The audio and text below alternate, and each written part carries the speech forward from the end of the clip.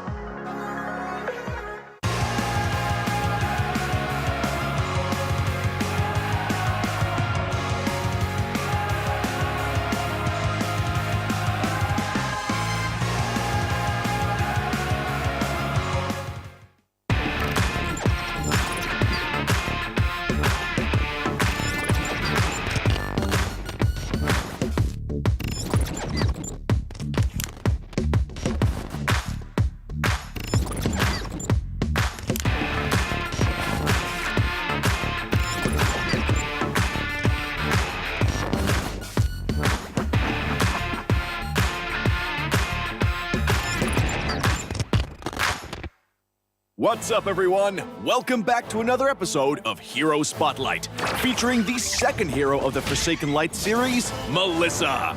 With the help of her beloved dolls, Melissa can easily melt her foes from an unreachable spot. Hero skills. First skill, falling. Melissa dashes in the target direction and gains extra attack speed for a while. She'll also pull Muddles and Cuddles toward her when the two are on the field. Falling is Melissa's mobility tool that allows her to maneuver around the map and adjust the position of her dolls.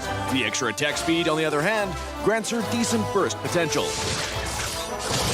Killing spree! Second skill, go Muddles!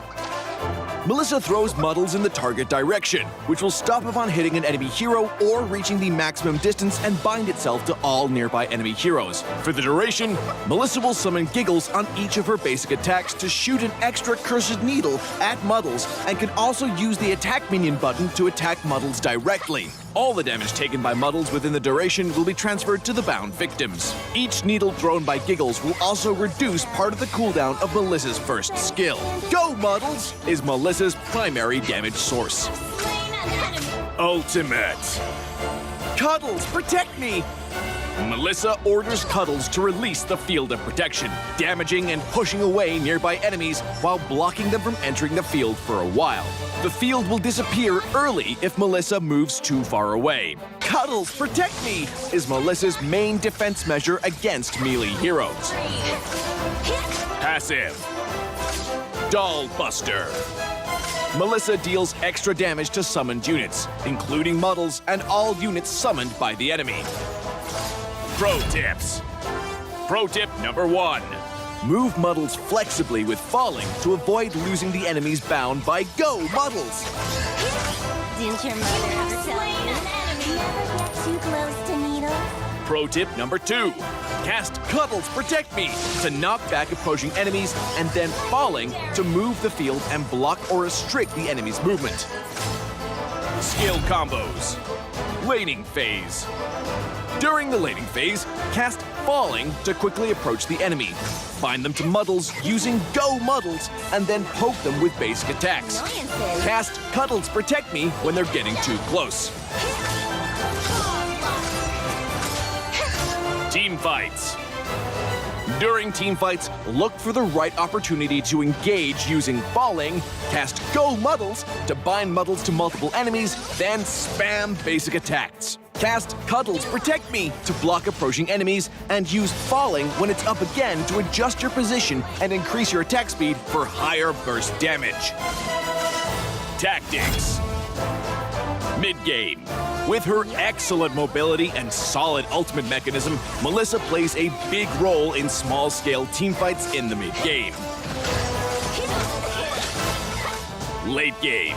After getting her hands on a few pieces of core equipment, Melissa can deal significant burst damage after successful Go Muddles hits, while the field created by Cuddles Protect Me allows her to take on enemies from a safe spot. For equipment, we recommend this crit chance and attack speed build to maximize Melissa's burst potential. For emblem, choose Weakness Finder of the Marksman emblem to make the best use of her extra attack speed.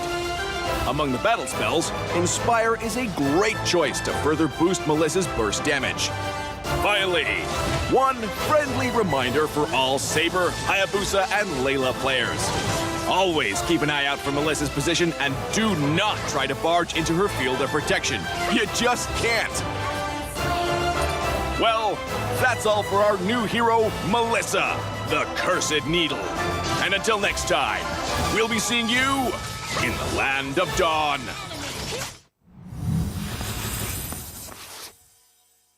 Before we move on, does anyone have any questions?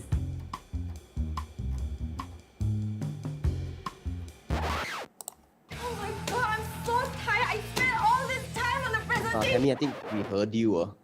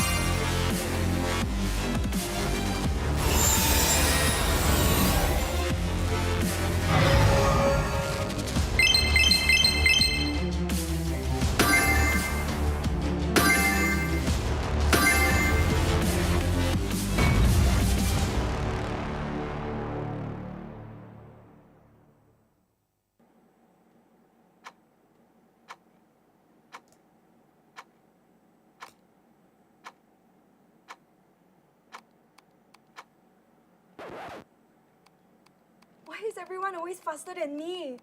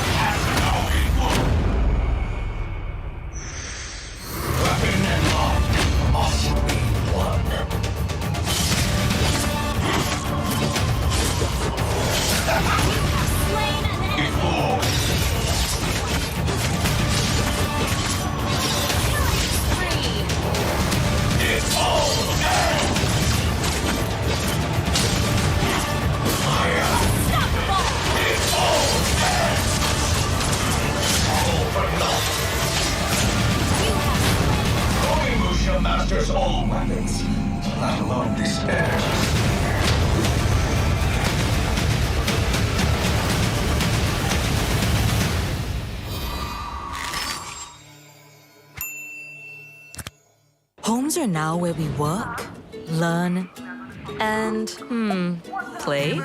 Oops. Homes are where we build spaces So loud. to call our own.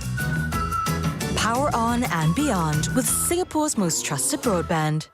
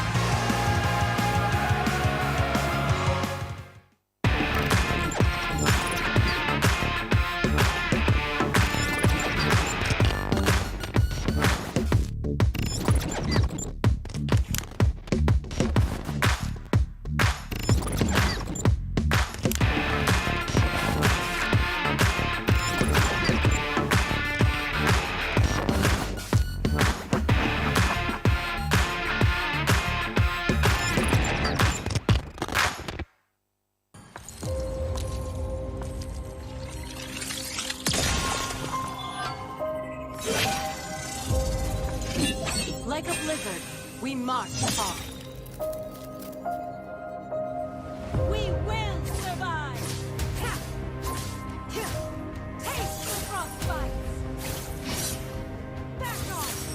The snow shall rain. Take legendary! Take my royal station! Take my royal turret under attack! Imperial justice! That leaves the remaining 8 to continue their paths of glory.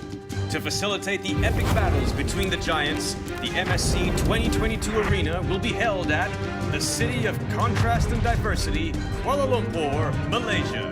Witness the clash of titans from the supreme MLBB region from June 11th until June 19th. Follow #SupremeAC for more updates. Mobile Legends Bang Bang, where heroes make history. Attack, assemble as fast as possible, and eventually take down the Seeker together before their base is destroyed. Who will be the last one standing? The exceptionally strong Seeker or the 5 Hiders united as one? Go and find out for yourself. 2. Zero cooldown blitz. Now this is something you can't experience in regular matches. With the cooldowns removed, many of the heroes are bound to offer a fantastic experience. The configuration is here. The most important is to set the cooldown reduction and battle spell cooldown reduction to 100%. You can also limit the available heroes and adjust some of the other attributes. I, for one, particularly like to disable basic attacks for a competition of skills only. Spam skills throughout the game and get familiar with each hero during the process. Can this deal get any sweeter? 3. Go, Franco, go! If you like mischief, you must not miss this one. The rule's simple. Hit the opponent with your hook before they hook you. For the configuration, set the available heroes to Franco only and adjust the hook's range. Ooh, caught you again. Think you can run away from me? Alright, that's all for today. Be sure to check out the system after its release. There's so much more fun gameplay awaiting you to explore. Customize your own gameplay, team up with your friends, and don't forget to share your lobby codes.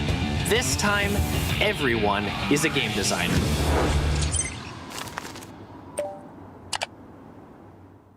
Homes are now where we work, learn, and, play?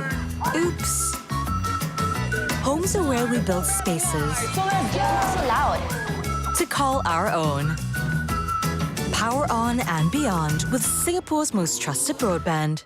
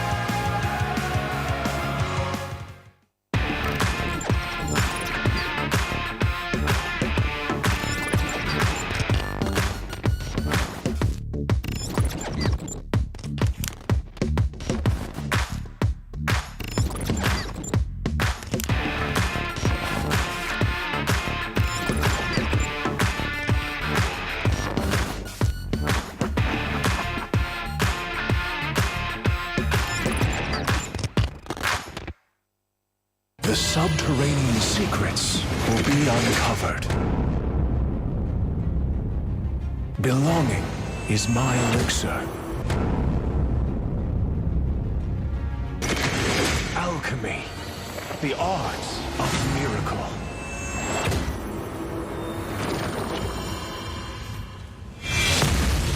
Breaking limits, that's alchemy. Its infinite potential. Turn the unknown into the known. Sorrow can be transmuted into joy. One man's stone resonates from the buried ores. I extract the visions of the future. Turn the unknown into the known. Resonate!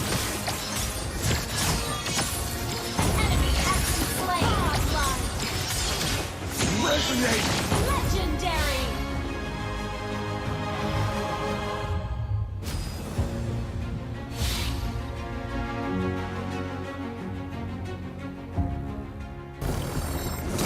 Keep moving forward.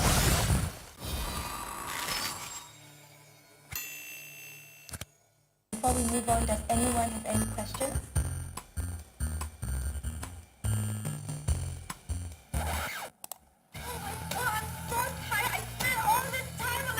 Tadi I think we heard you.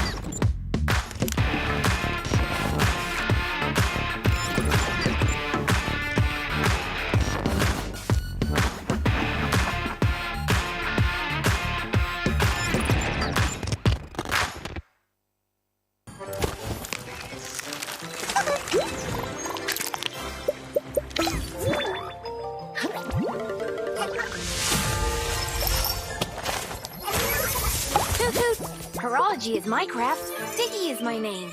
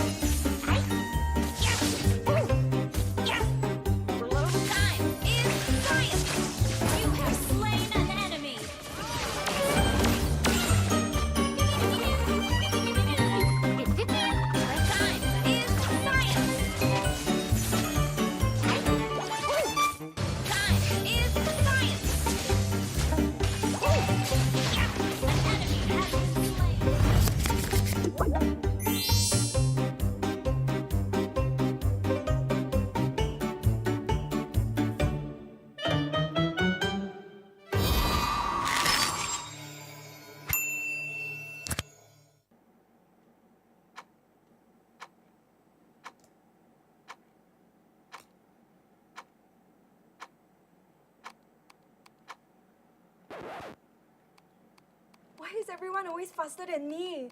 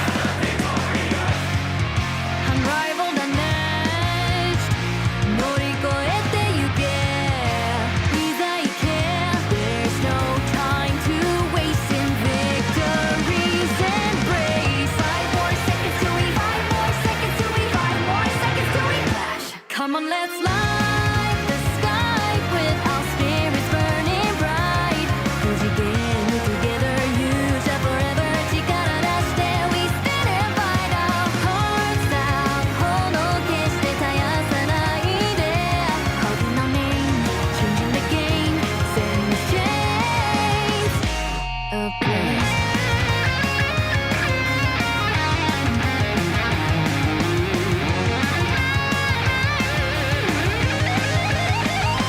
Come on, let's fly the sky with our spirits burning bright. Good again forever, you shall together. 力出して we spin and fight our hearts out. 炎決して絶やさないで。Calling our name, changing the game, setting the chains ablaze.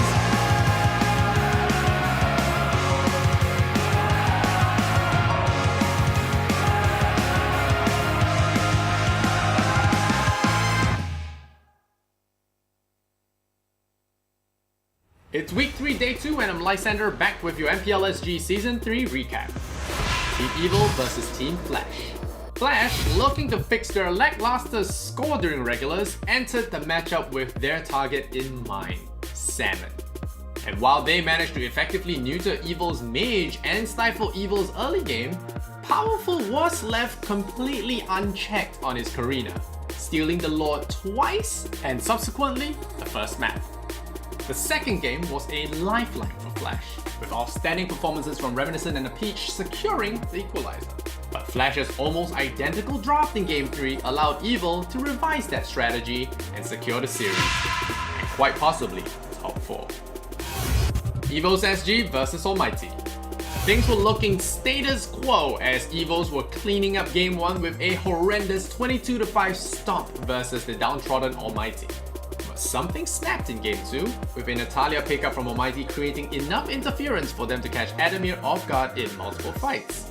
Game 3, however, would go on to be off the rails, as an early lead from Almighty gets thrown to the wind thanks to impeccable lane control and disciplined Evos, leading us to an 8-minute stalemate around the Evolve Lord Pit. A lockdown broken only when Adamir got ambushed by the very patient Sky, bringing the series to a tragic close for Evos. Zion Esports vs SMG SG. Game 1 of this series opened well for Davey, his Hilda managing to pull off early roams and getting kills. But things stopped looking peachy when Zion converged as the squad, with Forza's Angela riding on the shoulders of Vanix's Baxia to become an unstoppable force in teamfights, a menace that SMG had zero answers to. Game 2 was a performance from Zion. Forza's Popo and Koopa was the base, setting the foundations with his disable, enabling Chris and Supergirl to follow up with their skill shots. While SMG did manage to get some answers, Forza's vigilant roaming and disable chains made it difficult for SMG's true carry, Too Easy for Angelo, to really establish any kind of foothold in the game. That's your MPL SG Season 3, Week 3, Day 2 recap.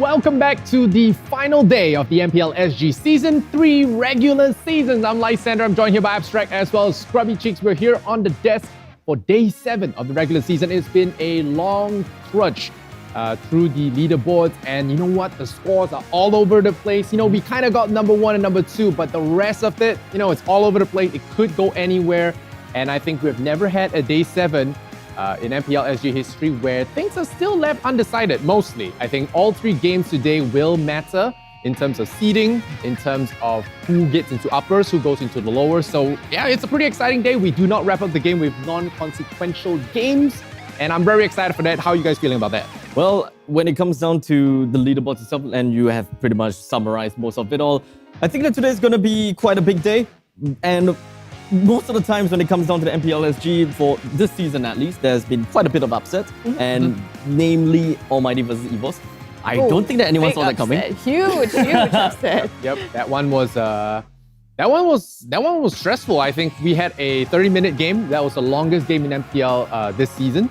And yeah, you know, it was only broken because Adamir got caught off guard. Whoever, maybe someone got NC, someone got impatient. But props to Sky, you know, he broke that stalemate. I think everyone here was just holding their breath. So when that happened, it happened. And yeah, you know, we were betting to see if we'll go to 40 minutes, but it did. I definitely do not want to see it go 40 minutes. Yep, of course, MPL SG is brought to you by our very esteemed partners. You can see them rotating above our heads right now. Of course, we got PvP Esports, we got Singtel, we got Awesome, we got Frank, we got TikTok Live, and all of you guys in the chat. Of course, Singtel 5G, got to give them the extra shout out. Unlock ultra responsive gaming with 2 times lower latency with Singtel 5G, Singapore's most powerful 5G network. Get that edge while gaming on the go. Yeah. And of course, thanks to PvP Esports as well, the ultimate regional platform where gaming lives. Guided by the core values of passion, sportsmanship, and healthy gaming, PvP Esports seeks to continually grow the regional esports ecosystem through their initiatives and tournaments.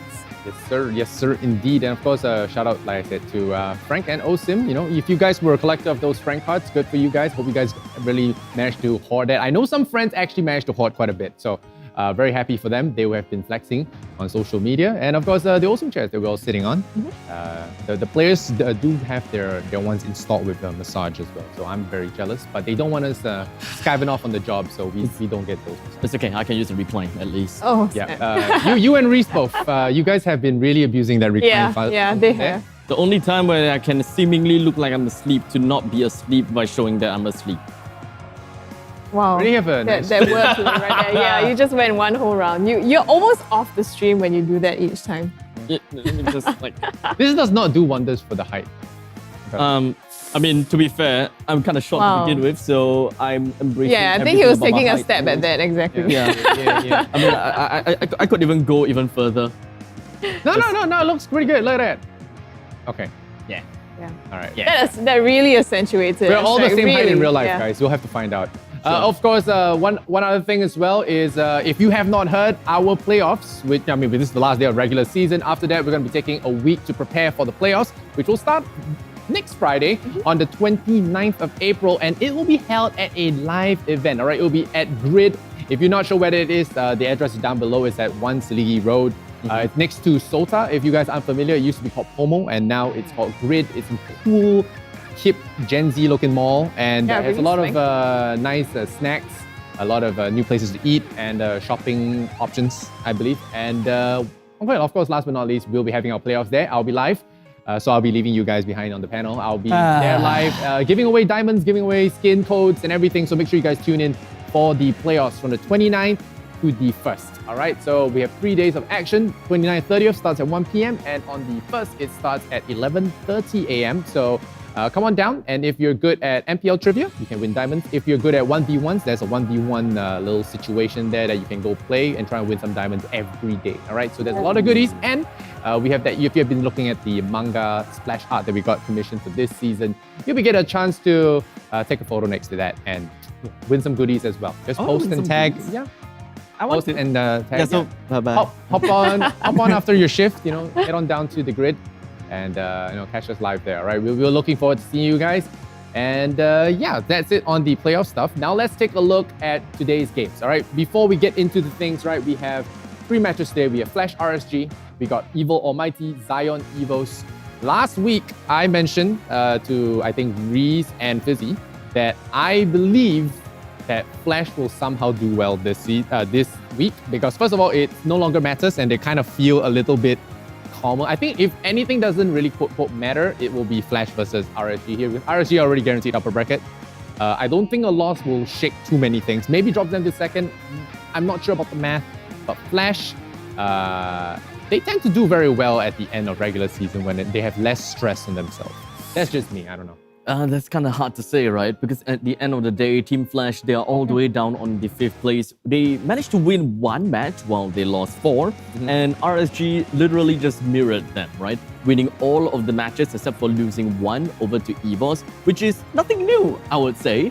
So I don't know what happened to that. I don't know how EVOS lost 2 matches. I mean, I know technically and of course practically how they lost, but why did that even happen to begin with? But let's not get too much and digress about EVOS, but let's take a look at RSG versus Team Flash, right?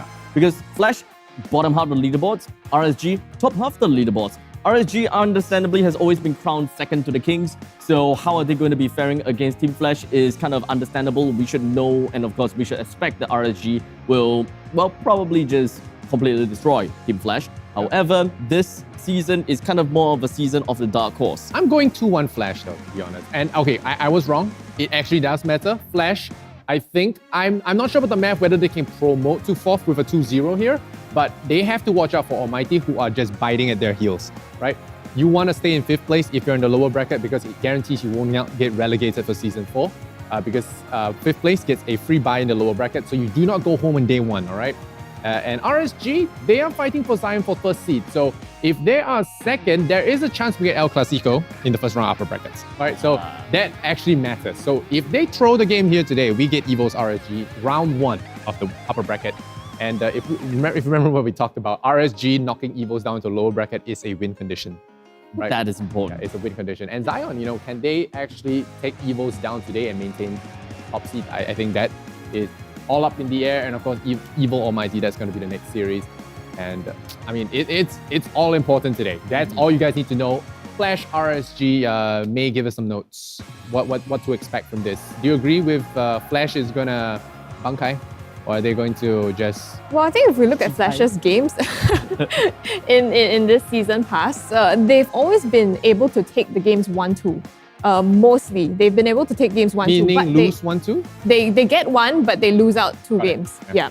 And they've done that in a lot of sets, unfortunately. But I think still, as an experienced team, they have very strong macro. And going up against RSG with an equally strong macro, I feel like it's a battle of experienced player. But RSG kind of has that lead also in terms of, you know, new players who have faster fingers. And I think Flash have said that themselves as well, that they might be a little bit slow on the trigger.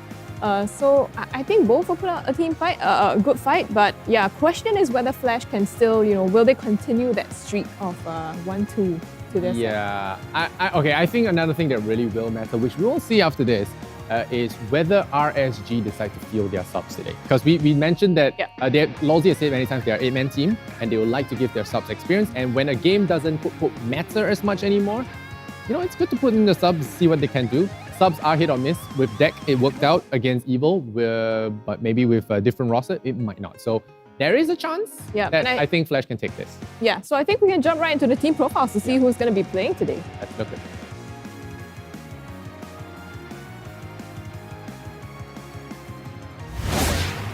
I think our energy is very low because everybody is like way too old already. Like the average age is around 24, 25, yeah. And there's 2 dads on the team, so yeah, we're all kind of old. My team's energy actually quite low because all of them very old, then all like cannot be bothered. So yeah. Positive is we don't have any conflicts because we all cannot be bothered. Negative is they all very old and all slow hand, slow reaction. The 2 dads are KZP and A-Peach. I think that if, let's say, the babies come on the ground, then it might be a little bit noisy, then they will distract us, then we won't perform as well. You should watch out for A-Peach the most. Because last time he used to be a Pokemon, but now he's a Peach. In ML, right, when you call somebody Pokemon at time, right, it means actually the person is very like a Pokemon like that, like just come out of Pokeball. Yeah, but now he become a Peach already, which is stronger than a Pokemon. I think we should watch out for Aeon because he every game will feed goes 0 and 10. I think the difference between the teams is the average age is very young. On this team, everybody is like above 20 years old, so it's a lot older. We are a lot more mature, but the energy is definitely much lower, I guess.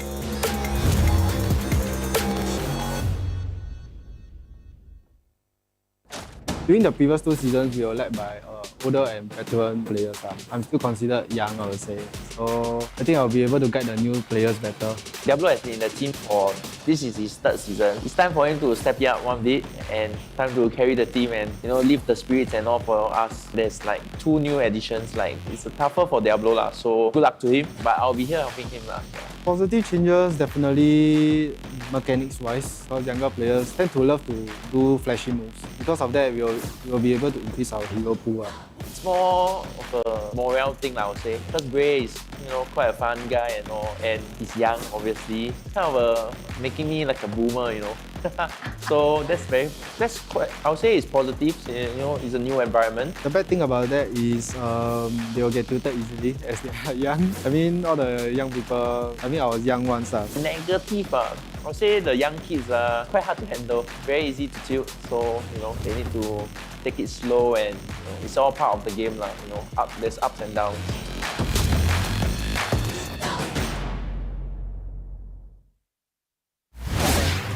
Alright, RSG looking fly as always, and let's take a look at that player lineup. Any subs? Alright, Deck is coming in, Miku. So like we said, 2 subs coming in for RSG. 8-man roster, man.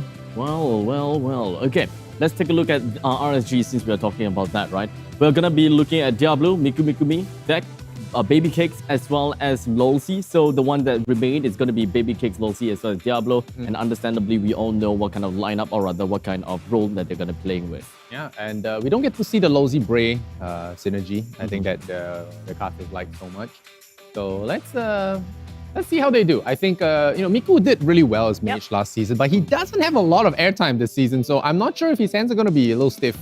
Well, he did play, I think, last week as well. He played last week as well. So already got his hands warmed up a little bit. Could perform as well in this set upcoming. But here we go at the team statistics. Pretty healthy KDA, actually. Yeah. Another thing to mention as well is will Harith make an appearance? A-Peach played Harith all 3 games in his last series. We've seen that quite commonly, and they prefer to steer away from the marksman side. But there has been quite some changes when it comes down to the meta so far. We have seen some growth in some heroes in the MPL Malaysia as well as the Philippine scene. Maybe Singapore side will echo upon that. Yeah, but no marksman does limit your ability to take objectives and close out games, which I think Flash, SMG, and to an extent Almighty have problems with. They win early game, they catch people off guard, but once people turtle in that high ground position, hard to break without an MM. So we'll see. And of course, remember guys, if you're watching at home, remember to share the live stream. We have giveaways as always at 200 shares, 300 shares, and 500 shares. And of course, the First Blood code giveaway. Make sure you keep your eyes peeled. When there's a First Blood, there's going to be giveaways. I think we saw some triple kills and legendaries as well. That will be delivering codes for you guys to key in to redeem those prizes. So make sure you keep your eyes out for those throughout the games today. All right. Sometimes those First Bloods just happen like that. Sometimes they happen off stream. All right. Taking a look at the head-to-head stats. What are we thinking here? More First Bloods for RSG. So they're better hunters. But what else?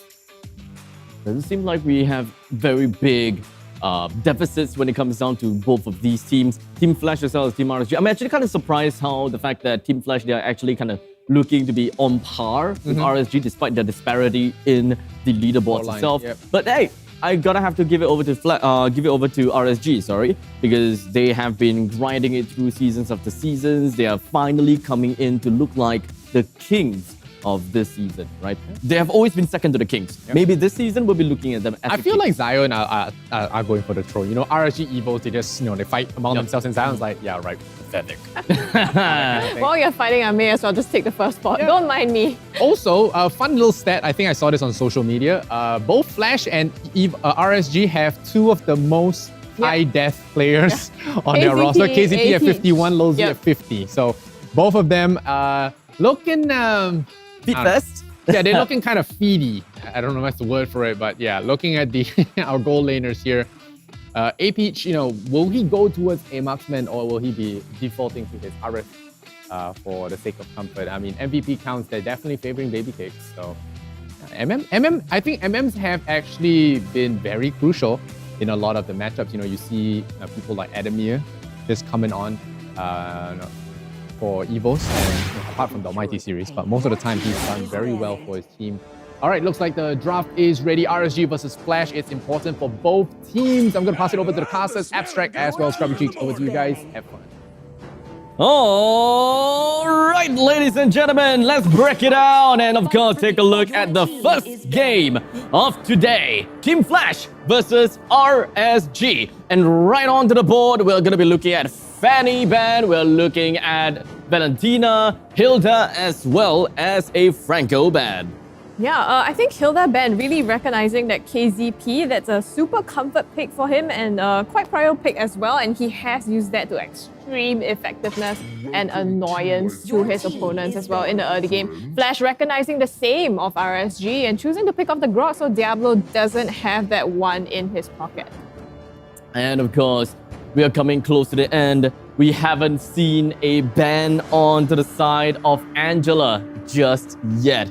Because when it comes down to Angela, we've been seeing that quite a bit in the other regions, and we have also seen how strong Angela could be. But I'm not too sure if whether either of these teams would be too confident about picking up an Angela right here and right now, because things are still kind of uncertain. Some teams still don't know what are the caveats when it comes down to playing onto the Angela. So I'm just going to shove that aside first and say that Karina is still open. But Team Flash, they've decided to just jump straight in and pick out the Ling. And thus, their purple buff is going to be very important to defend. And RSG may want to go for a very aggressive start in order to get that first purple buff.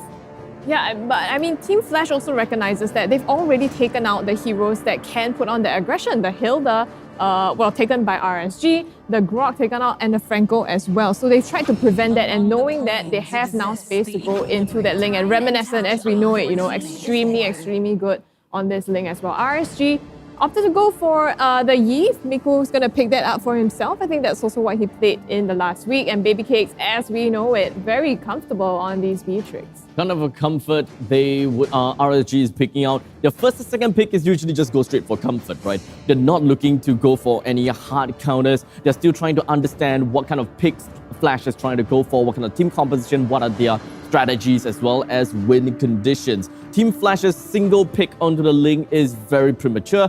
Definitely not something that RSG is expecting. At least for me, I'm not expecting that as well. Considering the fact that Karina is still available on the board, and I'll say that RSG pick up a Karina here would be great. But Angela, as I've said it right now, Team Flash immediately picked out the Angela, and that allows them to play things a little bit more aggressively and will be able to deter any other players that tries to go in and steal away their purple buff. And of course, like I said, Karina, great against Ling. Because anything that it comes down to assassins against assassins or marksmen against assassins or whatever the fact is, Karina stands high and of course stands tall because of his first ability to just deter any form of physical damage. Yeah, and I think picking up the Karina here makes it also very effective, right, against the Uranus. If you deal, yes, Uranus kind of is very hard to take down, but if you deal that true damage, it might help a little bit. I think Miku, his pick on Yves is a bit dangerous going into that Ling, but I guess we'll see how that plays out later.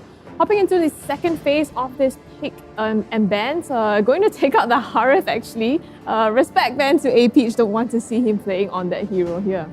I actually would love to see a Natalia roam.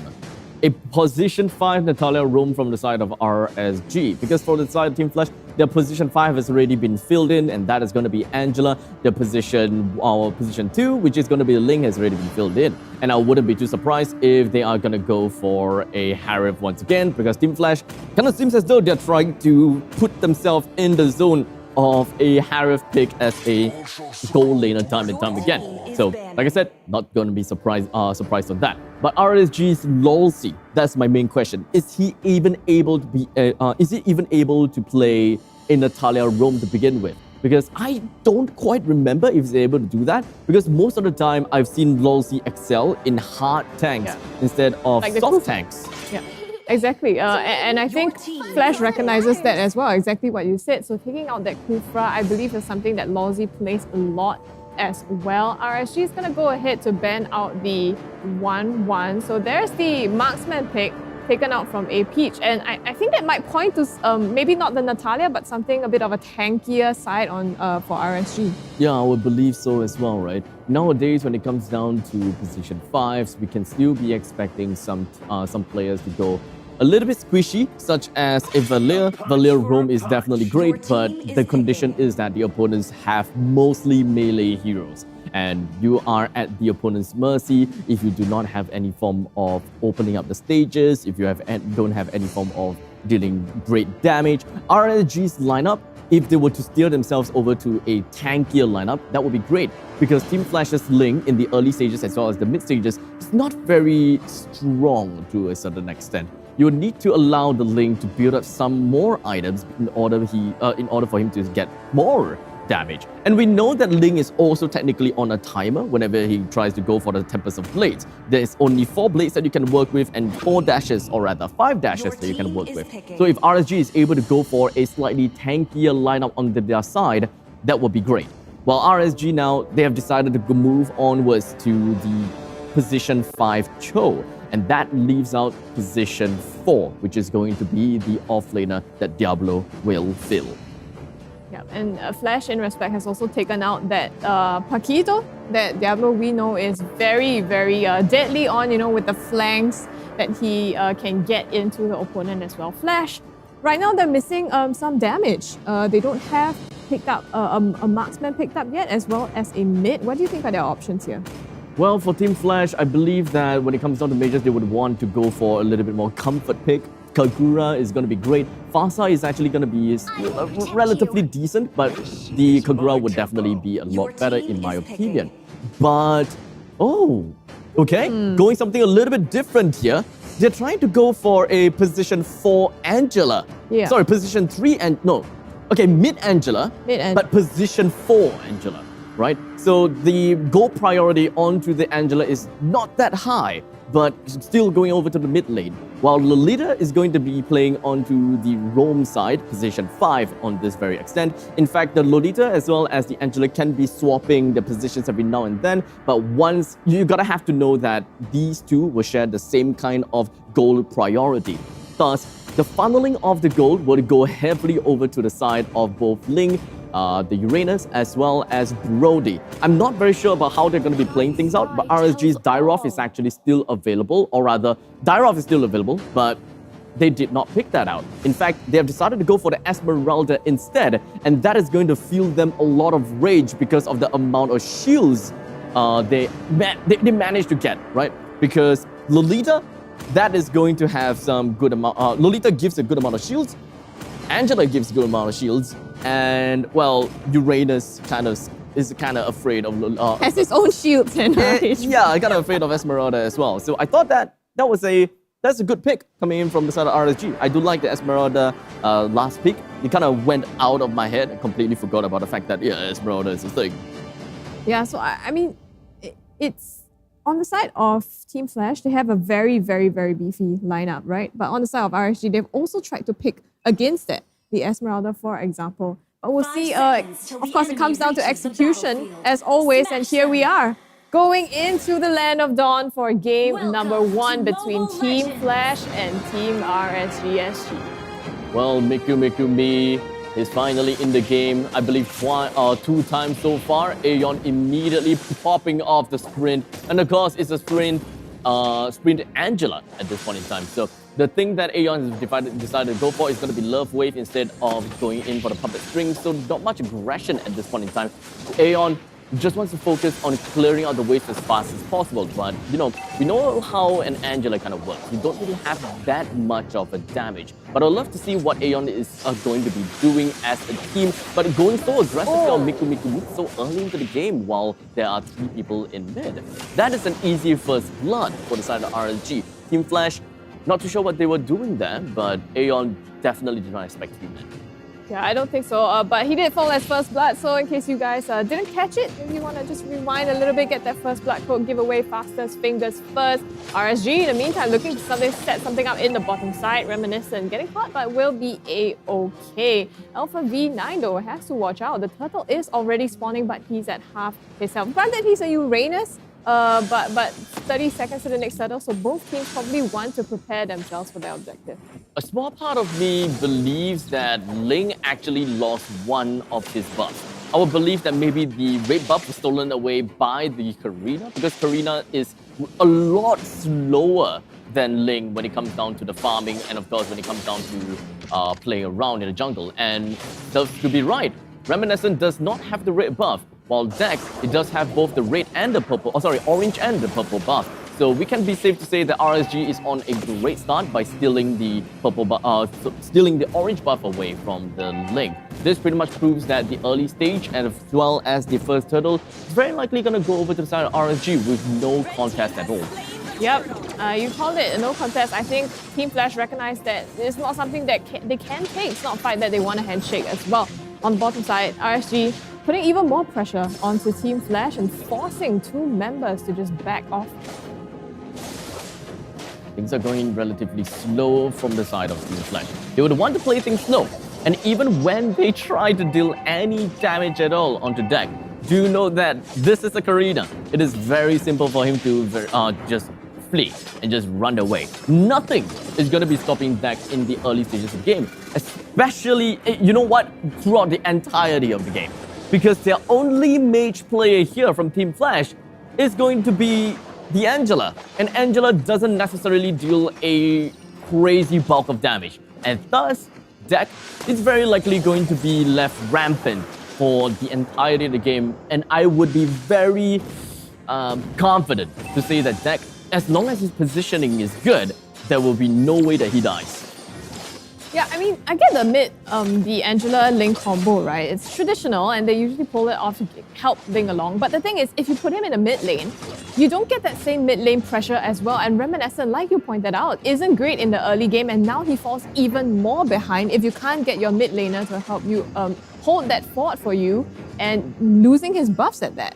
I think that Team Flash has been looking out for when it comes down to the drafting stage is how they would want to go for the aggressions, or rather how they would want to initiate. And now this doesn't look to be pretty good with KCP as well as a Peach going to be immediately going straight down. We do have the hard guard that immediately pops himself right down on top of Reminiscent, only for him to survive for maybe about 2 seconds extra with the help of Aeon. But after all of that, RSG did not lose a single head on their side, while Team Flash have lost a total of 3, leaving Aeon all alone at the top lane and just watching Deck steal away the purple buff while he can't do anything at all.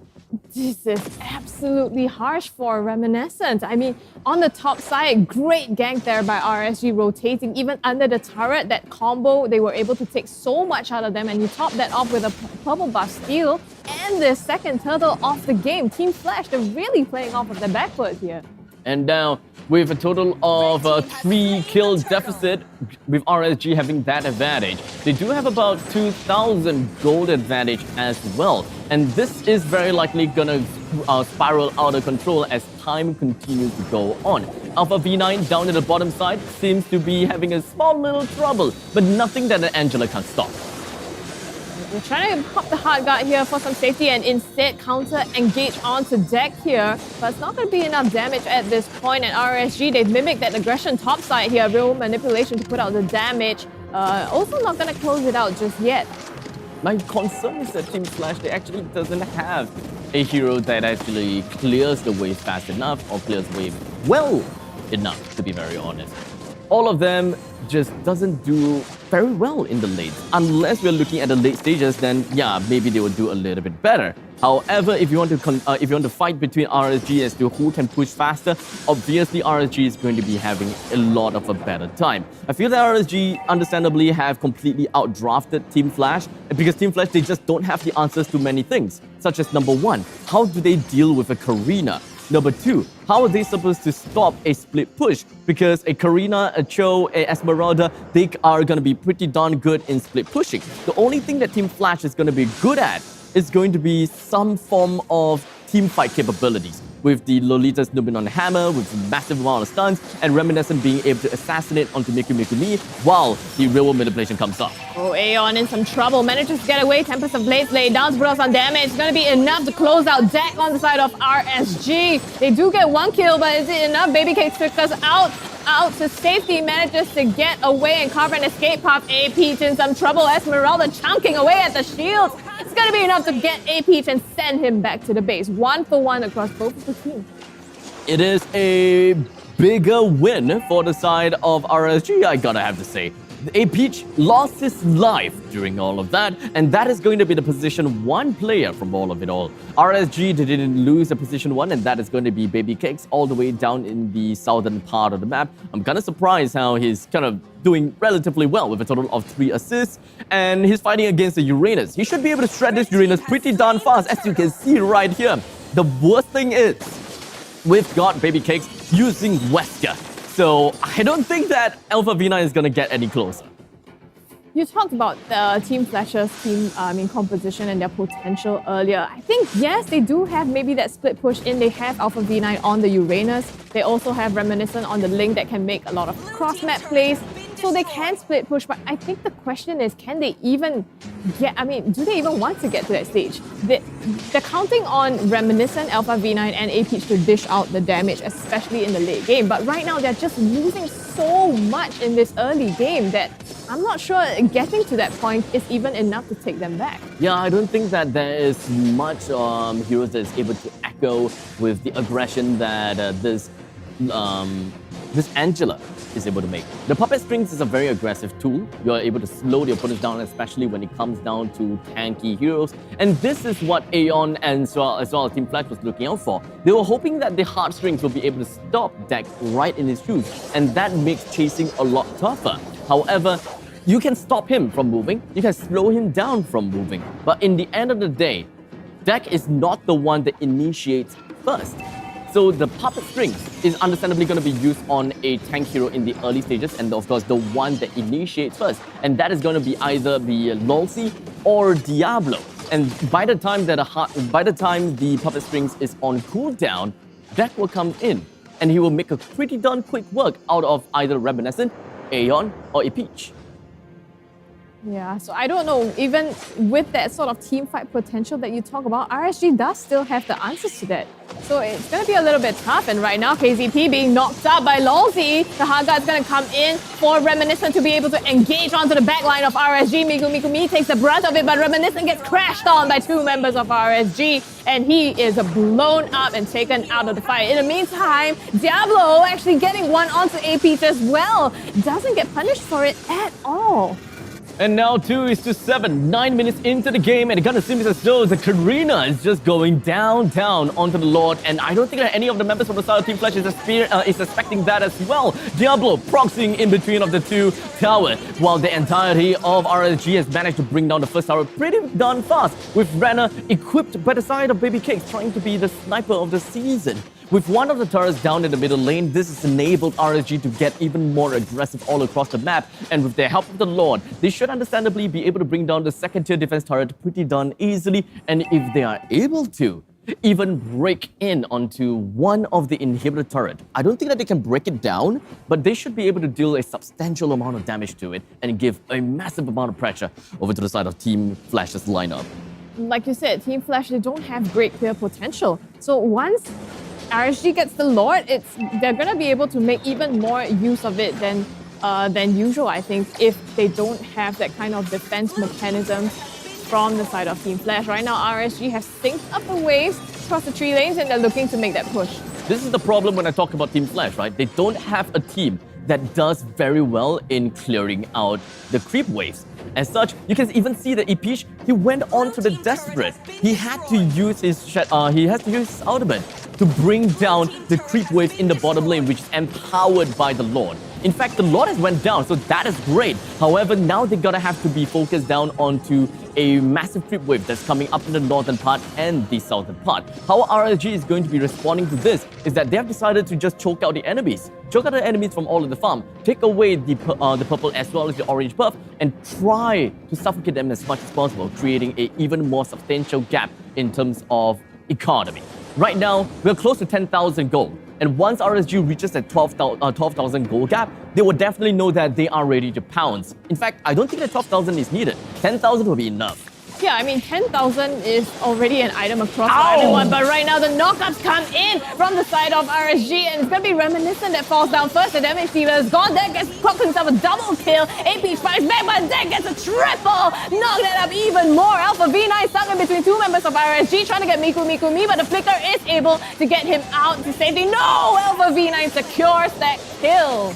And now Deck completely slowed down to no tomorrow. Diablo going downtown on the inhibitor turret in the middle lane. Nothing that Aeon can do, and there's nothing that can help him get away. As such, Diablo has done a quick job of the inhibitor turret in the middle lane, while Deck did a really good job in taking a lot of attention all to himself. Yeah, I think overall, RSG, look, there's just nothing that they can do to Diablo at all. There's no damage coming in from the side of Team Flash, and Diablo just split pushes his way in. Now, Team Flash, they've lost one inhibitor. They're down so much in terms of gold. Look at Reminiscent and Deck, 12 and 15. It's so tough to be in his position. At this point in time, RSG has been making very quick work out of Team Flash solely because of their experience as well as their gold lead. Because in the early stages of the game, Team Flash, like I said before, no one is able to echo the aggression that Aeon is able to offer. Such as the movements of Lolita, not very aggressive. When it comes down to the damage that Reminiscent is able to deal onto the junglers, nothing. Completely non-existent. No one is there to actually keep check of the Karina. And that is the main problem here in the early stages. Karina himself is able to stop the entire team of Team Flash from going all out aggressive. And I think that's also because KZP hasn't opted to play the same heroes. His Hilda was banned out, but right now Lozzy in some trouble. Just one bit of help will get taken down by A Peach. RSG, they continue their aggression. Diablo just zoning out the members of Team Flash here, and there's nothing that they can do to put on that damage. And now RSG, they have the Lord coming down the mid lane as well. This is the point in time where RSG would want to dive themselves onto the side of Team Flash, right? It's about a 9,000 gold lead. And RSG understands that there is no point in going overly late into the game. Yes, they can kind of drag a bit. However, there's no point in dragging too much because no matter what you say, even if a team is early game or if a team is late game, a team with early game capabilities can still find a way to win the game in the late stages of the game. It really depends on the execution and really depends on how the team responds to each and every play.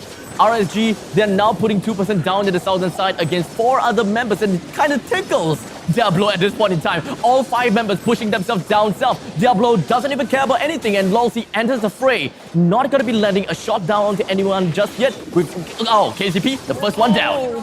Knockup already gets KZP is just taken out immediately. It's just Team Flash. They try to, advance a little bit into RSG, but the moment you send Lolzy down, Team Flash already recognizes they need to back off, and here is the zoning created by Miku Miku Mi. Enough for them to take A Peach down as well. Being chased down is Alpha V9 trying to run away. He is Uranus, so should be able to get away. Tempest of Blaze being out just for safety, but it's not enough to keep him alive. Alpha V9 the next to go. There is Haga, but is it going to be enough? The knockout comes through, and they focus right on the core. RSG doesn't even need that. Will go straight for the victory. I mean, who cares about Uranus? It's just kind of going around and just spinning around, right? If you don't have anything to stop that Uranus, then just go for the objective. And that is exactly what RSG went for. Unfortunately, the lineup from Team Flash, they are lacking quite a bit of stuff, right? When it comes down to CCs, that's one thing. Magical damage, that's one thing. And all in all, early game aggressiveness, that is another thing. There's quite a lot of mismatch of heroes which kind of occurred in Team Flash's roster, or rather drafting. Not exactly sure what has happened here, but perhaps game number 2 is where they get a little bit more serious and show RSG what they're actually made of, because they have 2 subs in here. But these 2 subs, they're showing the metal well.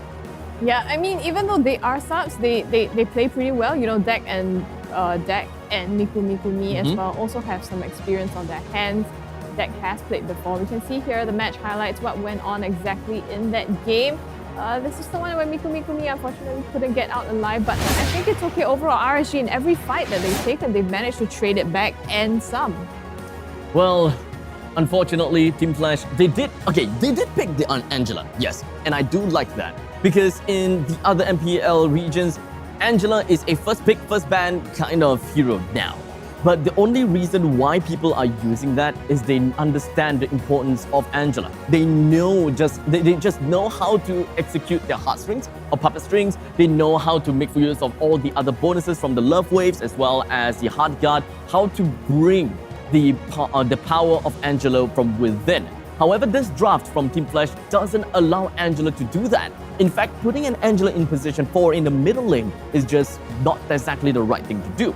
A position 5 Angela is what they should be trying to go for, so that they do have the early game damage from the mage, plus the utility that Angela is able to bring in, and not to forget the crazy aggressiveness that a jungler is able to bring in. And unfortunately, a Ling is just not quite the answer here. I think the link was maybe okay, but then you kind of need the rest of your team to enable that link, right? On the side of Team Flash, they didn't have anyone to be able to help him create that space to farm, and they didn't have anyone to shut Karina down. So it was like a double whammy for him. I think it was a tough game for Reminiscent to play as well. We're going to look at the post-match statistics to see if there's anything that stands out as well. Well, nothing that kind of appeared too crazily for me. It's pretty much understandable that Esmeralda goes ham, right? So many shields on the side of Team Flash. I think that it kind of went out of their head. They kind of completely forgot about Esmeralda, like I did, like picking up a Uranus, picking up an Angela, and then picking up a Lolita.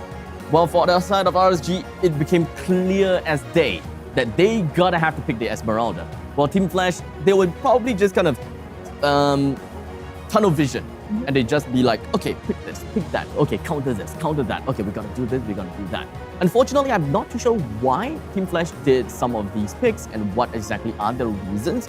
But, well, their coach definitely have an idea. And in the very event that Team Flash, if they were to win the next 2 games, we will have our questions answered because Team Flash, they're going to come up to the winner's seat, and that is where I'm going to throw them all the questions. But as the game is going on right now and how Team Flash has been performing, I don't think that we'll be able to see them right on the throne. Yeah, I don't know. It's looking like a really strong 2-0 for RSG. It's really up to Flash to be able to prove themselves. Right now, we're just going to take a look at who from the side from RSG was the MVP. Very likely is Deck. Okay, never mind, Diablo. The time when I gotta have to respect the most amount of damage, and then I give it to him, end up he's not the MVP. And the time when I did not respect the most amount of damage, he becomes the MVP. Diablo's playing you. Oh well, he's not really the one who chooses the MVP. stats is the one that kind of playing me, right? But Diablo, I think Esmeralda, the pick was already targeted to the number of shields that Flash had on their side, and the fact that he was able to both disrupt the enemy, initiate and engage the fights, and do the split pushing. He did a lot of work in this game. It kind of makes... It's kind of a huge statement if an Esmeralda is not picking Purify. It's a very big statement. He picked up a sprint instead. And the reason why you get a sprint is so that you can get yourself out of the grasp of Angela. And that is what RSG did right as well. So this is a small little micromanagement from the side of RSG that changed a bit that we don't see as much, right? Small little changes, just from Purify over to Sprint. What kind of changes does it make? What kind of advantages, what kind of cons does it make? But right now, at least for game number 1, RSG identified that the amount, the threat of a stun is not as big for Esmeralda. The only threat that they should be looking out for is puppet strings. What's the point in having an Esmeralda rush right in if it's just going to be heavily slowed down by the puppet strings and then stunned down by the puppet strings? So just pop the sprint, continue with the chase, or get yourself out of range and rush right back in again, because that is exactly what sprint is good for. 6 seconds, man, 6 seconds! Yeah, so I think it's also on RSG that they recognize, and the ability to shift around their battle spells and their play styles as well. Really respect that. Yeah, props to RSG. Unfortunately, it's up to Team Flash to, deliberate on what they may be able to adapt and adjust for their next game. But we are going to be back and see how that plays out. So don't go away. We'll be right back with you after this break. Hands on a few pieces of core equipment, Melissa can deal significant burst damage after successful Go Muddles hits, while the field created by Cuddles Protect Me allows her to take on enemies from a safe spot. For equipment, we recommend this crit chance and attack speed build to maximize Melissa's burst potential.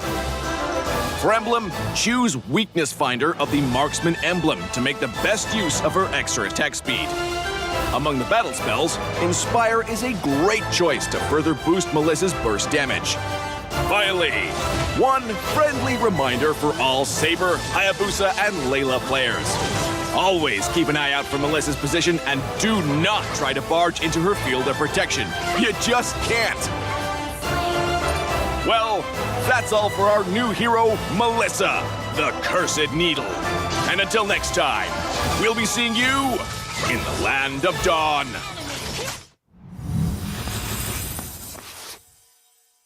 Before we move on, does anyone have any questions?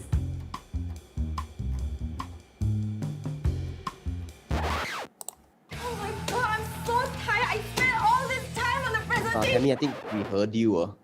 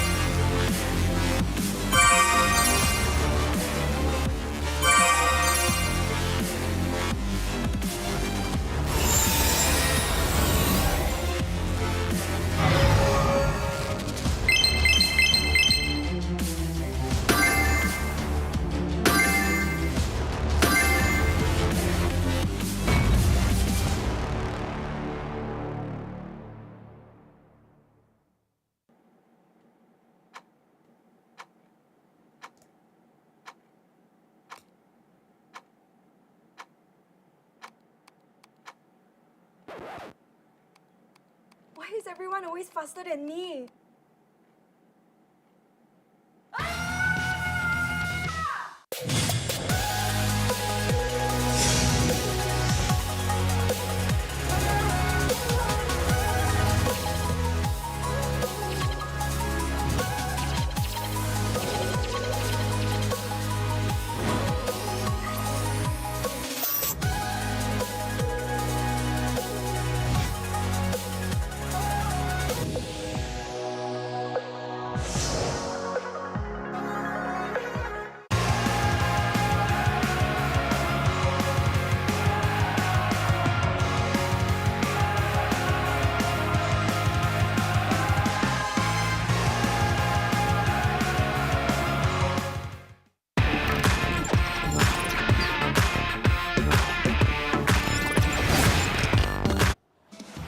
Welcome back, ladies and gentlemen, to MPL Singapore Season 3. Again, I'm Scrubby Cheeks and here with the one and only Abstract. One and only Abstract. One and only Abstract. Tongue twisters. One and only. There's the one and only Abstract, one and only Jace, but you know, there's only one of you guys each. Well, we can always have imposter. I would love to have imposters actually, so they get the verification tick on my name a lot easier. Oh. Yeah, so I think I'm gonna go and make a lot more impersonation accounts right now. Just to get yourself that blue tick on Instagram. Yeah! But speaking of Instagram, we actually also have an Instagram giveaway on the MPL Singapore I do want to join that. So yeah, go like, follow, tag, and comment, and you stand to win yourself prizes like an MPL pack. So there's an exclusive 1-1 skin, I believe, as well as an MPL border. I do want to get myself in and of course get that nice little giveaway. But well, with that all said and done, we've got most of the important stuff out of the way. Let us just jump right in and take a look at the next game in this match. And that is going to be Team Flash against Team RSG, which Team Flash didn't really do very well in game number 1. We've seen a very unfortunate drafting from them. Hopefully, this time they change it out and give us a way better draft than game number 1. And starting right off, it is going to be a Fanny, Balxia ban right out of the bat, as well as a Hilda ban. I'm kind of surprised to even see a Fanny ban at this point in time now, right? Because I don't imagine RSG picking up a Fanny, and even if they do pick a Fanny, there are many other counters that is available out there, and enables you to just deal with a Fanny pretty darn easily, because at this point in time, the tank meta is just servicing out crazily. A lot of people love to go for the Grok pick, the Hylos, the Hilda, the Franco, so on and so forth. In fact, speaking about Grok, we haven't had a Grok ban just yet. Karina is still available onto the board. Angela is also available on the board. I think the Grok will be banned. I don't think Flash is going to let them have it, especially when you know that Diablo plays it all the time, or at least when he gets the chance to, and is so disruptive on it. But RSG, they're also going to take out the Hilda again for KZP and the Deroth on the side of RSG. So, yeah, and I think also not wanting Flash to be able to get a hit in that EXP lane. Okay, so the same 3 heroes are still available on the board, right? And I don't think the Team Flash will want to ban either the... I don't think they want to ban either Grok, nor Karina, nor Angela. They'd probably go for something completely different so that they'll be able to open something up for themselves. So that RSG picks 1 and the RSG picks... Team Flash picks 2. With Franco out of the way, RSG now have a chance to pick one of these heroes out of the 3 that I've named out. And looking at RSG, they are very likely going to be picking the Grok or the Karina more. It depends on who they would want to prioritize here. Is it going to be Dex pick or is it going to be Diablo's pick? So a little bit tough, but I'm looking out for their mouth. I'm looking to read their lips. Because the last thing that I remember seeing is Lawsy just say, Franco la! And then they pick the Franco. So I'm looking out for their lips. What they're going to be saying. Well, the Franco is banned out, so they can't do that. But yeah, okay. Diablo snap picking the Grok up because it was open. I think this is going to be tough for Team Flash because Diablo with that Grok is able to just create so much disruption in the jungle. That's one. In the team fights, zone them out, and it helps them because RSG now is really, really good at this macro plays as well. Oh no. Now Team Flash have a problem here. Do they actually want to pick Karina? Because a jungle Karina against a jungle Grok is gonna serve big problems, right? At least not that big. You won't be that afraid of the power of nature. Yes, the helicopter move.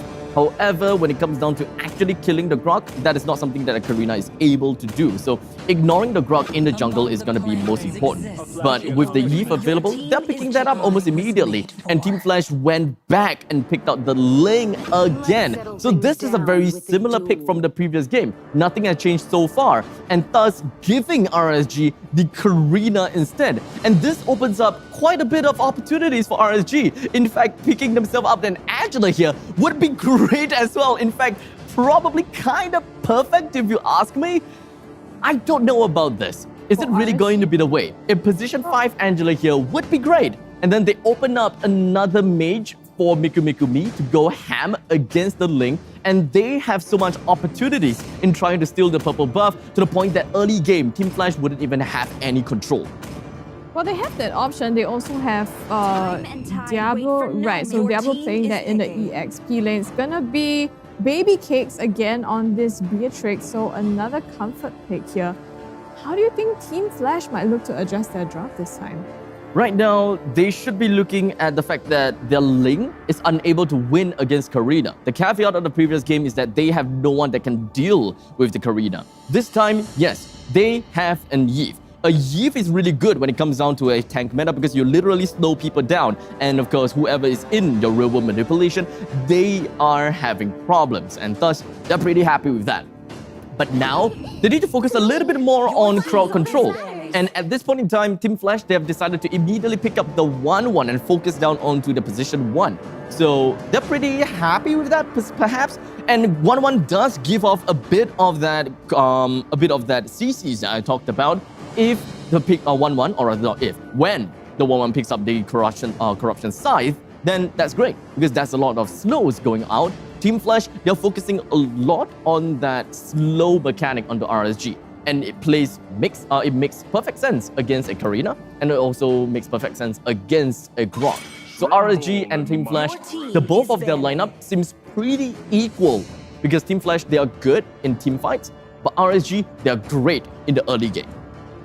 I think not just able to play against RSG in this case, right? Team Flash can also get themselves out of fights. Maybe not Aeon on the Link so much, but on the Eve so much, but Reminiscent on the Link, also 1-1, the ability to dash around. You know, we've seen the likes of Adamir and Supergirl play that to avoid so many attacks and just juke it out. So also against the Grok, I guess that helps them a lot as well. I want to take a look at the bigger range, or rather the bigger scope, right?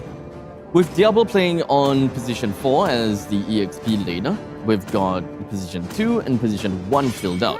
The last thing that we have to look out for is position 5 as well as position 3, right? That is the mage as well as the roamer. Lolc still have his Kufra if he wants to go for it. What other roamers can we be expected to see? A Lolita will be pretty... yes, technically Lolita would be some tank that they can look out for, but I don't think that they are specifically going to go for that. It does pretty decently against 1-1, but I'm not betting my hopes up on that. I would believe that RSG will want to go a lot more damagey. As such, a Natalia roam would be great. And Lilia is still available too, so if RSG wants to pick up for that, especially against the Eve who is locked on to sticking onto the ground doing the real world manipulation, it would be pretty good for Mikumi to play around with that too. Unfortunately, Team Flash has banned out that Kufra, so not being able to pick that up for Lolc, and also taking out the Phobia, so they don't want any counters to, you know, like the dashes that we said Team Flash has. I think that narrows down some options for RSG as well. In terms of initiating, Team RSG, they have a lot of players that can actually go on an initiation, but they don't really have anyone that is able to shoulder any burden onto the side of Beatrix. Atlas now being banned. This, I don't think that they're gonna go for a Diggy mid.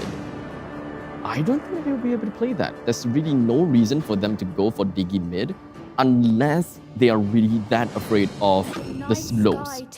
And the Esmeralda pick from Team Flash is going to be solidified here. Not exactly the best pick, in my fellow opinion. But hey, if he's able to work that out, if they are able to find a way to play around with the Esmeralda, then so be it. That is going to be one of the only initiators from Team Flash. They're looking out for the final roam pick, and that roam needs to be someone really tanky. It needs to be someone that really is able to initiate well. Well, in terms of initiation, I think Diablo also covers that. So they have, you know, the ability to use the Guardian's Barrier to zone out the members and the Wild Charge. But that being said, I think yes, Lolc with someone who can help add to that peeling for the backline would be probably good for the team, especially when you have oh, okay, here we go. Kagura topping onto that, and there's Uranus. Okay. So yeah, they have the ability to peel now for the backline as well as engage onto Team Flash and serve as that beefy front line. Team Flash, in the meantime, going to wrap up their draft with a Matilda. With a Matilda pick, they do have a pretty scary damage dealer when it comes down to magical damage. So Team Flash definitely changed their lineup quite a bit here. They have a lineup that actually have a way to deal with the Karina, at least in the early stages of the game. When it comes down to the later stages of the game, they don't really have anyone that deals true damage. And that is where my concern comes in, because the lineup from RSG is pretty darn tanky. We're looking at a Uranus, we're looking at a tank Karina, we're also going to be looking at a Grok. the damage output from the side of RSG and of course the sustainability factor plays together pretty darn well. And they are intertwined in such a way that Team Flash, they need to find the perfect counter against them. It would be great if they had an Xbox jungle instead. However, they picked up the Ling a little bit too early. And I am not a fan, as I say once again, not a fan of Ling in this current patch. In this current meta, tanks are on a rise and Ling just does not have a role here. The only one that Ling can attack on is going to be their position 5 and, position 4 and sometimes even the position 3. It really depends on who's the squishy one. Yeah, I mean, Ling's probably gonna have to target Beatrix as well as Kagura on the side of RSG. But the question is, can he, get in there and still be able to make it out alive? That I don't know.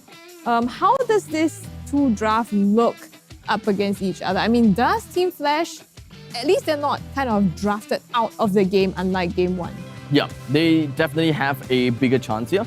And I would say that they definitely have a way better game plan, I would say. Because when it comes down to Team Flash, they have an Esmeralda that is number 1, right? So with an Esmeralda pick, I believe that they have Esmeralda, they have Ling, who else do they have? They have Yves, 1-1 as well as Matilda. Matilda, okay. Yes. So when it comes down to all of that, early game, we've got Matilda to actually work with that. Yeah. Late game, we have 1-1 as well as Ling. In fact, Ling and 1 can actually pop off pretty early into the game, so it's not too big of a deal. Their teamfight properties is pretty darn okay, as a matter of fact. Magical damage against the Karina is solid.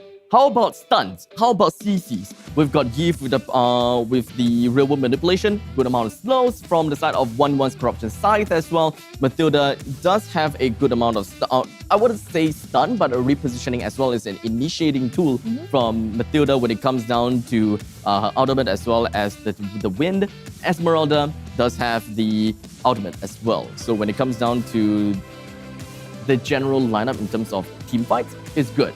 But when it comes down to clearing creep waves, it's definitely better than Game 1, but still a little bit of a problem. Yep, I think, like you said, Matilda does provide that early game that can help Ling a little bit more in this match.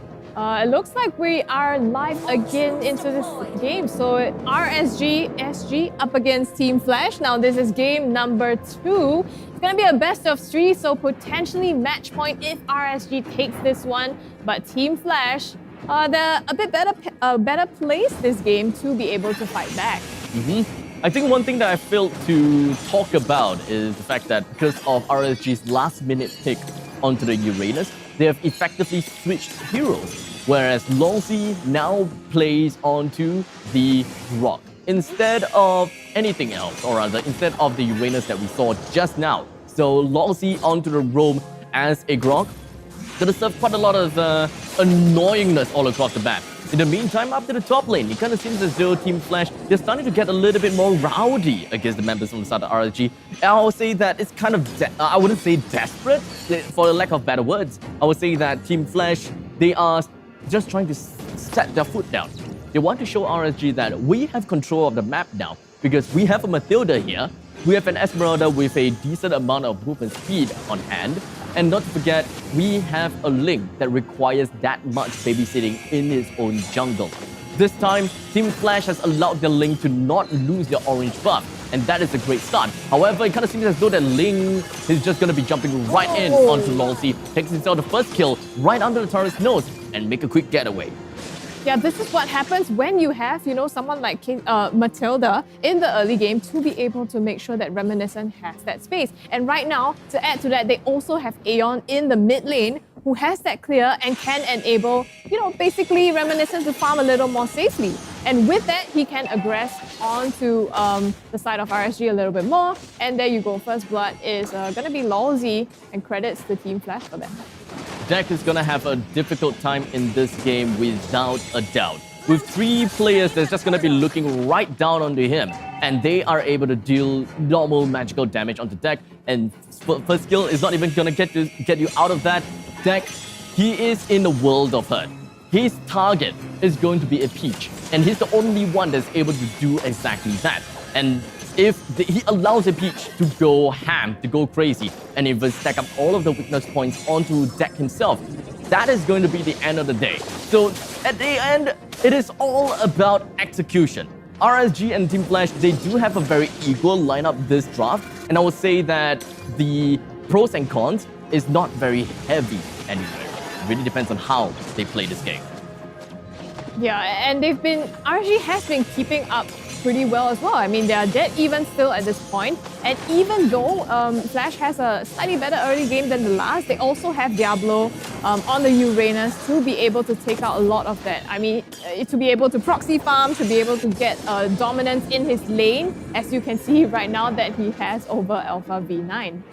Well, in the middle lane though, Mikumi finds himself not exactly in a good spot. Unfortunately, doesn't even have the Rashu Umbrella Flea to get himself right out of the way. But down in the bottom lane, Peach finds himself down to a sliver of health. And Dex still managed to find the last hit down onto a Peach, allowing RSG to get themselves the first kill to their name ever since Team Flash has gotten 2 for themselves.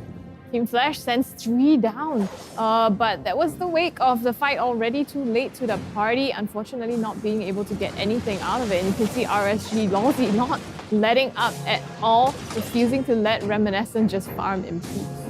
Reminiscent is doing a relatively good job, I would say. With 2 kills so early into the game, I would say that Team Flash, they are babysitting Reminiscent pretty nicely. His timing and the macro plays when it comes down to going down to the purple buff is also on point. However, RSG has been getting themselves the turtle time and time again. And with the buff, or as the blessing of the turtle, is going to help them tremendously in team fights. In the meantime... Oh, the circling eagle onto Lousy, but he takes the chance to charge all the way in onto Aeon and blows him up. KZP flickers out the safety, but here's the Guardian's Barrier to prevent his escape. Big Diablo clocks himself a double kill going onto Alpha V9 to get the triple, but able to get away safely. They're not going to be able to get it still. RSG coming out on top.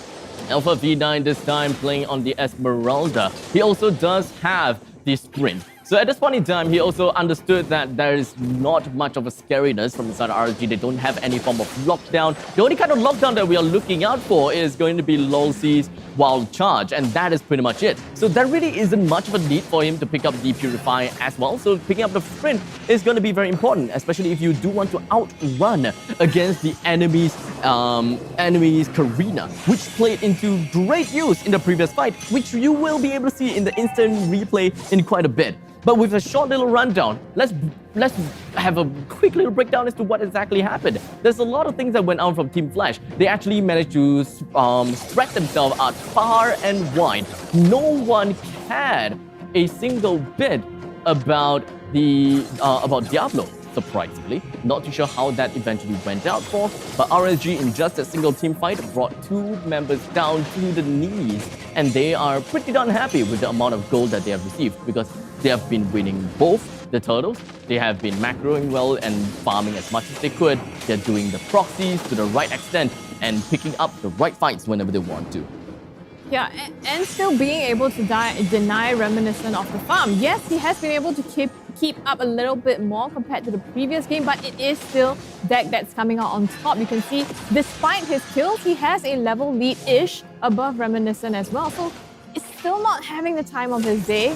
Team Flash, they really need to get a Peach online to be able to take some of these fights. The only problem from the start of RSG that I can see in the later stages of the game is that Diablo playing as the Uranus. His job as a Uranus in the later stages is going to be very different from how it is going to be like right now. Because you can't soak up too much damage. You can't just be in your face of the enemies because of the fact that there is going to be a 1-1 in the midst of the opponents. But in the meantime, that is going to be Aeon finding himself in a bad spot for the entirety of RSG eventually goes downtown while Alpha V9 continues to push down the Diablo. No one's actually dealing any damage at all. You can see that Diablo even getting himself out of it, but somehow Mikumi finds himself a single kill down on the KZP, and everyone else from the side of Team Flash, they're just gonna be teetering on the breaking point.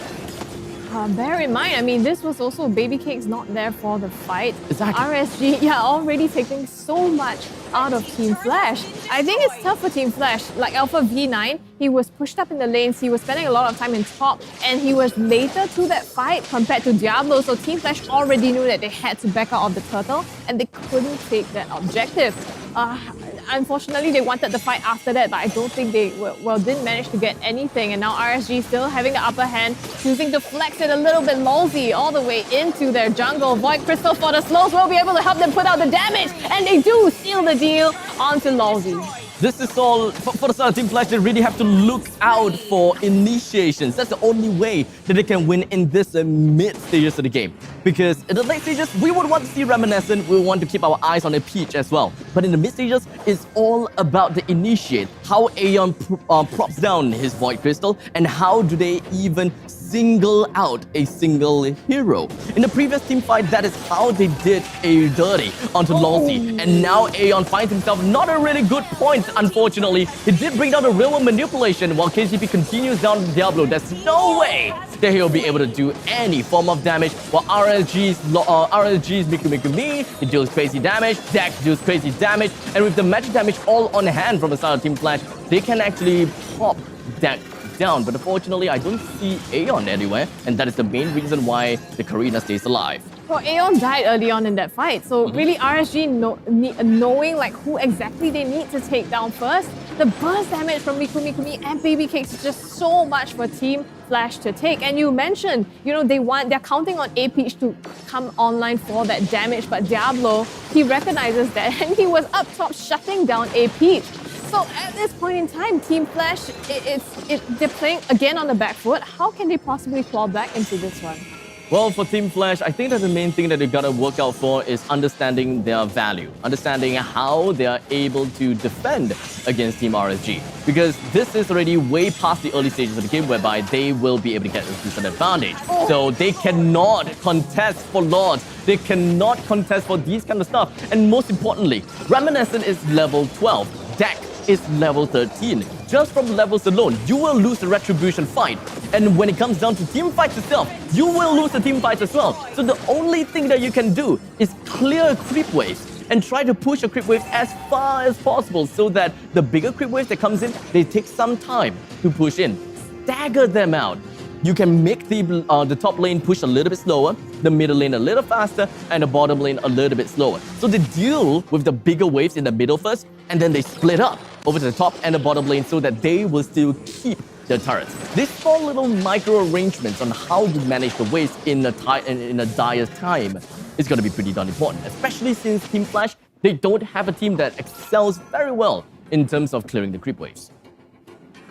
And I think that's why Reminiscent on the link is important, right? You want him to be able to make these cross-map plays, but at the same time, you have Diablo just coming like one on himself and split pushing throughout. Now he's gotten the top two, the inhibitor turrets of Team Flash already all on his own. So like you said, Team Flash, they need to be able to clear the creep waves, but can they do it? Diablo soaking up some damage here on the bottom side. Team Flash, they want to close this out, procs the crossbow tank, but it's not going to be enough yet. And now they fight back onto AP's deck, going all the way in. The real manipulation forced to proc to be able to save him. In the meantime, Alpha V9 and KCP get taken down in the front line of the fight, as well as Reminiscent trying to use the Tempest of Place, but he couldn't get out, and it clocks a triple kill for Baby Kate. This is a desired result from the side of RSGSG because Diablo did exactly what he needed to do. The main thing is that he has to soak a lot of damage from the side of A-Pitch and even baked out the crossbow of tanks, which he did successfully. And popping off the consecration, it completely neutralizes the damage that A-Peach is able to bring out with the crossbow of tanks. And from that point on, Deck ran straight in and he's able to single out two other players, or rather zone two players down. That is Aeon as well as A-Peach. So the only other four members from the side of RSG, they gotta have to deal with Alpha V9, KCP as a Reminiscent. It's not gonna be too difficult at all because we're talking about lolsy. When it comes down to with the power of nature, massive damage. Baby Kids have got no conditions in unlocking her power. And for Mikumi, well, the Umbrella Parasol Woman, we know what she's capable of. Just do magical damage all across the roof, especially if the entire team from Team Flash is huddled together. And with three members, and the condition of catching three members is not too difficult if Team Flash understood that two other members is actually behind anyways. Yeah, and they do always get it. You have Diablo who can zone out, they zone out Aeon as well as APs. And like you said, beta all the important ultimates. In the meantime, in the front line, basically Alpha V9, KZP and Reminiscent were left for dead. And that's where they can just pile on all the damage. Again, Aeon being called out, Reminiscent the next to go. It's gonna be a double kill for Baby Cakes already. Make that a triple again to this guy. And now Alpha V9 also put in the dirt by Baby Cakes. It's a maniac. This guy is on a roll. Reminiscence gold per minute farm is actually on an average spree. I would gotta have to say it's average. However, when it comes down to dealing with the entirety of RSG, they just don't have the damage because Ling just can't pop off the way that they wanted him to. So it's really unfortunate. As such, RSG, they're just gonna be knocking around the front door. They don't care about Aeon, they don't care about Peach. They just went straight in for the core, brought down and shattered the crystal. And once again, it's going to be RSG taking a really clean victory from Team Flash and closing out this match with a 2-0. It is kind of the problem when you drafted Ling too early in the game. The problem of MPL SG at this point in time is that when it comes down to drafting, players are too quick to decide on the roles of specific core heroes, such as for Team Flash, they have displayed to us that snap picking onto Ling in the first two picks is just not exactly the right idea. Because if you put out the jungler, that pretty much means that this is technically our win condition. We would want to have most of the damage dealt by the jungler. And if the opponent is able to understand what kind of win condition you're going for, what kind of strategy you're going for, then your opponent is able to counteract with a completely different team composition. And in this case, RSG went tanky. And that is going to be the Uranus, that is the Karina, that is also the Grok. So even if Reminiscent pops down the Tempest of Blaze, remember I talked about this in the drafting stage, like here. He does have the Tempest of Blaze, but there is a time limit onto him. So he has a massive condition of dealing damage. How fast you go down versus how fast the opponents go down. If you are able to do decent damage, then you are not going to kill enemies because their tankiness is going to outlive your decent damage. And not just tankiness, right? You have Miku Mi as well as Baby Cakes for their burst damage. So you go in, you don't burst anyone down, and you just get blown up. And I think it was really tough for Reminiscent. I think you really need the team to be able to enable that Ling if you pick it so early in the game. But yes, Matilda's good, can get you maybe ahead, but also not as tanky as RSG's lineup. So, well, props to RSG, I think, for recognizing all of this, and I think being able to draft against what Team Flash had. I would say that Alpha V9 has got the toughest role here from the side of Team Flash. The only form of engagement that they have is going to be technically him. He's the only one that can peel for his team, and he's the only one that can actually do anything in the front lines. Yes, you can argue that Matilda can do a decent amount, right? Because he's picked up the Dominus Eyes, he's picked up the Radiant Armor, he also picked up the Immortality. But unfortunately, Matilda being Matilda, the base stats of your health, as well as your health pool growth, is not as much as an Esmeralda is able to have innately. Yeah, or Grok for that matter, going up against Lousy, right? So when you put them head to head, it's just a really tough fight. Yes. Well, that being said, we should have the post-match statistics ready for us soon so we can dive even deeper into what went on here. I'm surprised that Esmeralda even managed to deal a good amount of damage here. I'm really surprised, to be very honest. And of course, 1-1 with a 50,000 damage to his name, 47 damage to the side of Esmeralda. In fact, I'm kind of sad that the Yves as well as the Matilda didn't even do a close enough comparison and completely dulls when it's compared over to the side of Esmeralda.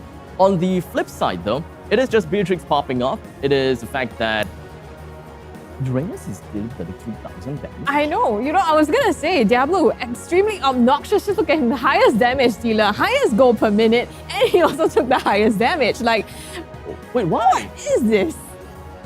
How? Absolutely insane. Well, he was on the Uranus, right? So he was pushing his lane, and then he was also doing split push. But at the same time, he was, proxying waves, going deep into the base and taking so much damage, and still getting out alive. So showed absolute disrespect, but still got away with it. I think this is where I didn't realize one thing, right? Is the fact that Uranus, being a tanky guy with great sustainability, is that there are no one from the side of Team Flash is able to burst him down. Yeah. And with the sustainability, with the health pool, nothing's stopping him. And it is very tough. And I believe that Team Flash, they have changed their target because in the previous game, they have no one that's able to deal with the Karina. So this time, they have people that can deal with the Karina. But with a final snap pick onto the Uranus out of absolutely nowhere, Team Flash could not see that coming, and their lineup have got no reap, they've got no burst, they have got no true damage, and dealing with Uranus is just a pain in the rear. Yeah, I don't think they had an answer to that, which is why even though, yes, you have so much mobility, you have so much, they kind of drafted better than the last time. I think just that was a little too much in terms of the split push and the damage that they had to take. Well, I'm just excited to see how the next few games is supposed to be like. Team Flash, it is rather unfortunate that they fell short like that, and RSG, they're just proving themselves right now.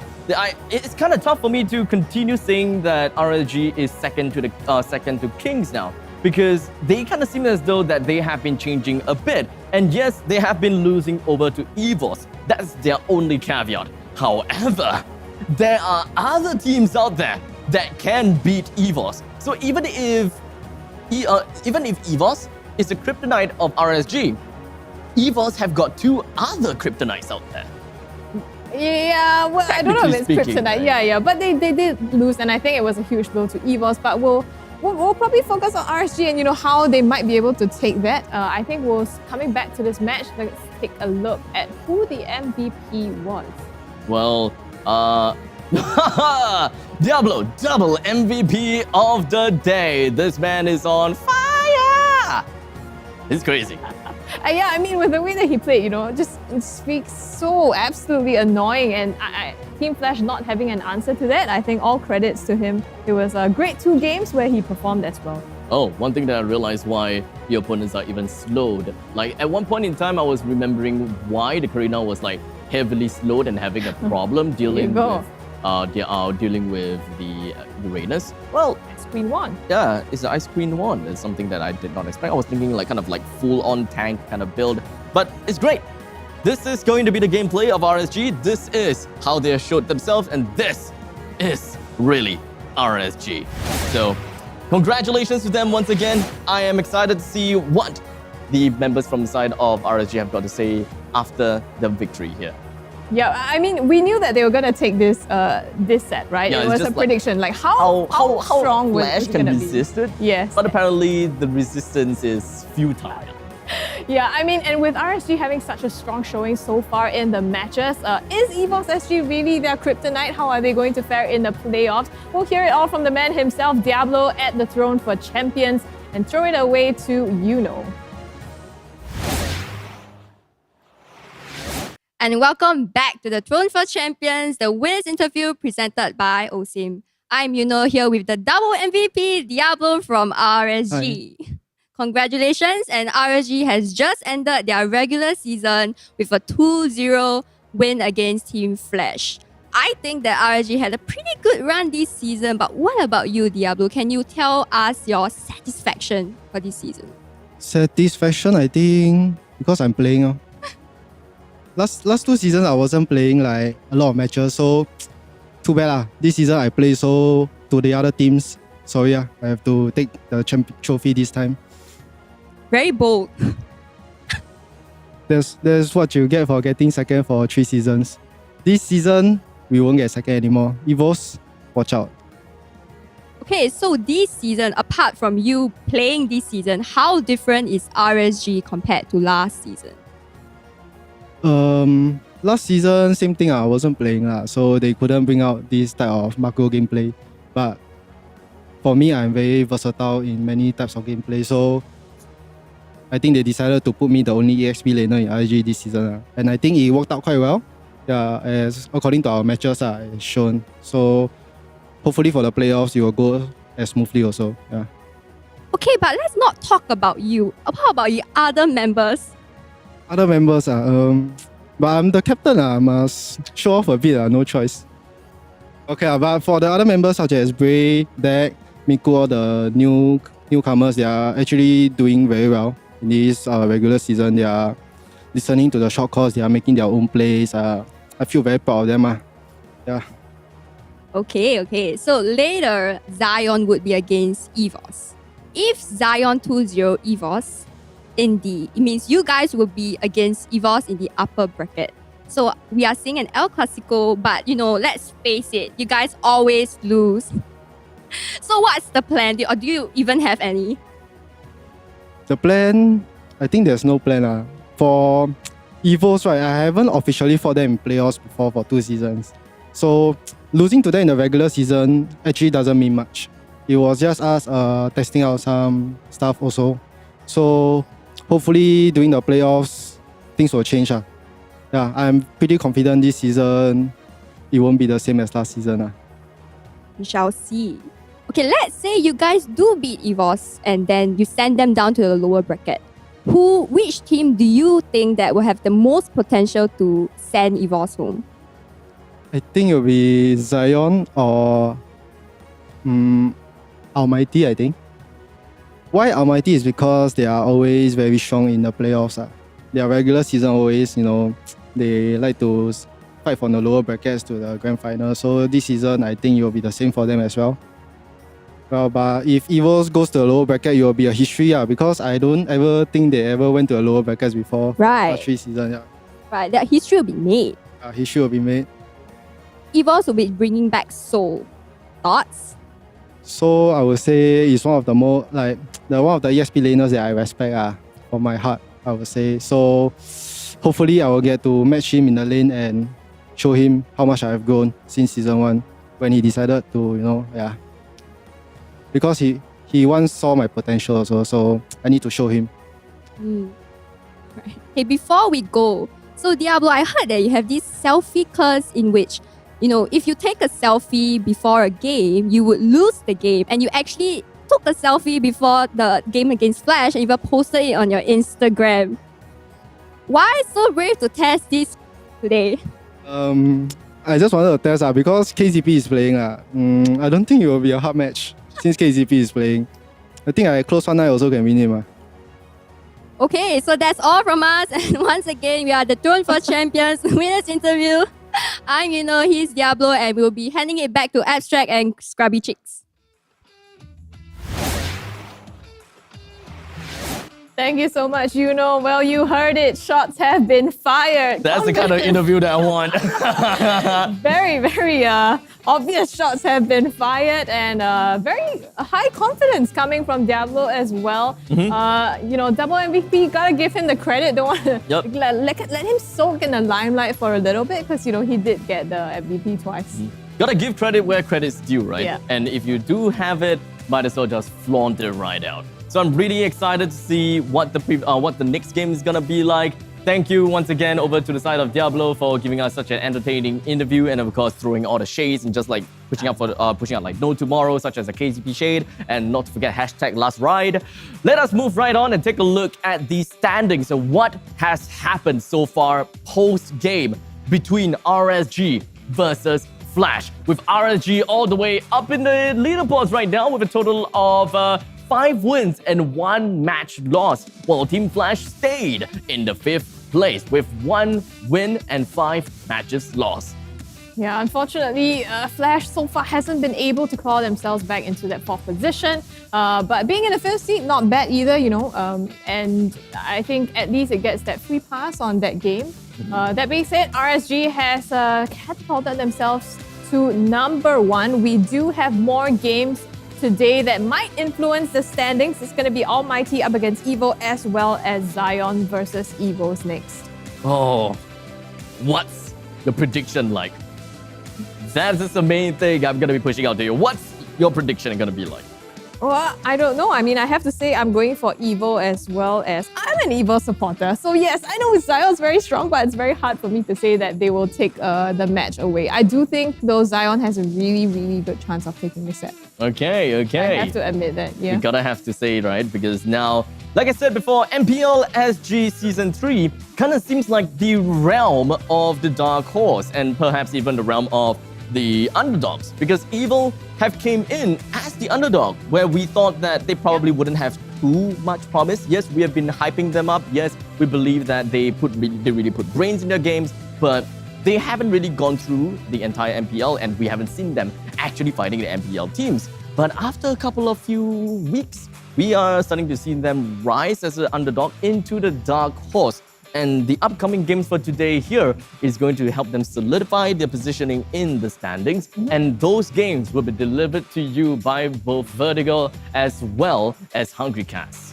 Yep, so don't go away. We have for you Almighty versus Evil up next. You don't want to miss that game as well. Signing off, this has been Scrubby Cheeks, and with me here, Abstract. Thank you for being with us, and we'll see you after the break.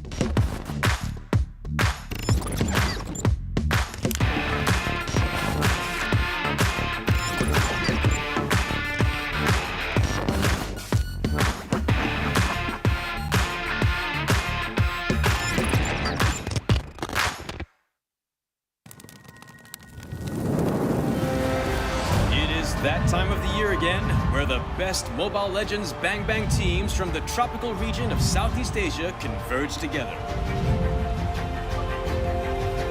The MLBB Southeast Asia Cup, or MSC 2022. Who shall conquer and who shall be conquered? Which team will soar above the clouds and be crowned as the king of Southeast Asia? Like the Zodiacs, a total of 12 teams from the region will compete in 2 stages: the group stage and the playoffs. Each group of 3 teams will fight against each other in a best-of-2 match, where the weakest of each group will be eliminated. That leaves the remaining 8 to continue their paths of glory. To facilitate the epic battles between the giants, the MSC 2022 arena will be held at the City of Contrast and Diversity, Kuala Lumpur, Malaysia. Witness the clash of titans from the supreme MLBB region from June 11th until June 19th. Follow #SupremeAC for more updates. Mobile Legends Bang Bang, where heroes make history.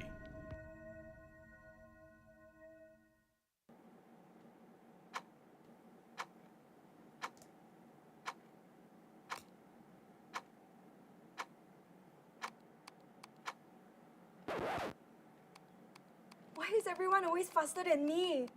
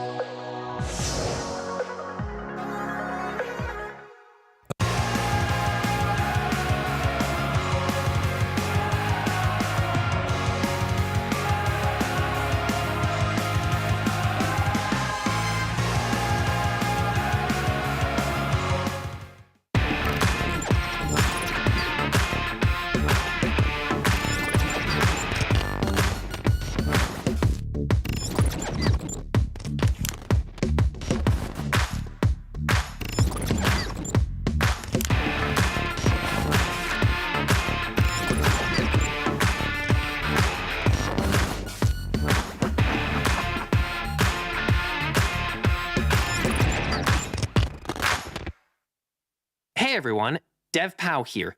In this video, I brought fantastic news. MLBB is releasing a new system, Creation Cam. Without further ado, let's take a look at the system's 4 major features.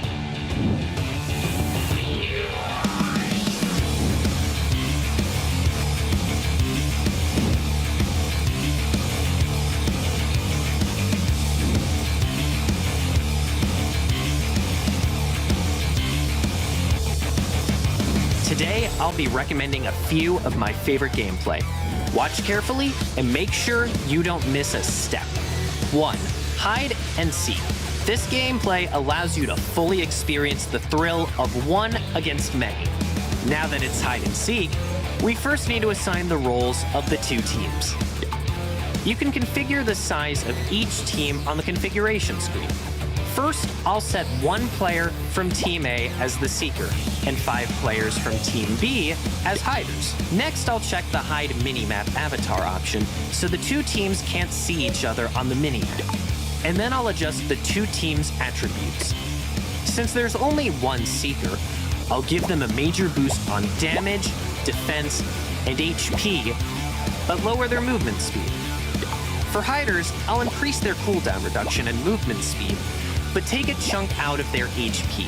The 5 hiders need to avoid the Seeker's attack, assemble as fast as possible, and eventually take down the Seeker together, before their base is destroyed. Who will be the last one standing? The exceptionally strong Seeker, or the 5 hiders united as one? Go and find out for yourself. 2. Zero cooldown blitz. Now this is something you can't experience in regular matches. With the cooldowns removed, many of the heroes are bound to offer a fantastic experience. The configuration is here. The most important is to set the cooldown reduction and battle spell cooldown reduction to 100%. You can also limit the available heroes and adjust some of the other attributes. I, for one, particularly like to disable basic attacks for a competition of skills only. Spam skills throughout the game and get familiar with each hero during the process. Can this deal get any sweeter? 3. Go, Franco, go! If you like mischief, you must not miss this one. The rule's simple. Hit the opponent with your hook before they hook you. For the configuration, set the available heroes to Franco only and adjust the hook's range. Ooh, caught you again. Think you can run away from me? Alright, that's all for today. Be sure to check out the system after its release. There's so much more fun gameplay awaiting you to explore. Customize your own gameplay, team up with your friends, and don't forget to share your lobby codes. This time, everyone is a game designer.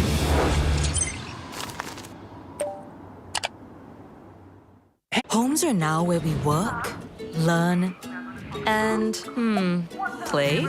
Oops. Homes are where we build spaces. So let's get what's allowed. To call our own. Power on and beyond with Singapore's most trusted broadband.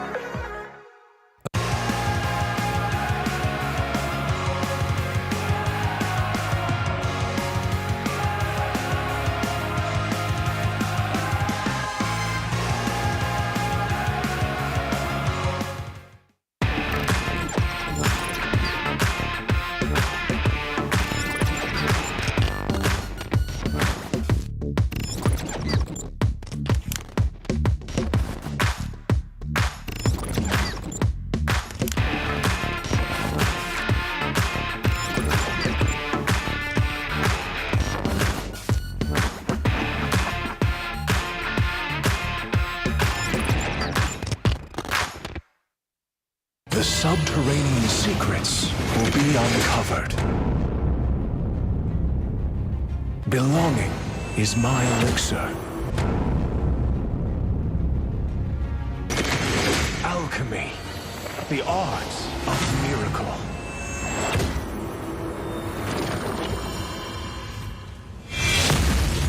Breaking limits, that's alchemy. Its infinite potential. Turn the unknown into the known. Sorrow can be transmuted into joy. One man's stone resonates from the buried ores. I extract the visions of the future. Turn the unknown into the known. Resonate!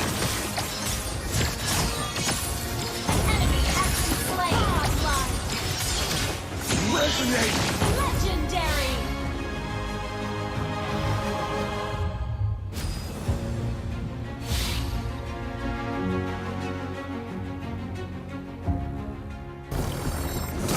Keep moving forward.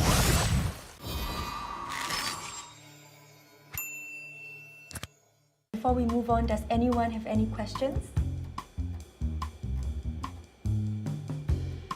Oh my god, I'm so tired. I spent all this time on the presentation. Tammy, I think we heard you.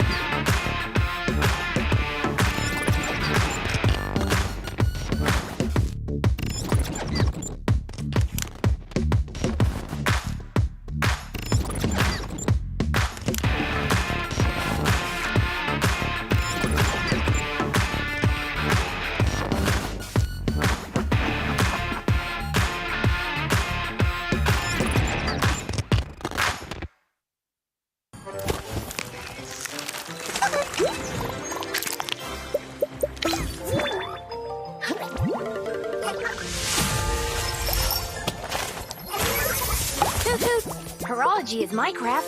Sticky is my name.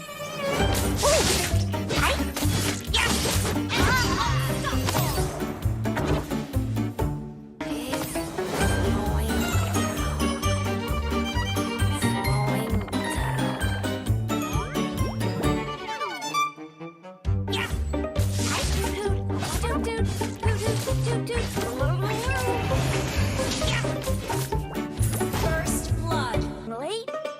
Just slow down the time. Time is science. You have slain an enemy.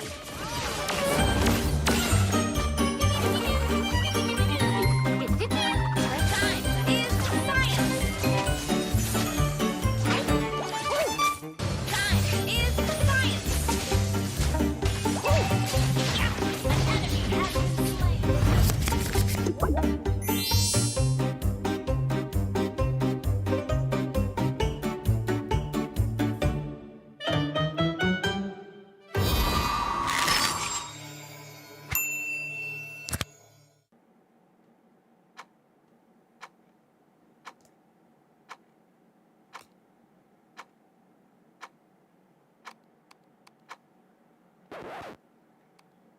Why is everyone always faster than me?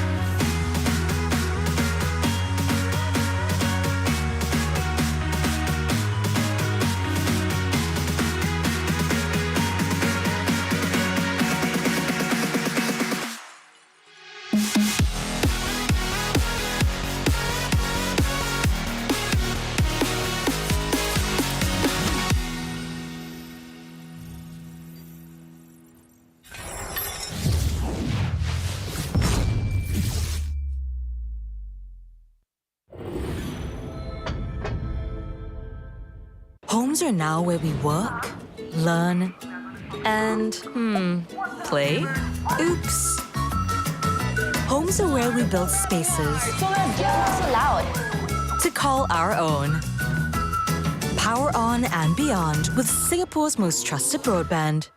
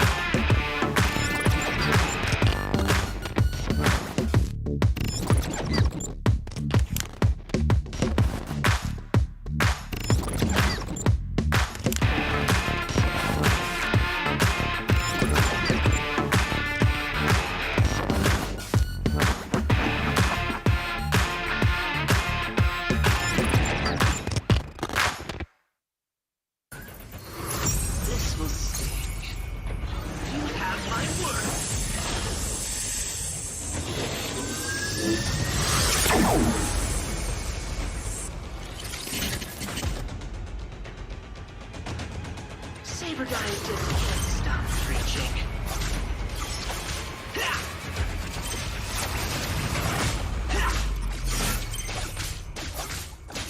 Saber guys just can't stop. Hey, that purple thing looks cool.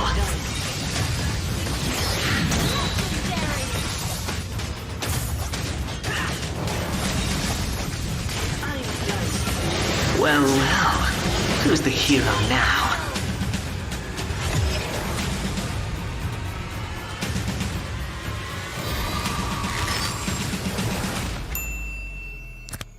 Before we move on, does anyone have any questions?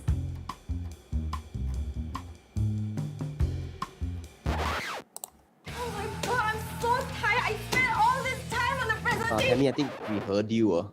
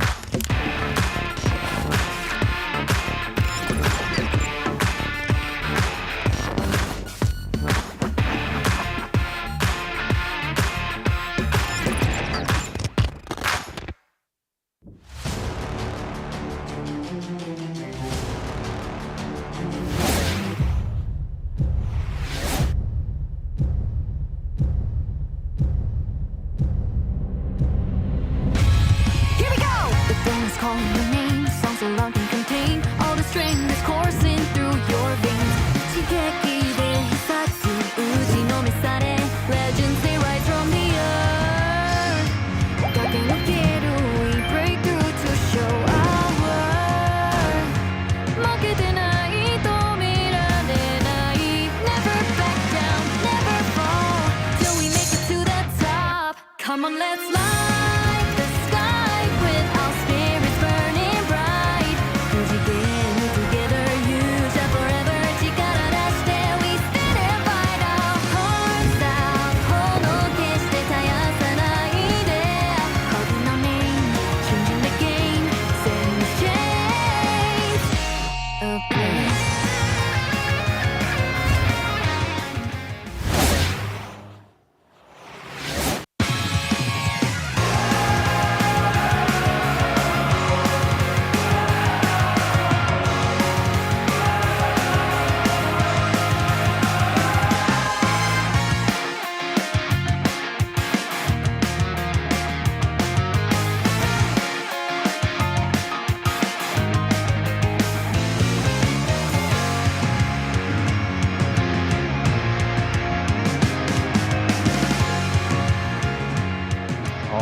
welcome ladies and gentlemen. We are in for our second best of 3 for today. It's going to be Almighty versus Evo. I'm Hungry Cast. Alongside me is Vertigo. And before we even talk about the games, let's give a huge shout out to our sponsors for making MPL SG Season 3 happen. Of course, one of them being Singtel 5G. Unlock ultra-responsive gaming with 2x lower latency on Singtel 5G, Singapore's most powerful 5G network. Get the edge you need while gaming on the go with Singtel 5G. And if you guys haven't tried it out, it is awesome, it is quick, it is responsive, and it is most likely going to give you the lead that you need if you're like Reese and you need that small boost, you know, to get ahead in those, you just need that small lead to get ahead in the games. Try Singtel 5G. Man. I just need that little bit of, just a little bit of the edge, but Singtel, Singapore most powerful 5G, they're everywhere now in Singapore. You know what's everywhere around us right now? PvP esports, logo, to represent. I'm not wearing it, unfortunately, but you see it everywhere. They are going to be around they've been around for the longest time ever. So not to forget, PvP Esports is the ultimate regional platform where gaming lives. So guided by its core value of passion, sportsmanship, and healthy gaming, PvP Esports seeks to continually grow the regional esports ecosystem through its initiatives and tournaments. Thank you so much to them, man. Honestly, they've been around for like a while, right? Because I've been working with them on and off for different tournaments, and I think they've been contributing a lot in terms of the local development of esports. So again, a huge shout out to PvP Esports for making this happen. Thank you guys so much. And another thing that we want to highlight too is that we have a milestone giveaway currently going on. We're barely, edging towards 40K. We're still trying to get there to that, nice line where we can call it tier 2, but we're still on the edge, right? We're on the way. On the way. We're getting there. So if you guys are still looking for, the prizes that come along with this, not to mention the live stream share milestones as well. I think we're at like 50, 60 now. So if you can share the live stream on Facebook and we hit those milestones, we'll give away a lot of awesome rewards. And, it's another way to thank you guys for tuning in and supporting MPL SG Season 3. I mean, you can just spam the share, just keep spamming it. Share to your friends, your WhatsApp group chat, your whatever group chat. Mom, dad, auntie, uncle, Akong and Ama also. Boyfriend, girlfriend, whoever, whoever. Send it to them. Yeah. And awesome, awesome that these things are, being given out. I think it's a very great way to promote MPL SG Season 3, and sharing all this honestly doesn't cost anything, so that you can see on your screen the milestone rewards that are currently going on. I believe we are, aiming for the 40K mark still. We're on the way to tier 2. So if you can get there, we will give away the elite skin chest, and then tier 3, of course, is 42K, tier 4, 47K. So along the way, many rewards to reap. All you guys really need to do is just go and follow us on Facebook and contribute to the number of followers towards the milestone. Yeah, man, just give it a follow. It's free of charge. No problem to that. You know what else is free of charge? Oh, well, we're giving away a lot of free things. Oh, yeah. We're Santa Claus, essentially.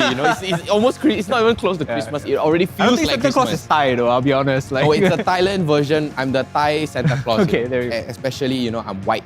I'm wearing white right now. I'm a Santa Claus. I have that nice little belly. What do you want for Christmas, kid? Here's a free skin. There you go. Free skin for you. So, not to forget, there is a in-game giveaway. So you stay tuned to the games, keep your eyes peeled. So we have the first blood, the triple kill, and even the legendary giveaway. Yep. And those are going to come out at the bottom of your screen. Nice little QR code as well as the actual code you can input. If you're watching the stream, then you get a bunch of free rewards. And again, honestly, thank you guys so much for supporting the stream. We are in our final day of the regular season. You can see with the counter on the top right, this is our second best of 3. There's one more after this, of course. But it's going to be Evo going up against Almighty. And ostensibly, this is the battle for 4th place, right? I've been looking at the numbers, I've been looking at the win rates and the overall rankings and stats. I believe that if Evo are able to win this, let me just double check, right? Okay. If Evo are able to win this 2-0, and EVOS drops their game later on today, they will be moving forward to 3rd place. So there's every possibility for Evo to take top 4 before the playoffs even start, or move into playoffs with top 4. Is it more desirable to be in top 4 or top 3? If you ask me, I feel like the 4th spot is kind of dicey, right? Because right now, it's between Zion and RSG, and for you to be in 4th spot playing against the 1st, which could be, Zion, pull up the standings. To make it easier for me to break this all down. Just give you the visual, it's give you easier. guys the visual instead of me walking you guys all through this in terms of text. Yep, so you can see on your screen now, RSG is firmly in 1st place, and the way the playoffs work is that the 1st place team is going to place the 4th place team in the upper bracket 1st round, and 2nd will play against 3rd, right? So if you are in the 4th spot, it's going to be a tough run because either way you're going to be playing against, well, ostensibly RSG or Zion. And I think it's a tough fight to open the playoffs in that sense. These top 2 teams are not messing around. You know, both teams have shown extremely dominant performances so far in the regular season. So for Evo to push up for it, maybe it helps. But if you want to ask my opinion, honestly, 5th place looks like the best for me right now because you get that nice buy. Even though you're in the lower bracket, you get a nice buy. You get a free pass. Yeah, you get one free buy, one free match that allows you to sort of survey the rest of the teams and anyone pulling any naughty tricks, obviously. Which is what normally happens during playoffs, right? I think we look at teams like EVOS in the past 2 seasons. During regular season, they play standard, as standard can be. Yeah, and then during playoffs, they pull out like interesting off-meta picks that they've prepared for specifically against their opponents. So 4th spot and 3rd spot still a bit dicey, but I think 5th is where you're gunning for. And who knows, as the table develops, there's every opportunity for there to be a shake-up before the day is over. Yeah, I mean, honestly, to get back on your point, I feel, EVOS, they're the tiger. Literally, what they do is regular season, they spot out their prey. They slowly wait it out in the bush and then, just seeing what's their meta picks, what's their comfort picks, what's their macro, and then when the moment comes, they pounce. Yeah, I mean, not to detract too much from the next matchup coming up ahead, Evo and Almighty. I know there have been some, points between the casters within our discussions about how everyone feels about Evo, how everyone feels about Almighty. Personally, I mean, this is my opinion. I'm going to play the heel and say I'm not convinced. Even though Evo has put up a solid regular performance, I'm still not convinced that they're going to make this insane run to the playoffs because granted, the MPL SG season is a bit on the shorter side compared to our regional counterparts. Evo has had a very good regular performance during the regular season. We've never seen how they play during playoffs. And playoffs is the one that crushes hopes because going from preparing against your weekly opponent to having to prepare every run or every game of the playoffs is very difficult. Lacking the infrastructure, lacking the coaching staff, and anything associated with that makes playoffs even tougher. So I think, Evo have every right to be as proud as they are to get to where they are in terms of the regular season. But from here on out, that's when the true battle starts. I mean, it does seem like, Hungry Cars is not a believer of fairy tale. Yeah, I am not. Yeah, fairy tales are fake. That's what you tell your children to get to go sleep at night, right? I mean, it's kind of true. Like, Evo is going to win MPL. Hush, son, it's fine, right? It's okay. If you guys read literature, you know that the Brothers Grimm, the original guys who authored, the fairy tales, they were actually super gory endings, by the way. Yeah, I mean, they made it nice. Yeah. Nicer for kids. They made it nicer. They basically sugarcoated and PG'd the endings, right? Yeah. If you guys don't believe me, go and Google this. I think in the ending, Cinderella, it's just a grisly ending, right? So, fairy tales aside, this might not be the fairy tale ending for Evo. I don't know. I mean, we have to see on the playoff day itself, right? And there's still some time before we get there. Of course, this match being the one that will kind of influence how that plays out. It will. Or maybe, some people, some teams, regular season, they're doing crazy. And then after that, during the playoff, they just plummet. Yeah, of course, there is that possibility as well. But enough of us talking about Evo and Almighty. Let's take a look at the team profiles so you guys can hear from the players themselves what they had to say before the season started. I think the team, we mostly train chemistry, the team bonding that I've mentioned. We meet, but we don't really train as much as we have fun. We go out to places, we eat food, and generally just have fun together. I feel it's more important than just playing the game because the teamwork is definitely the most crucial key to win the whole MPL. Team bonding is quite important. Team bonding allows you to get closer and to know more about your teammates, as well as trust. There is chemistry, but you don't know if whether you can trust your teammate or not. But through bonding, you can trust your teammate to know that he'll be there for you and to catch you when you fall. I'll find them to be a potential wild card for the team. It's like when the jungler got red buff and blue buff, but this is different. We got a girlfriend buff. Sometimes when the players are not available to play, they will take over. It means a lot because it will be my first win. I've never won before, so it definitely means so much to me. I think I might retire since this is my 5th season and I haven't won yet. But if I still haven't won, I will continue playing. And it will mean a lot to me, having to hold the trophy.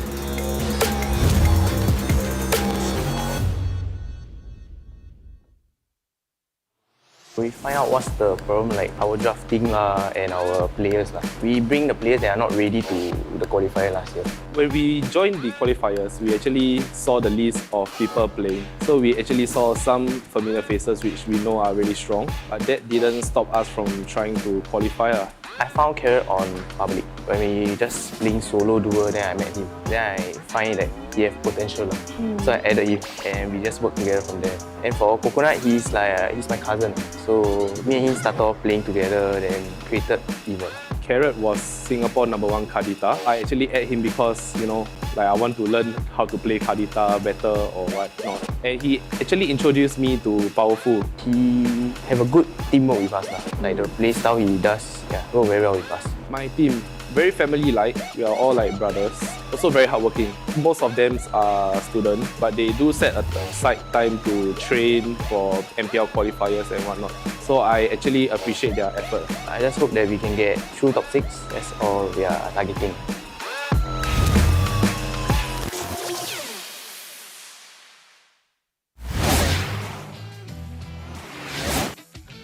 A lot of things, a lot of positive things to hear from Team Evil's side. The idea of this team coming together from pub games, they meet each other, they recognize the skill. And I think one thing we have to mention when we look at Evil is the fact that it is a young team. It's a team filled with players that basically knew each other either from pubs or family. We heard, cousin buff, right? Yeah, man, cousin buff. How much of that is going to translate into chemistry and actual performance? Because yes, regular season, they've been doing well, but I feel like a lot of the times, these sort of wins that they pull out tend to be off the mistakes of their opponents, not so much like individual performances. Whereas Almighty also, they arguably have the same problem. And as we take a look at the player lineup for today, I just want to draw your attention to two particular players of both lineups. Powerful on the Evil squad has had 4 MVP nominations so far. Extremely dominant performance in a meta where the jungler is taking a bit more of a back seat, right? Yes, you can still impact the map, but the DPS responsibilities has been shared out. It's not like Season 1, Season 2. Mage and Marksman. Yeah, right. Season 1, Season 2, where everyone was relying on the hyper, the jungler to output damage. Powerful still steps up for this Evil squad. And meanwhile, on Mighty, it's FFM with 2 MVP nominations who consistently performs, puts out the numbers, the traditional, this current meta goal lane. He sits in back line, he always shreds the opponents, and he makes his team look good by coming online later on. Okay, and next up, we're going to be having the team statistics. I mean, it looks very... look at this. Beef, we have Clint. So much top picks here, right? That's the funny thing, right? Because when you look at the Clint that you mentioned, the other thing too is the Dyroth, right? Evil as a team have played the most Dyroth and the most Clint this regular season. I believe they've played 6 games of Dyroth. 6 games of Clint with a 3-3 win-loss, and 6 games of Dyroth with a 5-1 win-loss. So they're extremely potent on the Dyroth, right? I mean, Almighty is going to ban out the Dyroth, I feel. It feels like one of those picks that you have to just take note of and respect. And Clint is, with that said as well, is going to be extremely high priority because Almighty's kind of love for that pick and FFM's effectiveness on the particular goal lane. Yeah, I mean, if I'm Evil, I'd rather pick up the Clint rather than banning it away. Yeah, especially because we did hear that Evil is going to be on Blue's side, I believe. So they will have first pick, they will have first choice of what they want to kind of opt for in terms of the draft. Looking at the statistics-wise, what we can tell is that Evil is a bit more on the aggressive side when it comes to looking for early action. And this is exemplified by picking the jungles that can clear very quickly and then look for early fights, right? What we will normally see is Powerful, like, get level 2 and then just straight up gank. He doesn't even do a full clear sometimes. Not even a 4? Yeah, sometimes he doesn't even go for a full clear. He'll get level 2 on something like a Baxia with a fast clear, and he'll just run mid. He'll just run mid or he'll just invade the opponent. Our hit-to-hit here is going to be Carrot and QDX Love. Some of you might know him from previous seasons as Q Dicey, I believe. Yeah, QDIC. Yeah, so he has a storied history in MPL SG, and hopefully, the battle of the old versus new, they were the old, they were the new, and then now they were the old, and then now the new is here. With 3 seasons of experience, you can consider yourself a little bit of the veteran, kind of status. Of course, nowhere near the veterancy of players like, LF. He He's go an way old back. timer, right? He's an old He timer. goes so way back. Even when I was like still in secondary school time, I was like, oh my god, it's LY4. Yeah. I look up to these people, and then now I get the pleasure. The pleasure of casting them, right? So head to head here, QDX Love versus Carrot. We'll see how this one goes out. I haven't been super impressed with Carrot's performance so far. I think one of the challenges that he had is just overcommitting in fights sometimes. Yeah. So he needs that kind of thing to rein him in. Yeah, I feel he doesn't give enough information for the team. Unlike KCP, KCP is there to... Or Lousy for the man. Oh yes, Lousy is just giving information to the team non-stop, just feeding it to them. But we are going to go into the band pick here. Yeah. So Evil, like we said, on the blue side, they will probably get first pick of the Dyrov or the Clin, which is so highly prioritized, possibly the Eve as well. The first band here will dictate or at least set the pace of this particular draft. So because Almighty are on red, they will have no choice but to ban out Valentina first. That's a throwaway ban. One of the disadvantages of being on red in this particular meta is like you have to remove Valentina early. And of course, it's going to be banned out, no surprise. Fun fact, in terms of statistics as well, I believe that red side has a small advantage in terms of overall win rate. It's at 56% if I'm not wrong. Really? Yeah. So looking at that, right, we can also more or less infer that because the power of R1, R2 first picks, getting the power to select your strong core early on gives you an inherent advantage at least. Now, Evo, they can opt to remove the Eve if they want to do an early Grok Baxia, or they can just opt to ban out the target beds and then go for their own Grok Baxia, which I think could also be an option. I think a Grok Baxia would be great, but you're lacking damage. Yeah. Right? You're going to be suffering from the damage, but Evil is going to be banning out away the Marsha. Wow, and the reply is going to be a Karina. Okay. Of course, it's a common reply. So now that the Karina is removed from the pool, this increases the value of your Baxia jungle, your potential Grok jungle. You could even flex things in the jungle, which we've seen Azura X do, like the Balmont, right? The Balmont, the Hellcut even to a certain extent. I think these are picks that like both teams will be looking for, the unorthodox answers. Meanwhile, for the Evo side, they always have the Roger in their pocket. That's an example of a off meta, not really seen. Comfort, yeah. It's like 80% towards comfort right now. It is. It's not your traditional pool. Now, Evo are deliberating because they don't know if they want to ban on Baxia 1. And I think Baxia 1 is going to be super important. Instead, they will go for the Selena here. Selena's a good flex, right? She can play the roamer, she can play the mage. I'd rather her to play, the mage. But but one of the weird things about Selena is she's a very, no pun intended, hit or miss hero when she's locked in, right? Because if she converts the Abyssal Arrows, it feels like an insane game. Like you just can't win because she's connecting arrows. I mean, you're forced to use, Kagura, you basically someone to debuff 1/1 or Purify. Either that or just someone to tank the arrows. Basically sit in front and tank the arrows. Right? Somebody to be a mean shield. So Almighty banning away the Baxia. Okay, so I think they're gonna. This is smart. Yeah. 100%. This is smart because Evo took their time with the last pick. They're like, we don't know if we want to ban on Baxia here or pick it up for ourselves. They go for the Selena and now Almighty basically have to remove it. Otherwise, risk the Baxia jungle being picked up. I see. Evo smiling though. They could be going for something comfortable. Dyrov is an option. Eve is an option. So they will go for the Dyrov instead. Yep. I think this is a very solid B1 pick because he has no real bad matchups in this current meta. More so, honestly, no bad matchup. He basically just slams lane. He is just very strong in team fights with his ult, execution-based damage. Against tanks, it really punishes tanks that overstep. Good wave clear too. Yeah, so Xavier is going to be the choice here for Almighty. I thought it was going to be Eve, but instead they opt for the newer, more updated the more latest one. Yeah. Right? There's a running joke, the later the hero, the most, the stronger the skill set. Okay, I feel so. High priority on the Beatrix for Almighty. So again, we see a bit of a focus from this team, putting a lot of trust in the goal laner. Again, FFM, one of the players to watch out for. Get him an early Beatrix, hope he converts when it comes to the team fights and hopefully pop off. Now, Evo, they get their choice. Do they want to go for the Eve here or do they just opt into the jungle pick? I feel like you need to secure a jungle pick early on before the second ban phase comes out and then the pool gets thinned out a lot. So potentially opting for jungle here is going to be a good choice. Otherwise, just go for mid pick to respond to the Xavier. Kagura could be a good option, but your priority now needs to be jungle mid. I think it's going to be a mid pick right now. Chivalry is dead. Yeah. So they go for the Clin as a response to the Beatrix. I don't like this. I think you could have delayed the Clin pick a little, because later on. They already showed their Beatrix. And there are options that you can pick into the Beatrix that give you a decent matchup. Brody, you could go Brody, you could go even Popo and Cooper, honestly. Not a bad matchup, right? So they could have gone for a jungle mid here, but instead they go for goal lane and mid. Eve, again, no surprise here. Against the Xavier, it's a tough matchup because he can still nuke you down from range, but when it comes to team fighting 5v5s, Eve always has the advantage. Yeah, I mean, with real world manipulation, she gains so much ground. Unless Almighty answers to that is going to be the Paquito. So, you know, to disrupt her from using real world manipulation. Very, very good pick. Oh, okay, a Franco ban.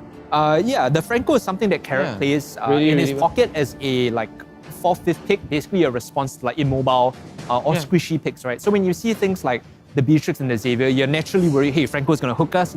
The moment he connects an Iron Hook, the fight is lost. It's gone. Don't need to say already. But even now, what they need to do is they need to thin out the pool of junglers to make it like a lose-lose situation. Yes, Almighty can flex the Paquito into the jungle, and that's something that they could opt to do. But I think just thinning out, there is still Lancelot open as an option. Oh, it's okay. It's QDX Love plays a mean Matilda. That's true. Season 2, when Matilda just came out, QDX Love was just all over the place, right? It was running around and they knocked out so much strong players, I would say. You know, how do I put this? They're unexpected, right? With the Matilda with Circling Eagle and you have that Guiding Wind. She's just going to be everywhere. Now, alternatively, Evo can just ban out EXP laner to make this like unplayable for Almighty. Darth is already going to naturally get a lead, right? So if you ban out an EXP laner here that you think might have a decent chance of standing up against it, and then force them to basically play Paquito EXP lane and pick another jungle, that could be another way to get an advantage in the draft. I'm not sure if they recognize this though just yet. A Hilda ban and then a Marsha ban. What other tanks could there be? Or AKA Roamer? And a Matilda too. I mean, if I'm not wrong, Grok is still open and it's fallen down very late in the draft. You could still go Grok Roam. It wouldn't be a big issue. It gives you a lot of control in fights, especially setting up for the Eve, right? You put the wall up and you cut off the escape, real manipulation gets a free tag on everyone. So I think Grok... Grok is banned. Okay. I think Evo, I'm misreading the draft a bit. They should have gone for like a...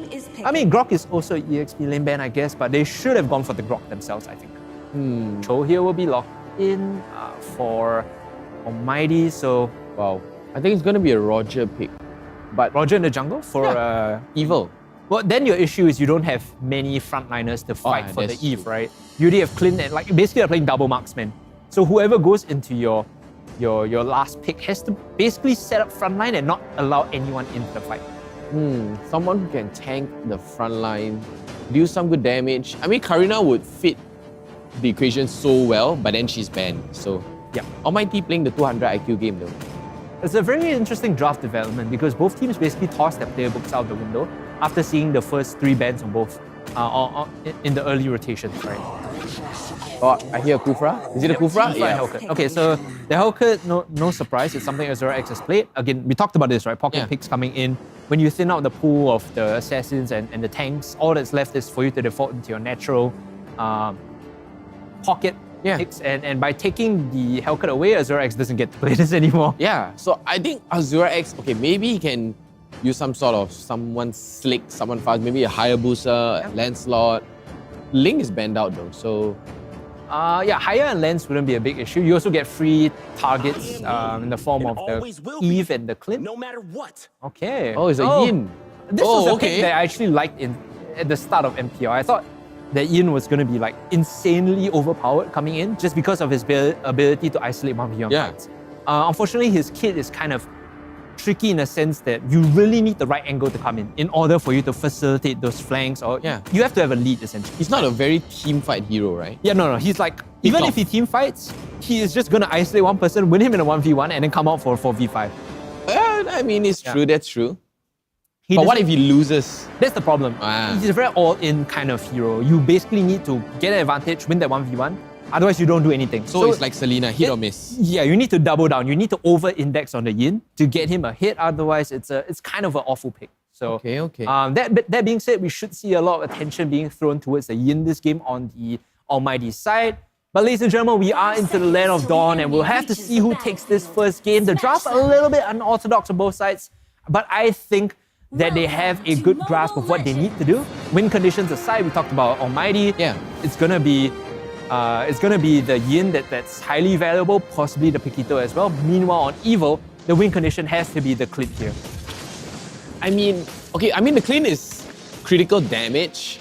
I wouldn't say he's super duper strong in the team fight. Right. Or I wouldn't say he's a very good shredder too. But I feel he can last throughout the team fight. He might get outpoked by the Xavier, so that might be a big issue. I think when you play Clint, you always want to like move forward at a slow pace, hopefully connect on your passive, but against the Xavier, it's really hard to walk forward to get any meaningful damage down before he pokes you out. Yeah, and Ryzen on the Xavier is so strong. I mean, it's almost equivalent to Salmon. Oh yeah, Loi would have been good here, right? Where is it? Yeah. Actually, Loi would have been so good here. Potentially, right? Yeah. I think looking at this early game right now, what they're doing on both sides is just trying to get a full clear. This is actually going to be a jungle Yin coming in from Azura X, right? So they're really over-indexing on giving him a lot of farm, which is why I think he's just going to do a full clear, hope for level 4, and then isolate a strong 1v1 against a roamer or potentially the mage. Man, we have 30 seconds countdown until the turtle comes out, so it does seem like Evil is ahead by a little bit. It's just very slight, right? It's not going to be so impactful until maybe around 10 minutes until we get to see the real snowball. Yeah, and QDX Love gets a little bit of damage. Oh, Carrot misses the jump. All right, no problem to that.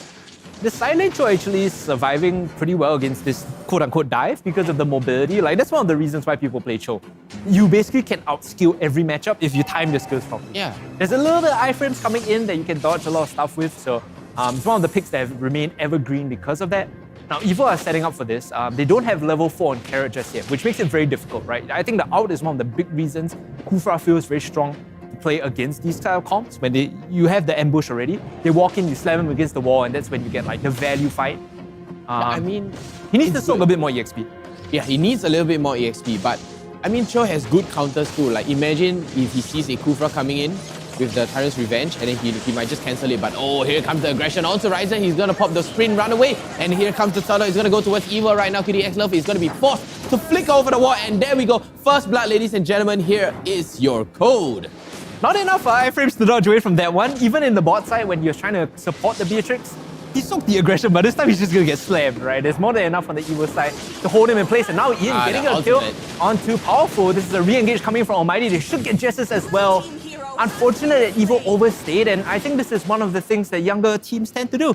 Yeah. When you get the objective or when you win a fight, you just back off and reset. But they don't. Yeah, they just overstayed their welcome, just all the way. They're like, no, we should have backed, but let's just I'm hungry for more. Give me more, and then they suffer very. Let's fight. And let's fight, and then like, I tripped myself over. It's one of the characteristics of Evo. They haven't seen a fight yet that they don't like. They will literally handshake most fights, even when they have a numbers disadvantage, and it makes it. Get shot at basically shooting themselves in the foot. Yeah, it's a weakness that a lot of teams can look to punish. Oh, the ultimate lights out. Here comes Powerful real world manipulation to follow up, and down goes Ryzen. Oh my gosh, that was so quick.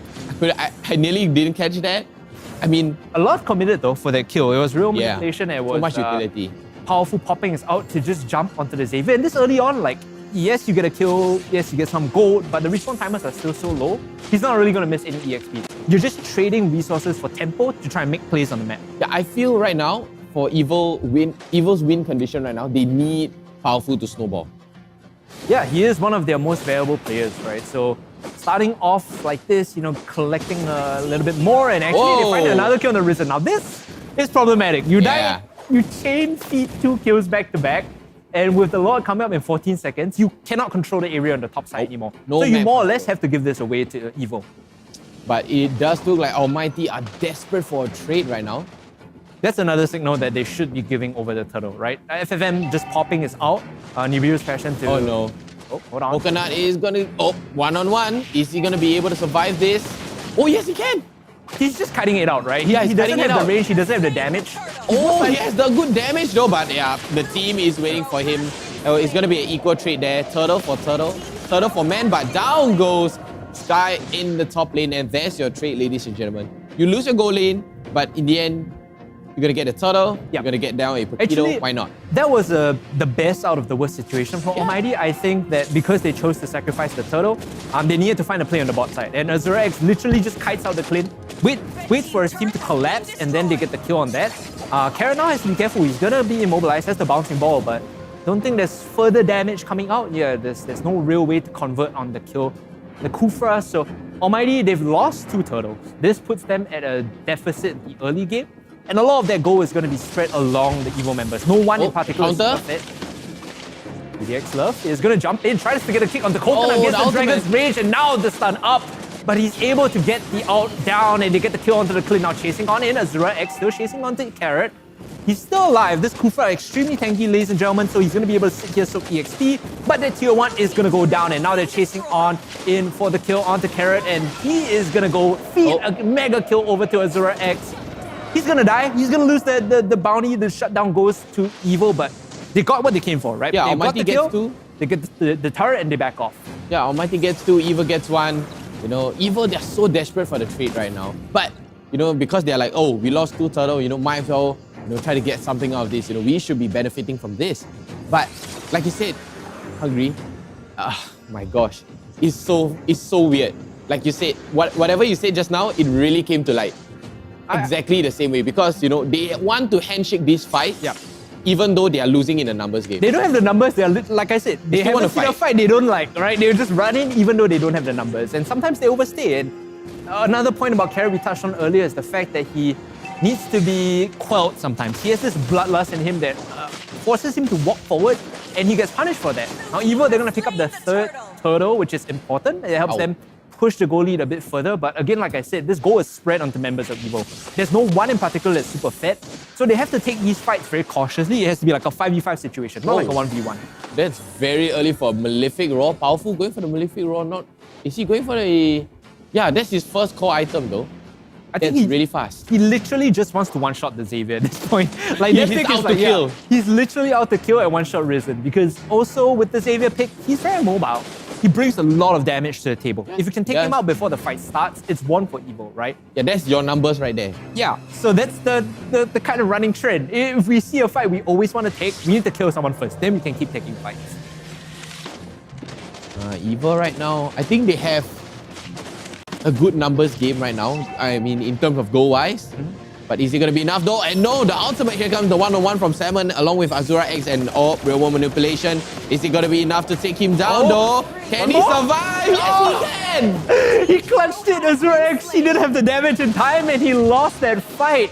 It was Almighty. Evo was there. Evo had the numbers, they get the kill, and they're able to punish. So again, this Yin... Oh, the ultimate! What? From Carrot. Yep, that's your one shot right there. And the mega kill coming out.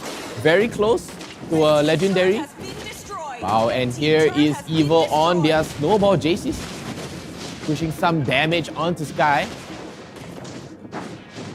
Trying to gain control of the top side. The tier 1, tier 2 has already gone down. Jessis on this Dairoff is just doing exactly what we expected, right? When you pick Dairoff, you're going for lane dominance, you're going for split pushing power, forcing opponents to answer. And look at this dive coming in.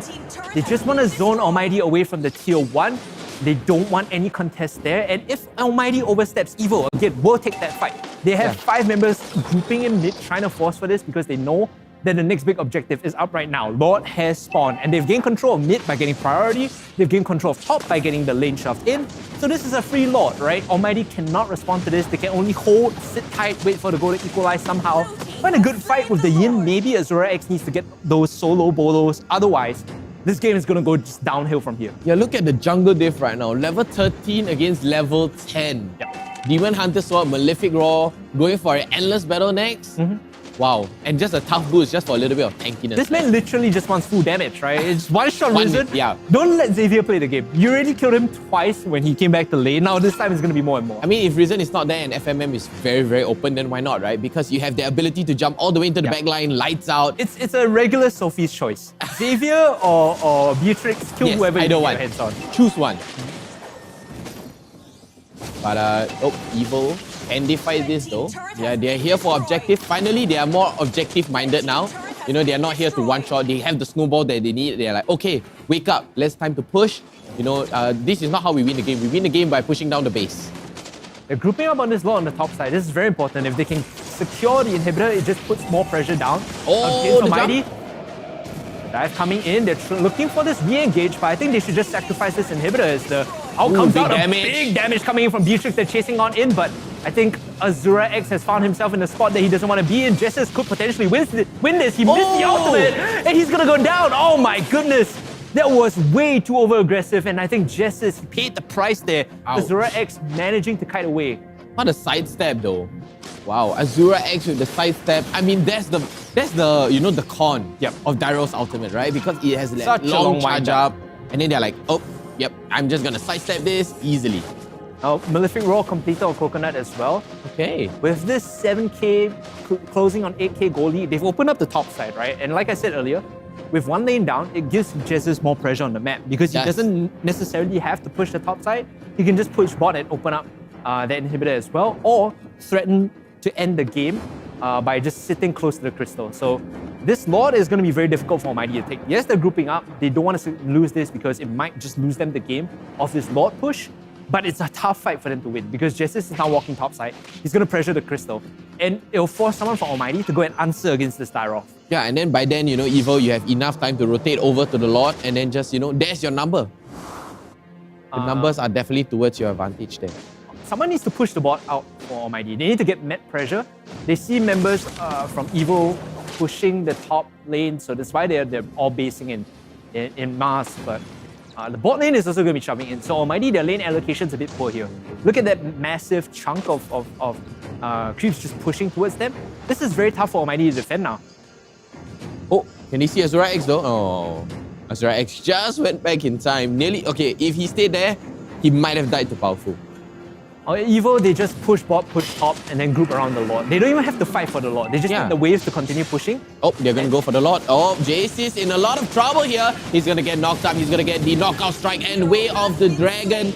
And the kill is going to go over to FMM. But there's your answer, Evo. His job is done. Yeah, JC is like, here, hit me. Hit me all you want. Pulling pressure away, his job is done. Evo picks up the Lord. And with this, they can open up another lane's inhibitor. I think this is how Evo looks to close out the game, making sure that they always have pushing lanes to collapse and close out the game. Yeah, I think they might. Yeah, with Jace's cooldown timer right now, I feel they could easily end the game right now. Very easily. Yeah, I mean, yeah, and it's the top lane, right? It's literally open.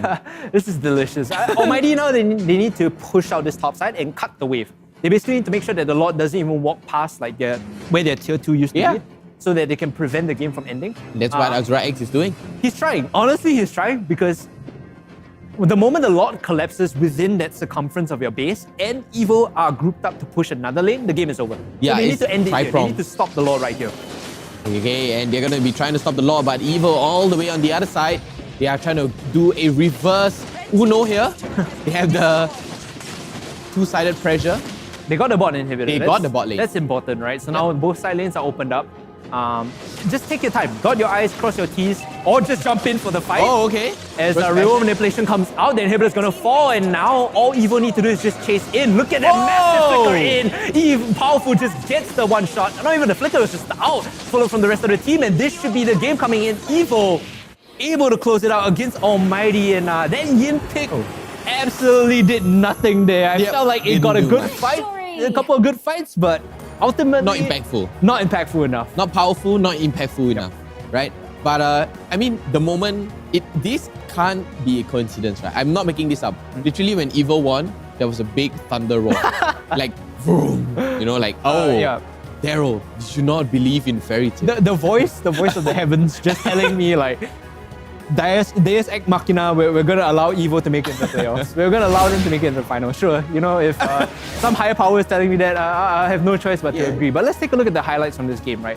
One thing I want to point out is the fact that Azura X, every time he got into these isolated 1v1s, he was never outright killing them. No, if you notice, he's just there to isolate somebody. He is just trapping them, waiting for his team to come down, and because that requires so much manpower, so much additional pressure from the rest of his team, they never actually get full value from this Yin Pick.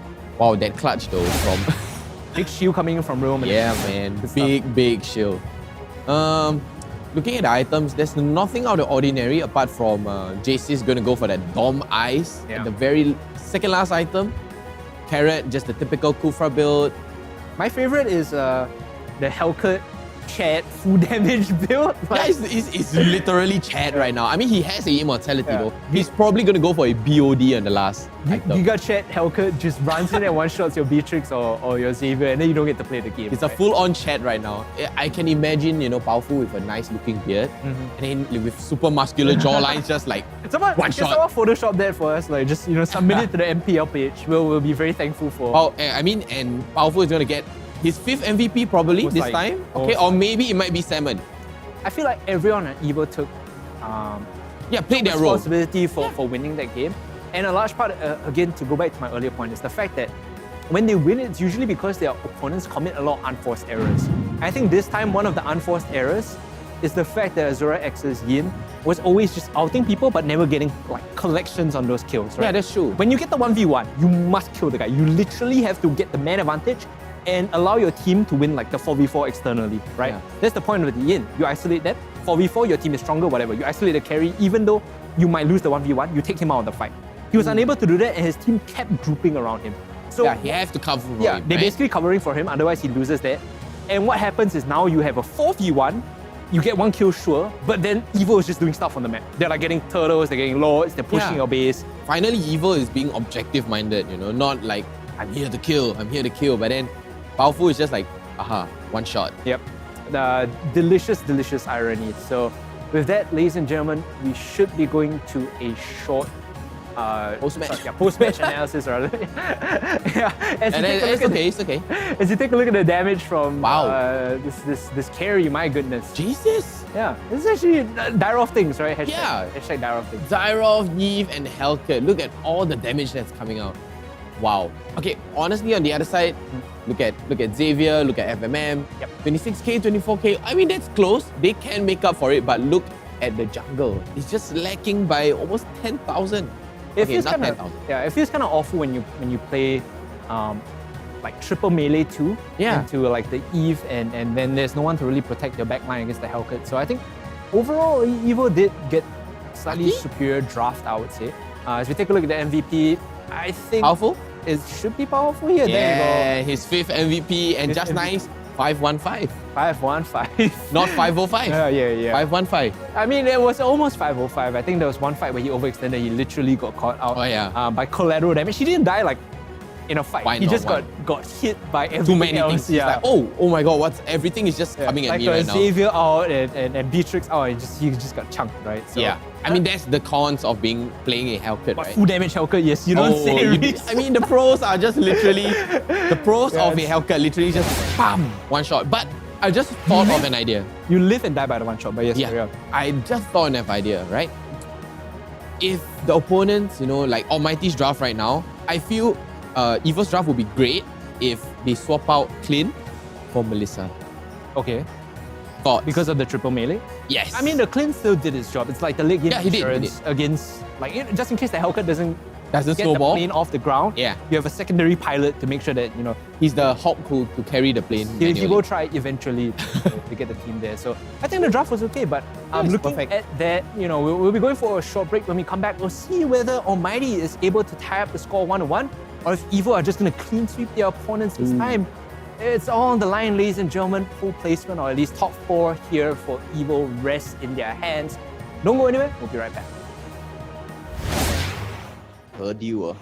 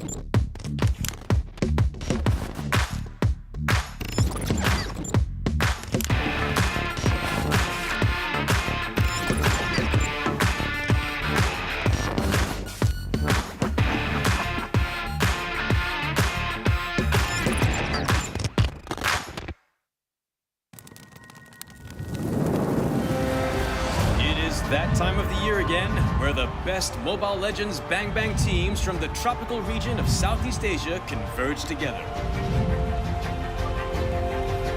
The MLBB Southeast Asia Cup, or MSC 2022.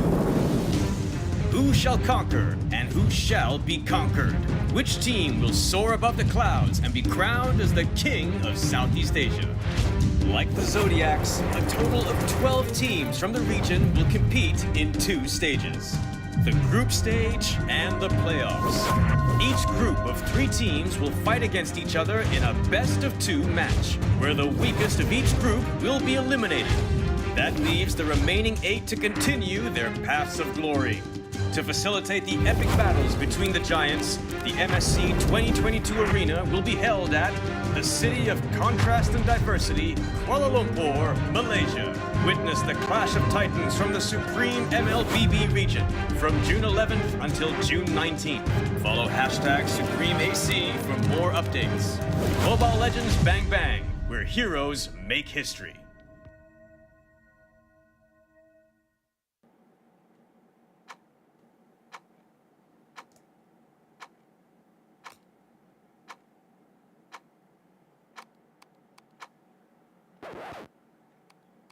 Why is everyone always faster than me?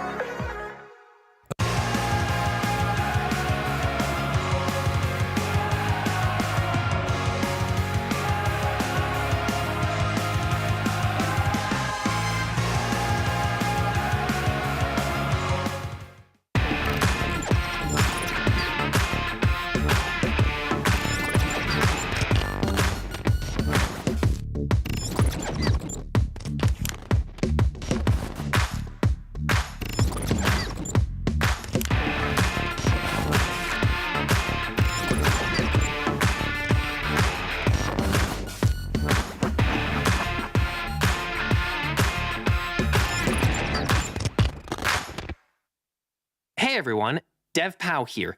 In this video, I brought fantastic news.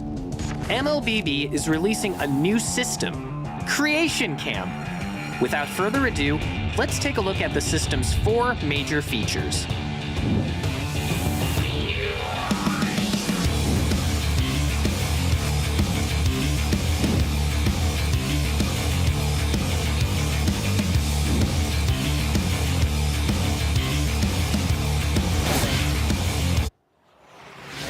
Back, ladies and gentlemen, it is Evo now with the 1 game lead, and if you can't tell, Vertigo is very happy about it. He's a Evo boy, and I'm honestly, I was happy to see them take the game in such dominating fashion, because one of the questions I always had was, this team is very strong mechanics, and they will take those fights, right? They will win those 5v5s purely on the mechanics that they have. How does that translate into closing out games cleanly? I think the macro in the later stages of that looked pretty good. Oh yeah, and not to forget, we have hit 200 shares. Thank you so much to that. I know. Why stop there?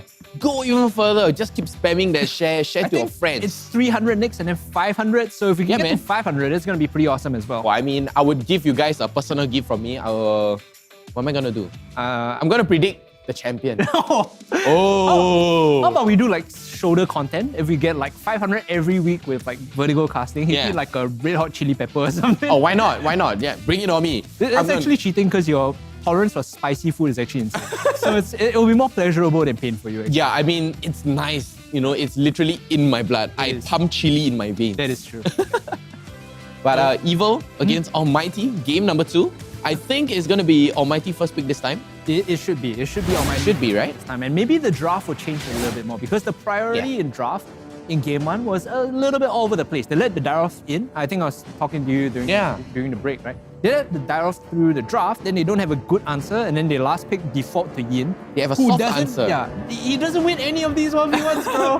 He fights against Clint, gets kited. He fights against Daroth. He loses in lifesteal. He doesn't win. He just doesn't win dodges, at all. Yeah, he just dodges. Okay, everything. maybe the Hellcat, but then, Hellcat has so much mobility, there's no way to catch, and then you can't catch what you can't see, right? And it's also a tasty, like, full damage Hellcat, so if you want to man fight him, you might actually lose that, right? Yeah, exactly. That's a bit of a problem. Now, Evo on the red side, again, they will have to show the ban of the Valentina. Hellcat was such a threat that They had to ban Almighty's it like, out. nah, man, I got PTSD. I don't want him to show up at night when I'm sleeping. I mean, even Powerful laughed, like we saw on the screen, he's like, wow, they really respect so much on the Hellcat. Okay, sure, by all means, man. Very good respect ban coming out. And Evo banning away that Masha because we know 4 Sky Guardian helmet is insane. I think the Masha ban is good. If you don't have an answer like off the top of your head, which is there an answer for Masha? Valir Rome was one of the things that teams picked as an answer because you just spam your first skill. It charges every time you hit an enemy, right? So you can permanently do percentage health damage to him as long as you spam your. He's like a mage shredder. Yeah, essentially. So I think that's the answer some teams have come to use. But the problem with picking Valir Rome is then like you don't have someone to check. Oh yeah, you can't walk into like bushes, you can't check for vision. So it's not the ideal answer, it's a soft counter at best. Yeah. But still it's problematic, right? As we see Almighty now also banning out the Eve. So draft, I think this was kind of like closer to what I predicted when I was doing prep for this game. Now, wow, the Ling is still respected. It has to be Grok here for Almighty. I feel like if you don't take Grok, you need something extremely high prio. Karina also another option. It was either going to be Grok or Karina, I think. I think right now, Hilda would be picked up by Carrot. This time. Oh, it's not? The choice is the mine. Xavier Oh yeah, the Xavier. I was response. about to touch on the Xavier too. Xavier, again, But like it's the Xavier, Karina, Grok, I think, we're always going to be like Xavier, first rotation. Karina, and Grok. Yeah. What about Hilda? I That think gives good info though. She's okay 3-4. You just don't know what you're going to play into Wow, that that's early on. Yeah. And like, yes, people say, oh, you can flex Hilda and all, but most But people Hilda just is play not rogue. a team fight hero, right? She just wants to isolate one person again and just make that person's life very difficult. So, okay. No answer? Maybe no answer? Difficult now, but I guess the Karina can sort of deal with the Daroth. It's not ideal again. It's one of those things like it's a soft counter, but you still open yourself up to getting. Sicilian the answer though. Sicilian is the answer to Xavier. Teams use Sicilian as a reply to Xavier because A, he scales a lot better. Yeah, he does. He team fights insanely well, and you have a catch with certain amount of parity. I think the catch from Sicilian is as good as, if not better, than the Xavier. Evo right now. I feel they should secure. Can they secure a Roger though? No, a Roger wouldn't be nice here. A Sicilian burst, in the late game, if she's able to catch you off guard, and then that's it. And then FMM on that clean late game is gonna go crazy along with that Karina. So I don't think a Roger is a good answer. You want jungle here. If Powerful is one of like your main MVPs, you want a jungle pick here to secure him something that like looks good. And you've already seen enough of Almighty's comp to like have an idea of what works here. So maybe you go Paquito and potentially flex it into jungle or side lane. Otherwise, you just go Roam here. I think a Roam Grok also wouldn't be a big issue. Your team Wow. is banning. Okay. Go for So the Beatrix. Yeah, the Beatrix is usually the answer to clean is Beatrix. The answer to Beatrix is Brody. Yeah, I mean... Yeah, somewhat. I mean, it's Yeah. I was just thinking like, are they that worried that Beatrix and her respective counterparts are going to be banned out in Phase 2 that much that they are willing to would rather pick it so early on in the draft? I'd rather pick it in 4-5 though. Yeah, I would too, because there are options to answer the clean in 4-5, right? Yeah. So you didn't need to place so much emphasis on the Beatrix, and now most likely we expect the Roam and jungle pool to be like super thinned out. Always on the way. Your team is What am I banning. thinking here? Yep, the Matilda banned out. Are they gonna wait? Can QDX Love play Angela though? I mean, Angela is such a good pick right now. It would be good with right. Yeah. Okay, unless Almighty, oh wait, they don't even have the EXP, so maybe Esmeralda would be the counter, the answer to a Angela. If Almighty go Angela, Esmeralda as a response is okay, then we probably see like Uranus last. Yep. On Almighty, that's potentially a draft path we might go down. I really see the Kufra ban now, so they're really Wow, thinking of the roam respected. pools. Yeah. So much respect. You have the Eve, you have the Hellcat, you have the Kufra and the Baxia. Wow. Okay, I hear a chow. Chow. That's right, man. I mean, with that sound, you know, it can't be anybody else. I mean, it can't be Paquito, right? Yeah. And there's gonna be a high-lows band. Wow. Okay. But Evo- why? I think Evo now, you have to really consider what you want your EXP matchup to be. Like you said, Esma, Uranus. Good shield card. Could be both of those. Oh, wait. But it has to play into your roam as well. Yeah, I just saw Evo laugh very, very, very loudly, and yeah, oh my god, they really went for the Franco. I saw the whole team laugh together at the same time. I was like, oh, something. It was left open, yeah. So that's your roam. I mean, you already have Darov Beatrix. So to supplement this, you just need someone to really burst down whoever the Franco is going to lock down, right? This Franco wants to pick off anyone on Almighty side. It doesn't matter. Hook Clint, hook Sicilian, hook Karina. You should get some value out of that. Of course, Karina is going to out to run away. Yeah, I mean, the only person who is tanky right now is going to be Hylos. But Hylos is banned out. So QDX Love going for the Natalia though. Oh, that would be great. That's a very, very good pick-off. Could still do Uranus. It's not the best answer to Darov, I think. Oh, really? Yeah. It's a good sustain though. Yeah. I mean, in late game. You just avoid him by cutting the waves. You just don't fight him. Yeah. Why fight the enemy when you can just cut the wave? Don't face your fears. Just run away from it. Yu Zhong. Oh, okay. It's going to be a Yu Zhong side lane. And then it's going to be a Natalia roam. Yep. I feel that Natalia roam is going to be so dangerous towards Evil right now. Because without proper cover, they are going to instantly die. And they can't go for the assassin pick right now because, you know, Salmon and Coconut, they're so squishy already. But if you're going for the squishiness, you have Giga Chat. That is true. Yeah, I mean... Pros and cons. All you need is a little magic to Oh, dream that's going to be the last pick. And oh, a Harley. Huh. What am I thinking about this? The comp is a bit over-indexed in magic damage. I think there's a lot of magic damage on the Evo side. And you're basically relying on like the Beatrix to come online late game. So you really need to put a lot of resources to making sure that Coconut doesn't fall too far behind. Yeah, you can't take too much fights too, right? Like sure, if you find the occasional pick is good, but occasional pick 5v5 is kind of awkward still. I mean, because they're late game comp, right?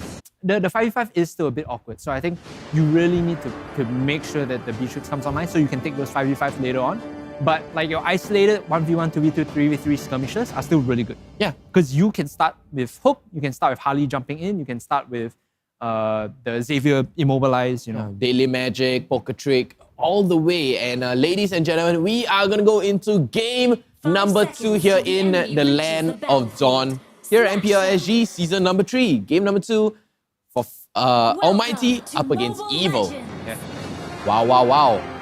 Wait, Evil are doing something evil. I see something weird here. Are they looking for early pickoff?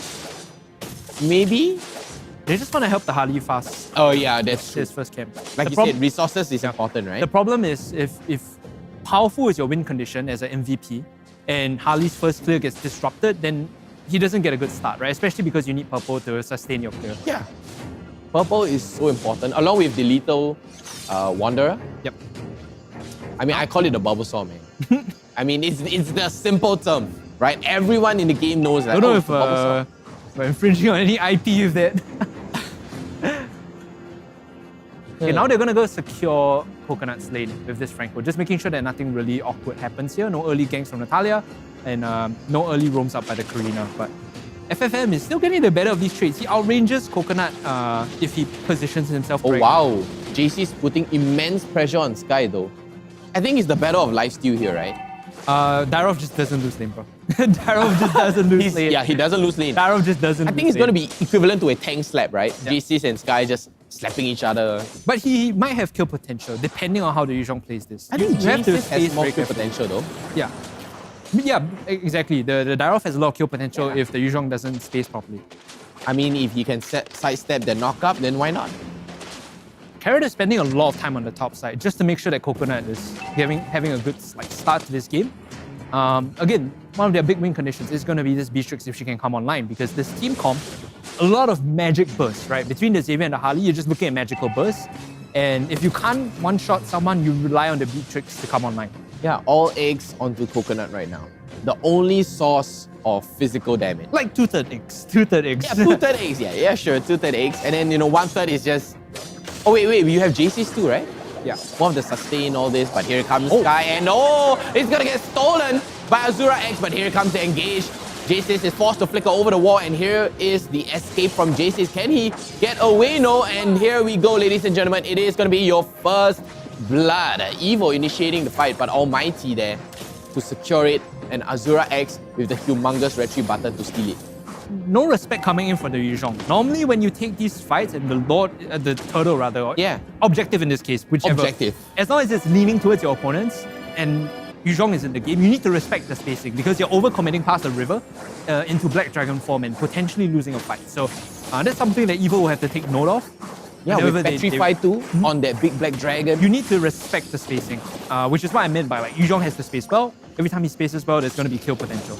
Yeah, but I mean, Powerful has the TP too, right? Mm-hmm. Can be very nice kite easily, but still leaning towards the top side. They are trying to put a lot of pressure down onto the Clint, who doesn't really take too much damage there. Now, Almighty is setting up for this. They get a good two-man lockdown, but there's no one there to really follow up. No skill. I think that's the right play. You just want to harass them, make sure, hey, we check how many people are in this bush. Can FFM actually walk up? Can he actually push this wave? It looks like they're going for the all-in here. Carrot does have the flicker. He does have level 4, so he can immediately flicker into the suppress and hope for something. Or just fish for a hook here as it misses. Now, Azura X. Okay, just teasing, just a little bit of teasing. Right now, it does seem like it's more towards Almighty with the higher win rate. Honestly, then Natalia just literally flips the table, man. You have to be careful of how you walk around the map if you're Harley. Every time Natalia is out of vision, because Natalia +1 is a guaranteed kill. So that's how you have to space. And That's when you say exactly that, right? Even if you are under turret, Natalia +1/+2 is a guaranteed kill on a squishy. QDX Love going for that execute to top it off, but as we speak, FMM is going to be able to secure the endless battle. Carrot taking a little bit too much damage here. Powerful is actually looking for this fight. He doesn't want it. He has to jump back immediately, and now this turtle should be going to Almighty. Now remember the lesson, right? The Yu Zhong is in mid. You cannot overcommit once the turtle has been pushed towards your enemy. He creates the space. The follow-up from Almighty was good. And you know, Evo, they can't take any fights yet because they are depending right now on Coconut for the more of the main shred, 2/3 of the egg. Okay, Coconut is 1/3, JC is the other third, right? Yeah, there's also the option for this Dyrov to psycho push the side lane and force Almighty to collapse on Psycho it, right? push. Yeah, you basically play like a rabbit animal and just push 24/7 and force Almighty to collapse on you. Push only. Yes, push only, And fight then beat only, them in. no run. Only one direction forward. Yeah, man. Nope. And they're gonna be backing out here. Coconut. No space for a hook though. I think this is the problem of playing a Franco, right? You need someone to create that space for you, or you have to create that space for your team. And it's also a dead pick in outnumbered situation. Yeah. When you're like 2v3 in that situation, a hook just loses you the fight. So it feels a bit awful if you're not grouping up, if you're not able to punish the pick. Yeah, but I feel right now, it's gonna be a tank Harley because we've seen how people play the Harley with the jungle emblem and then goes for a tanky build. I feel he's just there to, just disturb, gain some information, and then probably, retreat away. He is there to be a bit more slippery, to take some attention off the Beatrix, take some attention off the Xavier, right? So they can get their jobs done. Coconut and Salmon will be thanking Powerful once the team fight comes, because if Almighty focus down... Salmon is always left alone here. QDX Love found his target. But Evo here's their answer. Get some goal back in the form of objectives. And meanwhile, with Evo constantly grouping up on top of Coconut, you can see that the Dyrov has been left to just psycho push by himself on the side lane. Early game is a little bit quiet compared to game 1, right? I think Evo, they've kind of got the memo a bit. Now they're starting to understand we don't have to fight every fight. I think this is rightfully the course of action as they are looking to... great steal coming in from Powerful, and like you talked about, but here comes the Yu Zhong onto the back line. They get the kill onto JS, and their Iron Hook missing should signal the end of this fight. Or look at Salmon! As they find Salmon with the pullback in, and that is going to be a 2-for-0. Yes, Evo got the turtle, but they're going to lose. They're going to lose so much more. They will lose this mid-tier 1. They will lose 2 kills. There's no damage other than, Coconut and Powerful. Every time the Yu Zhong is nearby, you need to respect the spacing. You need to respect how much you're going to overcommit for their objective, because you can't disengage from a petrified Yu Zhong. It's just too awful to play. There's no way to run away from this, but here comes the ultimate onto QDX Love. And no answer to that. Is it a flicker Franco though? Yeah, it is. It's one of the like cheesy things you can do with Franco. Like just make sure you flicker and suppress a prime target. Get that hook, flicker it back. Everyone needs to be on the same page. Everyone on Evo needs to understand who Carrot is going for with this Franco. If you find the primary targets of the Sicilian here, it's usually a one fight. 2 turrets for Almighty, 2 turrets for Evil. Very balanced, I would say. But right now, Almighty, they do have map control as compared to Evil. Evil, I'm not sure they should be picking a fight right now. They're trading cross map. So if you notice earlier, JS on this Daroff literally just psycho push the bot side, force people to respond. The Yuzhong is not responding to it. And then now goes to the other side. So again, he's going to play away from where the objective is. He wants to just push the wave out, force someone from Almighty to respond to the push, and then go and group with his team, or find a solo kill if he can beat the guy, right? Right now, as long as he can get the top wave pushed and then group with his team, or get the 1v1 kill, it's a good situation for Evo. What they have to be careful for is overcommitting in fights. If Daroff isn't there and they like try to 50-50 burger flip an objective and they die to Yuzhong, it's done. I mean, the Yuzhong, with that Petrify, you have the Black Dragon form, he comes in, it literally disrupts your team, right? And there's only so much a Franco could do. Okay. Now is the moment they can go for this objective, because you can see that Yuzhong went to reply. The moment he shows on the wave, you need to start this. Yeah. You need to immediately run forward and force Almighty to come and contest you on this. It doesn't matter if it's a flip. Yuzhong isn't there, but now it's too late. He's rotating back to his team. Evil have missed the window. Their macro is lackluster here. Yeah, I mean, the timing is just a little bit off. Like you said, the moment you see a Yuzhong on the all the way on the other side of the map, it's time to go, right? There's no time wasting. They started this already, so now Almighty can force the fight with the Yuzhong if they want. You can see Sky is waiting in the flank, because if Evo commit to this Lord that has been pulled down, he's gonna cut the side flank with the Black Dragon form and Petrify. Yeah. So I don't think Evo should fight this. If they fight this, they might actually lose. Oh my gosh, what is going on here? Oh, Carrot just stepping up. Trying to gain some information here, but here comes QDX Lover and Sky jumping all the way in. He gets the knock up, he's gonna get down by Salmon here, but here comes the Lord. Lord is gonna get taken by Powerful also, but JC is gonna get traded here, but down goes Azura X. Oh my gosh. 9X report this guy. He's like, he's the perfect flank. He jumped in and he instantly died. What's going on? You have Black Dragon form as well? Report. You start the, I think he got greedy. You need to start the fight with the Black Dragon there, right? There was such a missed opportunity by Almighty. Oh my god, Hungry. You do not believe in fairy tales, now you do. You're like, I mean, I was like, okay, I have to agree with you, but I have faith in Evil, right? You shouldn't take that fight. And then okay, like, look at this replay, right? Yeah. He has this perfect angle. He jumps in, he gets one shot, and he still had this out, if I'm not wrong, at the start of their fight. He only popped it when he died. Yeah. And because of that, they see the threat of the Yuzhong flank with the Petrify down. They just walk forward and 50-50 burger flip the Lord, and then now they just chase afterwards. Yeah, I mean, it's so lost. I mean, Evil are gamblers, as you can tell, right? They literally handshake every single fight. They're like, oh, are we gonna lose? Nah, let's go in, man. You know what? What are the odds, right? It's just MPL. Now this Lord is gonna secure tier 2, and JS is just gonna push mid, make sure he can get that tier 2 as well. Meanwhile, Harley, Powerful should get bot tier 2. So they're splitting up the map, which is the right thing to do when you have Lord. Exert global map pressure and force Almighty to respond in an optimal way. They basically have to lay allocate to an awful point where they're always bleeding resources. They're always hemorrhaging map objectives. Wow, and a Sky Guardian helmet coming out from Powerful. Pure intentions just to steal the Lord. This guy. That's the pure intention of Evil. It's pure evil.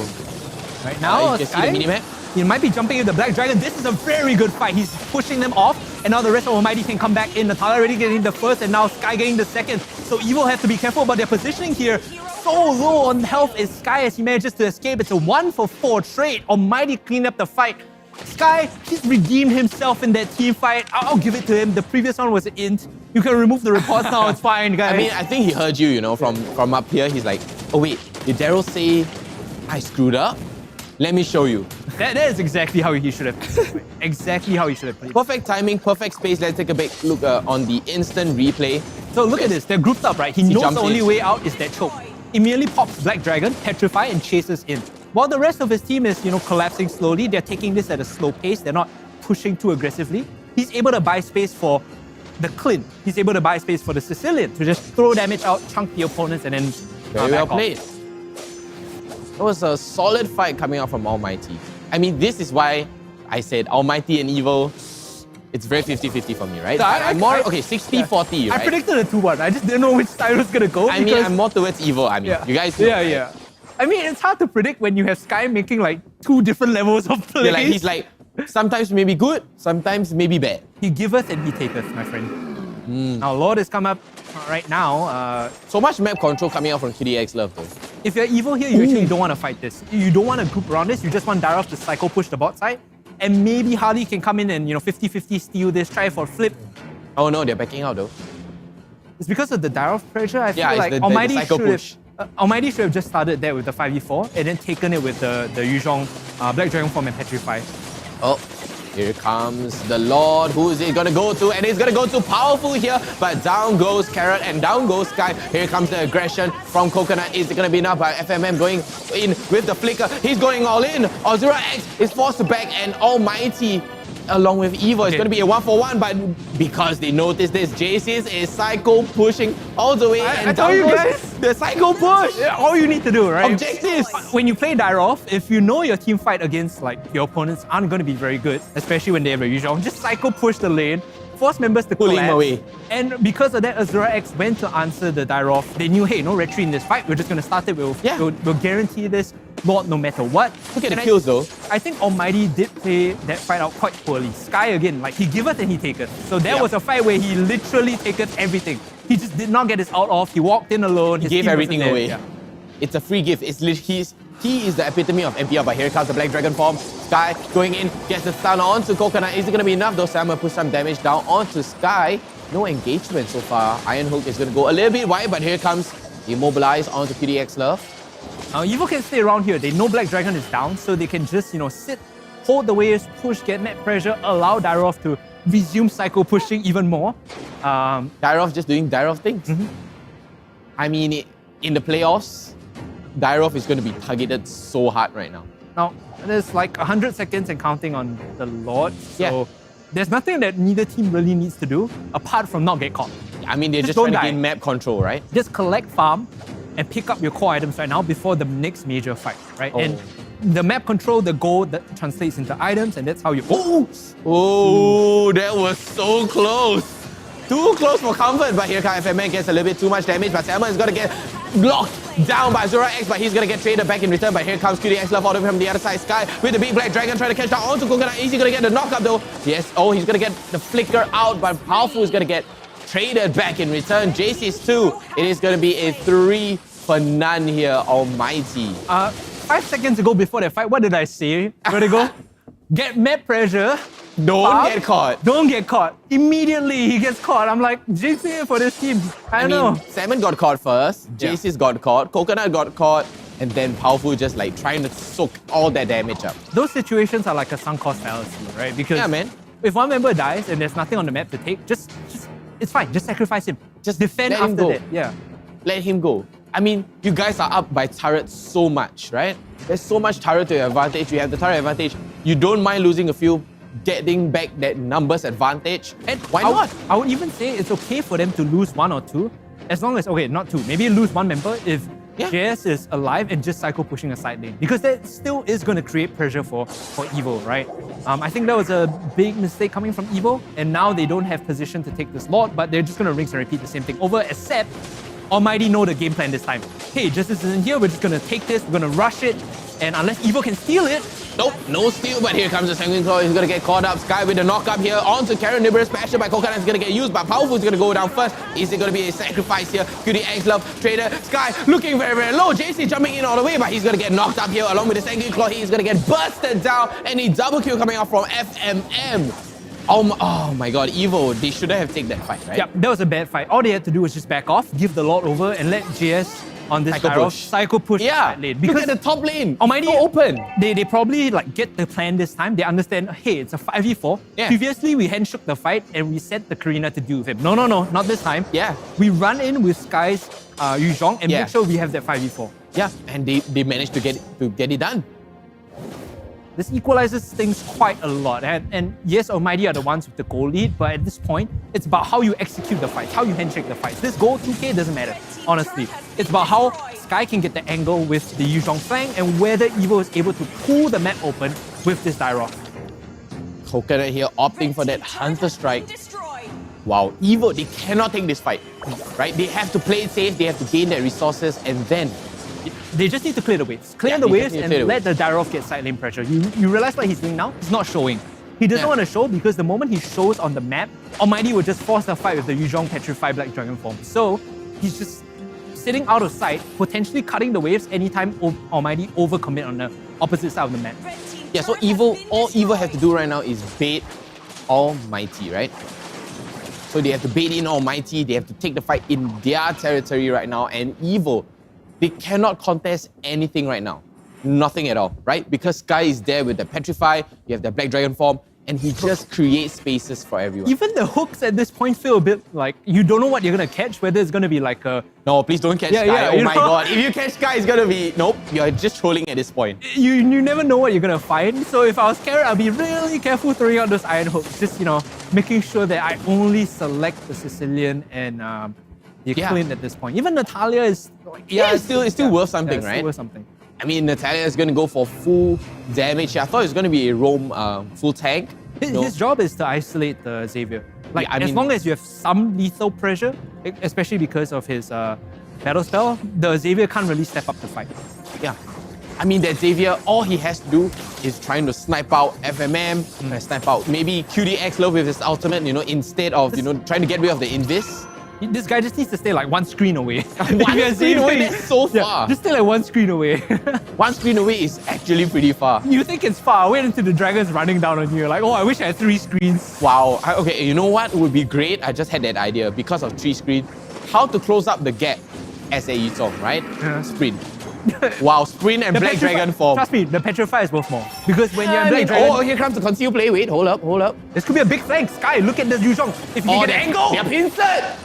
He's getting the angle, he's gone to 4 now, he's chasing on in, the rest of his team is there, but they're not following up. Sky is burnt down, and now Evo can look to re-engage on this fight. Here comes the ultimate. A big hook in! Oh my lord, but the Franco goes down. Clint is still around to output the damage, and Almighty, even though that started very well for Sky, where was the rest of the team? Almighty. There was no follow-up. No one else was there. He just went in alone, he gave it, and he taketh risk. Yeah, man, he just gave and take. He's like, here, take my body. But then in return, you're trading for a Yuzhong along with a Franco. Yeah. It's not worth it. And this time, Evo, they can contest a lot with their 20 seconds cooldown on Sky. As a US president once said, worst trade use in the history of trade use, right? You lose the Roma for the for the bigger cost. Yeah, for the bigger cost. It's not worth it, man. It's just for that bigger cost right now. But Evo, you have to be careful about how you position because Powerful is like super slippery, right? So you can always jump in and retreat this away. Not to mention he's tanky too. Yeah, which is why Almighty is very hesitant about starting this one up. I would be too. In fact, the play for them should just be to wait for Sky to come back up, wait for the Petrify to come back up, and like rinse and repeat. But this time, everyone follow him, please. Oh, I mean, that is Almighty's winning condition. Just get a 6 flank. The conceal play worked. It worked. Make sure everyone's there. Now, Azura X starting up this Lord. It's not a full commit start. It's one that signals, hey, Evo, you guys need to walk over and check this. Otherwise, we will force it down and we will take it. And Sky's just waiting on the flanks. Look at Petrify. Yeah, he's waiting. Oh! That's not the hook you want, buddy. No. Don't That's not the hook you want. Oh, big chunk coming in though. They might be able to pick him off. He's jumping into the back line now. They already got the Sicilian. That's 1 member down. The Lord is still up. Meanwhile, on the back line, here goes the Karina. Azura X getting the first kill. They might find the second here onto JS. And this is a great fight for Almighty. If they can just regroup, the Iron Hook doesn't find anything. The last auto will pick off Sky and now Powerful. He's left all alone. Where you gonna go, buddy? Absolutely nowhere. There's nowhere to run. And this should be Almighty's Lord to take. Or they can just walk it down mid. I mean, the death timer is so long right now, but we have a legendary coming out. I think it is going to be FMM. Yep, it's definitely going to be FMM, but Iron Hook coming out from Carrot here, then jump in from Azura X and QDX Love. Down goes the tier 1 inhibitor turret. Carrot's going to get so much damage here, but he's going to be able to pop the immortality. Is it going to be enough? So can he survive? Can he pull the team away? Another legendary. Are we giving away 2 legendaries this time? I think it might just be the one. Reese says it's the same Evo one. is going to be wiped out, and ladies and gentlemen, that's going to be Almighty evening up the score in game 2. Man, that was a bit of a sweaty one. Woo! I mean, it's kind of cold. I'm cold sweating right now. I mean, you would be cold sweating if you're watching Team Evo play that fight, right? There's so many moments where it's just teetering on the edge of like, maybe they win this, maybe they don't. And in that final fight, honestly, in the final fight, props to Azura X for being able to jump the back line. That was so good, by The Karina was able to, if I'm not wrong, take out 2 members or at least buy enough space for the rest of his team to actually kill off members overcommitting, which is why JS died. Yeah, and Sky with the jump in all the way, and not to forget the Lord with the knockup. So the Lord is definitely on Almighty side, right? So this is one of the earlier fights where we see Almighty kind of, punishing Evil for trying to come in and contest. Oh, and then Salmon just walks right in, man. Unlucky. You hate to see that. Ouch. And then this trend kind of continues on the rest of the game, right? Almighty start up the Lord, they try to bait Evil into the fight. Whether they win the ensuing fight, it's usually on the shoulders of Sky. Is the Yuzhong getting a big sick flank with Petrify, or is he just running it down? Yeah, so basically, I would say he ran it down and got the flank like an even amount of times. 50-50, right? Yeah, Burger 50-50. flip. Yep. It's either he's good, either he's not. But This was a good one. This was a good one. This was solid. Yep. Got a sick engage for his team, petrified the front line. I think 2 or 3 members got caught out. Yeah. And when you're able to do that and the rest of Almighty follow up, that's when you win the fight. There were moments where like he jumps in, no one is there, and it's just an awful fight, right? So props to him. I think he was very essential in setting up a lot of the situations for his team's success. And not to mention Azura X on this Karina. He did exactly what a Karina was supposed to do. Yeah, I mean, that's Karina's whole role, right? Literally jump the back line, trying to soak some damage, push out a little bit more of damage, trying to secure it out on somebody. Yeah, and look, this is the final fight. Yeah, so he's able to solo 1, I think, before the Yuzhong jumps back in, and they're able to just clean up the back line. I think they were like 2v4 for a couple of seconds while FFM was just dealing out damage. Yeah, I mean, honestly, right now, FMM is definitely going to be on your MVP because of that double legendary coming out. It's one of those weird situations too, because I feel kind of awful giving MVP to Sky. I mean, because he ran it out a couple of times, but yeah. Still, the value of that pick, the impact he had in those fights cannot be denied. And that's true. When they're winners, they're losers, right? I think JS on this Starov did what he needed to do, but he just couldn't match him in 5v5s. I mean, JS didn't do much, right? I mean, Evil's winning condition was Psycho Push, Almighty winning condition was Sky, right? So it's definitely a 50-50, but JC, I mean, Evil, instead of opting to go for that, Psycho Push, instead, that Yuzhong is just like positioning over and over and over again, and then just like that, Almighty takes the game. Like one of the other things we talked about too is Carrot. Does he have enough damage? Can he, output physical damage to push members of Almighty off? There were a couple of fights where he was able to one-shot Sky. Like that is a good answer. Carrot? Yeah, Coconut rather. Oh, Coconut. Yeah. There was a couple of fights where he was able to like just burst down the Yuzhong so he couldn't get in. But for the most part, when he got flanked, it wasn't there. There was no like pure he's impact. forced to go passive, right? Yeah. He has to play passive. He pretty much has to, like I said, play one screen away. I mean, we saw how he flicker away, dash away. No matter how hard you run, Yuzhong is gonna come for you with that Petrify. Yeah, and let's take a look at the stats from that game as well. I think the highest damage output in this game could be FFM or Azura X. I feel like both members did contribute a good amount. Imagine it's QDX love. Oh, no. I don't know about that one. Yeah. I mean, if it's QDX love, oh my god, insane. Yeah, no, it's not. It's FMM, yep. FMM, along with Ryzen here, 74,000. Wow. Okay, on the other side, not so much. 36,000, 65, 67. 35,000 though, surprisingly for Powerful. I'm gonna say, like, this is a caveat. Both teams have dropped games with very interesting jungle picks with emphasis on the INT. I think like think like the jungle picks have been quite huge deciding factors in the series so far, because the Yin in game 1 was like Azura X had no impact. Game 2, the Harley was good at stealing objectives, but when it came to putting out damage, because he's behind the curve even compared to a Darov, who in team fights actually has to just he has to find a target and man fight him. He doesn't have big team fight damage. Honestly, right now, I feel EXP laners are the in thing right now. Not in thing. Yeah. In thing. Right. Yeah, I mean, EXP laner, they create the space. Because all this is definitely going to go into late game, and then EXP laners are your playmakers. Yeah. Playmaking aside, let's take a look at who our MVP for that game was. I believe on the Almighty end, it should be FMM. Yep. On that clean 10-1 and 6, this is his 3rd MVP nomination so far, and one reason why the Almighty squad look towards him when it comes to outputting damage.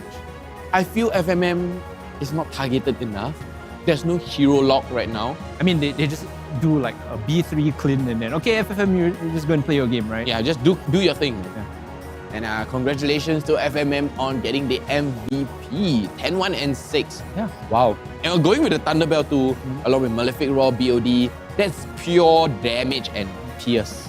Yeah, so that ties the series up 1-1, Almighty versus Evil. Looks like we are going the full 3 games. We predicted this. I expected a 2-1, just as to who was going to take the win. It was just 50-50. It was definitely going to be 50-50. I think at this point still, I'm not very convinced there's a strong argument for either team decisively winning this series. We'll have to see in Game 3 as the game goes on itself. But for now, ladies and gentlemen, we will be going for a short break. When we come back, it's going to be the final game of Almighty versus Evil. 4th place on the line, we'll see who takes it. Ladies and gentlemen, see you in a bit.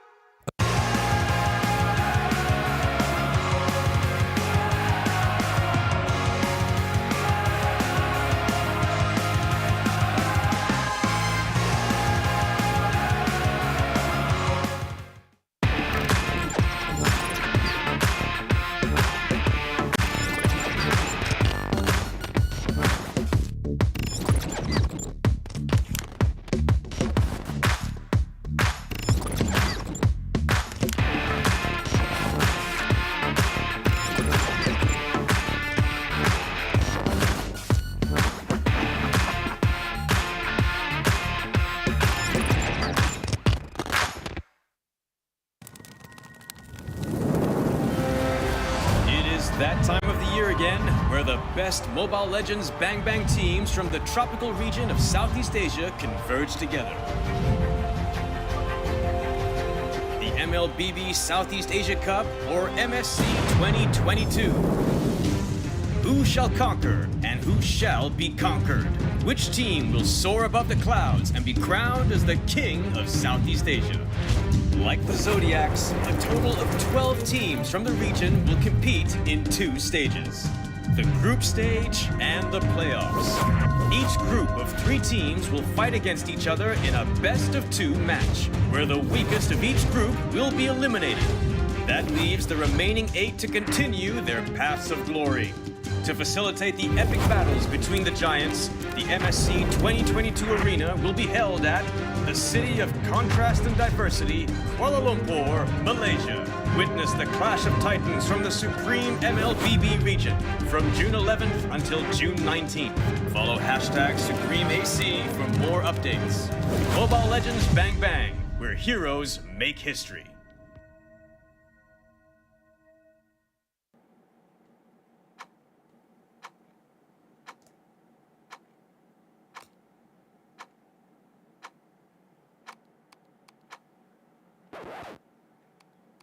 Why is everyone always faster than me?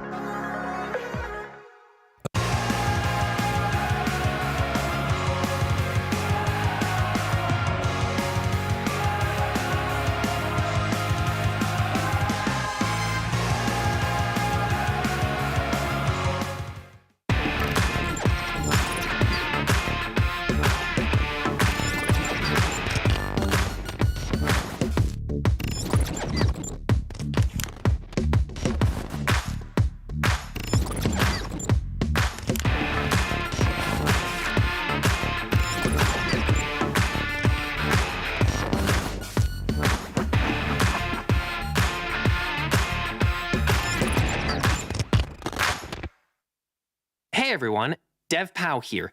In this video, I brought fantastic news. MLBB is releasing a new system, Creation Cam. Without further ado, let's take a look at the system's 4 major features.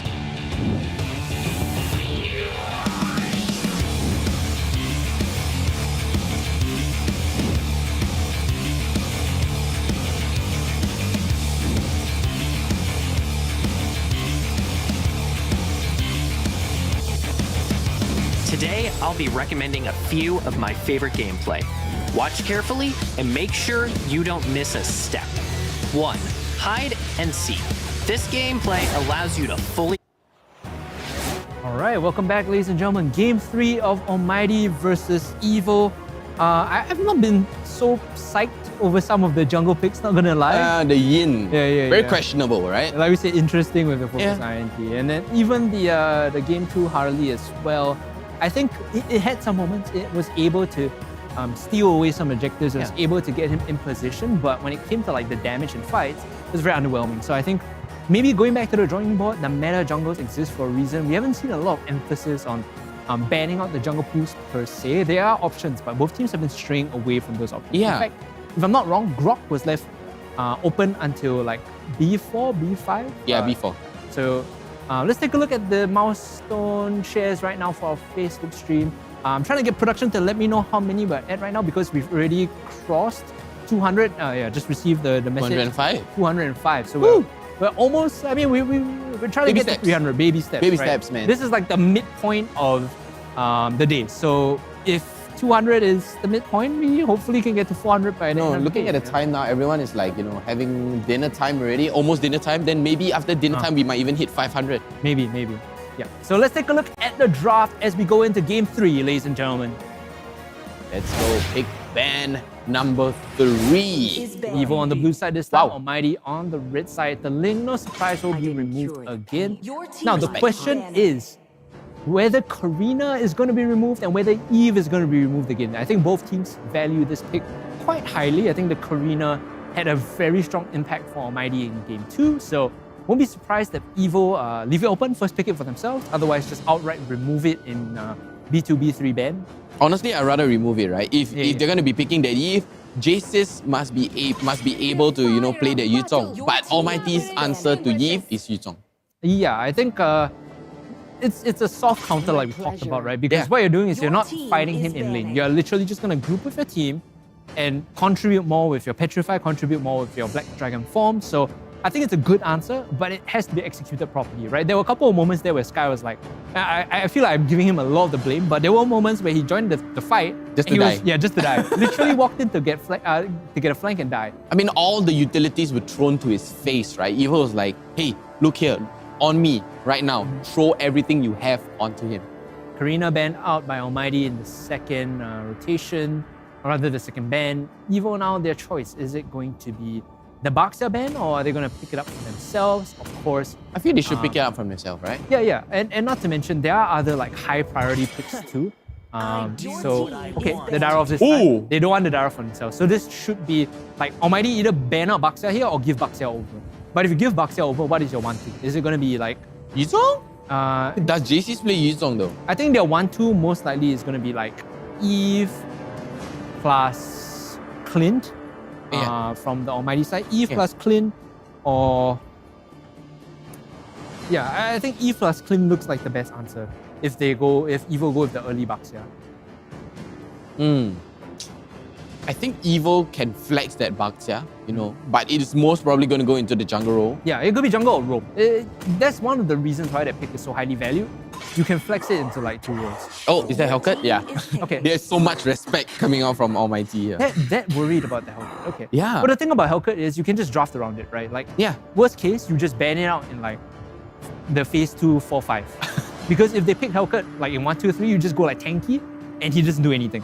Yeah. All he does is just... He jumps you and then he loses the fight. Yeah, he jumps you and then just tries to Giga Chad you one shot, and no, he doesn't even one shot because you're so thick. So it is going to be a Baxia from Evo. So then I think you have to, you must, if you want to get a good start to this draft, you must open with Eve Clint, or maybe even Eve 1-1 if you're worried about, Karina is banned. Yeah. if they go for Xavier here, I think that's going to be a mistake. I think Xavier has... Really? Yeah, Xavier is strong, but there are a lot of replies. Like, Evo can just immediately go Sicilian, then it nullifies your pick advantage of R1, R2. So that's true. Eve is probably like the best answer here. And they do have pacifist as the coach, so he's definitely thinking this through. Oh, I hear Grok the Eve and the okay. Grok. Yeah. Finally, the Grok priority shows up. And again, like similar to Baxia, Grok is one of those picks where you can put it in the jungle and you can put it in roam, right? In a pinch, you could put him in the EXP lane as well, so he can be triple flexed. Yeah. But I think this is fine. This is not a big issue for them to go Grok Eve. Very good flex coming out from Almighty here. Ryzen is going to be playing on that Eve, but where is the Grok going to go? I think Evo now, they want to go for most like the best course of action now. I want to see Paquito, even though JS hasn't played Paquito much, but I like the Paquito here against the Eve. This doesn't flank that much, right? Yeah, yeah. And also it's not he hasn't played it so far, if my stats are correct. I mean, JS, maybe he can expand his hero pool or a little bit more. Yeah, it's going to be the MM along with your mid mage. It is going to be Salmon. On the Xavier. He died twice back-to-back in game 1 and didn't have the best performance. On the Xavier? Yeah, on the Xavier. So that was against the Natalia, if I'm not wrong. Oh no, that was Risen. Sorry, Risen on the Xavier died against him. Yeah. So like, because you see the Eve, the Xavier here is okay. It's not the worst. Yeah, the Natalia is the answer to the Xavier, right? You just basically like gank him and you don't let him push. Yeah. He's unable to walk past the river if the Natalia is like roaming with a +1. And Natalia Baxia actually has, Natalia into Baxia is also kind of like, I guess, a good way to keep track of where he is on the map. Yeah. Because all you do is you shadow him, right? Baxia's main value is he clears very fast and then he just spins into a lane and gank. So if you have vision on the Baxia, you can always play strong where he isn't and weak where he is. I'm not sure why they really want to ban out that Franco. Are you worried about Franco It's not much of a threat though. You're worried about Franco hooking Eve and Natalia, and if you draft like a squishy goal laner with no like mobility, then Franco is also a problem. Oh, clean is banned? Yep. This is good. This is an important ban. I think now FMM will have to default to either the Popo and Cooper or the Paquito, I think. Those were the two picks that he went for, in addition to the Beatrix when Clint was removed. What about the Brody? He hasn't played much Brody, so I'm not sure if they would value it that much. But again, Brody could be an option if they are banning out Franco. Like it's a good alternative, right? What can they possibly go for here? I think the Brody would be like a... Depends, you know what I mean? They can take their time with this one. They don't have to show their goal lane that early in the draft. And again, Paquito angle here, not that bad. I think there's good setup with the Grok for Paquito angle. What is it going to be here for the last ban for Almighty? It is going to be a Hilda ban. Yep, Hilda and Marsha, Evil, Almighty, they are respecting it so much. Because it's one of those, Hilda and Marsha are both roamers that can walk in and mess with the Grok. Because it's melee clear, it's kind of slower if you put him in the jungle. So you can mess with the Grok and like stop him from... retry. Force him to either retry or like take a lot of damage while doing the first click. Yeah. What is Evil's answer to this? They are lacking the marksman and the jungle though. No, they've got the Beatrix already. Right? So, no, I mean Almighty. Yeah, so what is Evil going to ban? If you're worried, you can just ban like if you look at his played stats, you can just ban either Paquito or Popo and Cooper. I think like... What about the Yusong? You can logically just go down, because this is like just removing things. What? Interesting. I think it's a targeted ban, right? I'd rather ban out the Yutong. Yuzong in the team fight here actually isn't that big of an issue when you have Baxia and like Beatrix. Like yes, he can get on the back line, but you can still mid fight him relatively well, especially if you draft like a bruiser to follow from Evil's side. So like if you go Esmer, Uranus, the Yuzong is a threat, but it's not the biggest problem. So might win in lane, but in the team fights, I think Yuzong will still be better, right? Your team. Yeah. So this it was either like this or 1-1 right earlier. Yeah. And like this is something that FMM hasn't played so far in MPL. Yeah, I mean it's more of a no. We have to shred them, play carry. But I play a few games. No, I don't care you play. You know, it's like that kind of situation. They're MPL players. They'll be able to pull it off, right? I mean that's the argument I always make. Like when someone says, "Oh, this like X hero isn't in my champion pool, or isn't in my hero pool." If you are playing at MPL level, you should be able to have like a firm grasp of most meta picks. Yeah. You have to be comfortable of what you're going to be playing, but Evil, right now. Punch for a punch. Oh, a punch for a punch. So it's going to be a Paquito on Jace's, right? Victory is now. Your team There you go, the is Esma. picking. Okay. So this Esma, Wait. this Esma and Paquito now gives you like a response to a possible Yuzhong if you're worried about it, because he can't straight up run into you without taking a lot of damage from Esma and Paquito. Yeah. And now you have a flank angle too on the Paquito. With the Paquito Yeah. on Eve. So I think this is good 4-5 from Evo. Looking pretty solid here for Evo, but who's going to be the roam? Is it going to be a Baxia roam and a Esma jungle? Or is it going to be a... I think it's going to be Paquito jungle. Oh. Baxia roam. Kufra jungle though? Using Evil's... Oh yeah, Paquito jungle. Yeah, Paquito jungle Baxia roam. That's how it's going to be played. Because you don't want the Esma to not get any resources, because she's one of like two answers against, you know, the Yuzhong. Yeah, potential Yuzhong. In this case, it wasn't Yuzhong. Wow, and a Kufra jungle coming up for Almighty. Wow. No, they can go Grok jungle Kufra room. Yeah, I mean, it looks like a very interesting third game here. Evil up against Almighty. Draft seems very 50-50 to me right now. No, based on the draft, it's most likely going to be Grok jungle, I think. Just Really? because they were worried about someone messing with his jungle clear. He just wall them in? Well, the Grok jungle, like he's very much based on like getting the first, like the charge of the spin off. So if you harass him away from the camp, his play is a bit slower. Yep, and with that said, we are going to go into game number 3, ladies and gentlemen. Almighty up against Evil with very interesting drafts. Very interesting. More traditional junglers this time. Okay, so it's going to be a Sky. Oh, wow, okay. Yeah, so Grok off lane. It's going to be a Kufra jungle. That's what Evil do too, right?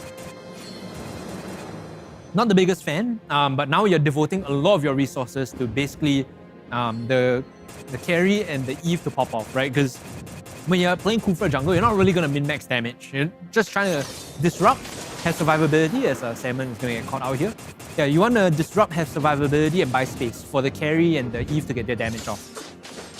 Yep, and QDX Love putting so much damage onto Salmon right there, not letting him walk up at all. Yep, and now Powerful is going to get caught out, or at least discovered by Azura X, who's going to cross clear towards his top side. This is what I mean by Xavier is over-prioritized by a lot of teams. There are responses. There are very natural answers to this pick that makes it a lot weaker than what it is on paper.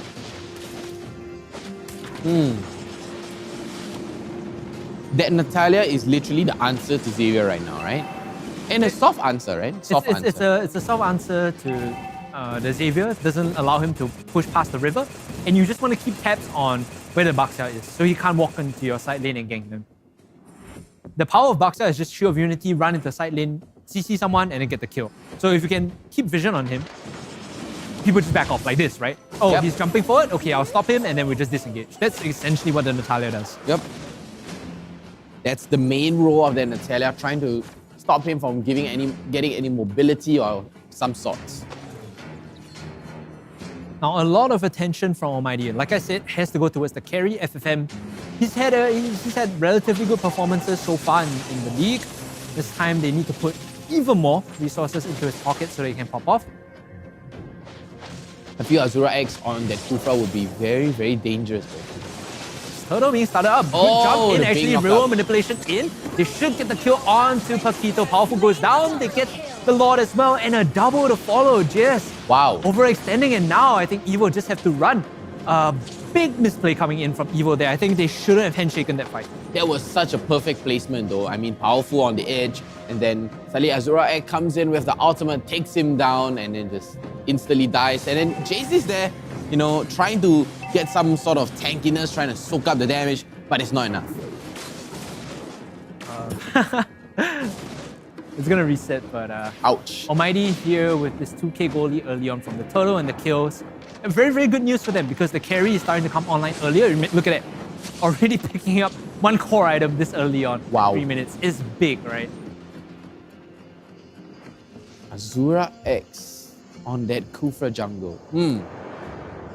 They're now grouping up bot side. They just want to zone away and give as much gold to the carry as possible. They don't want this fight actually. They just want to keep them away and take the plating on that tier 1. So QDX Love nearly dies to the ultimate here, but here comes real manipulation from Ryzen trying to take down Carrot. It's not going to be enough though. where is the answer from Evil this time?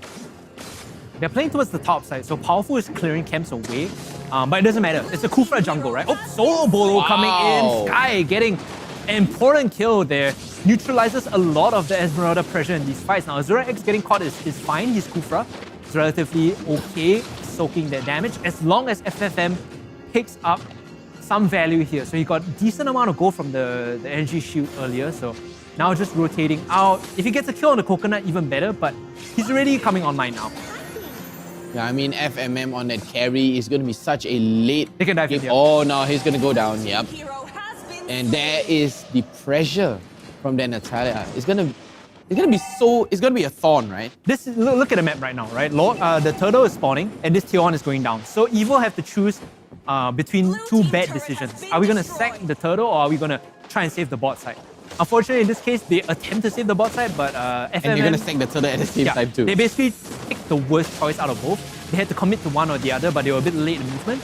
So they will lose this turtle, they will lose that tier 1, and FFM is super fed right now. Like, if we can show the goal, this guy is miles ahead of his opponent. Wow. Yeah, look at that, 3.8 to 2.3. He's 1.5k ahead, almost 5 minutes in. That's insane. That's so far already, right? This is a big problem. Like, if you don't have an answer against this carry, you just... Star Moon? Trying to force this, using the Shield of Unity. Yeah, they found QDX Love here, but is that enough is the question, because you've got the roamer, but the rest of the team are here for the backup. Big wall charge in! Woo! Catches 2 members, and Coconut has to flicker out. He's gonna get the safety, but they will lose this tier 1, a 1-for-1 trade, or excuse me, 1-for-2 trade for Almighty there. Now a 2-for-2 as members of Almighty have overcommitted just a little bit. Azura X will get some health back. Oh, will be able to disengage. Salmon. Big immobilize coming going in. A shot in from the mid lane. Can they kill him? No! Oh, Ryzen! Oh, and Salmon oversteps this. This is going to be such a huge mistake.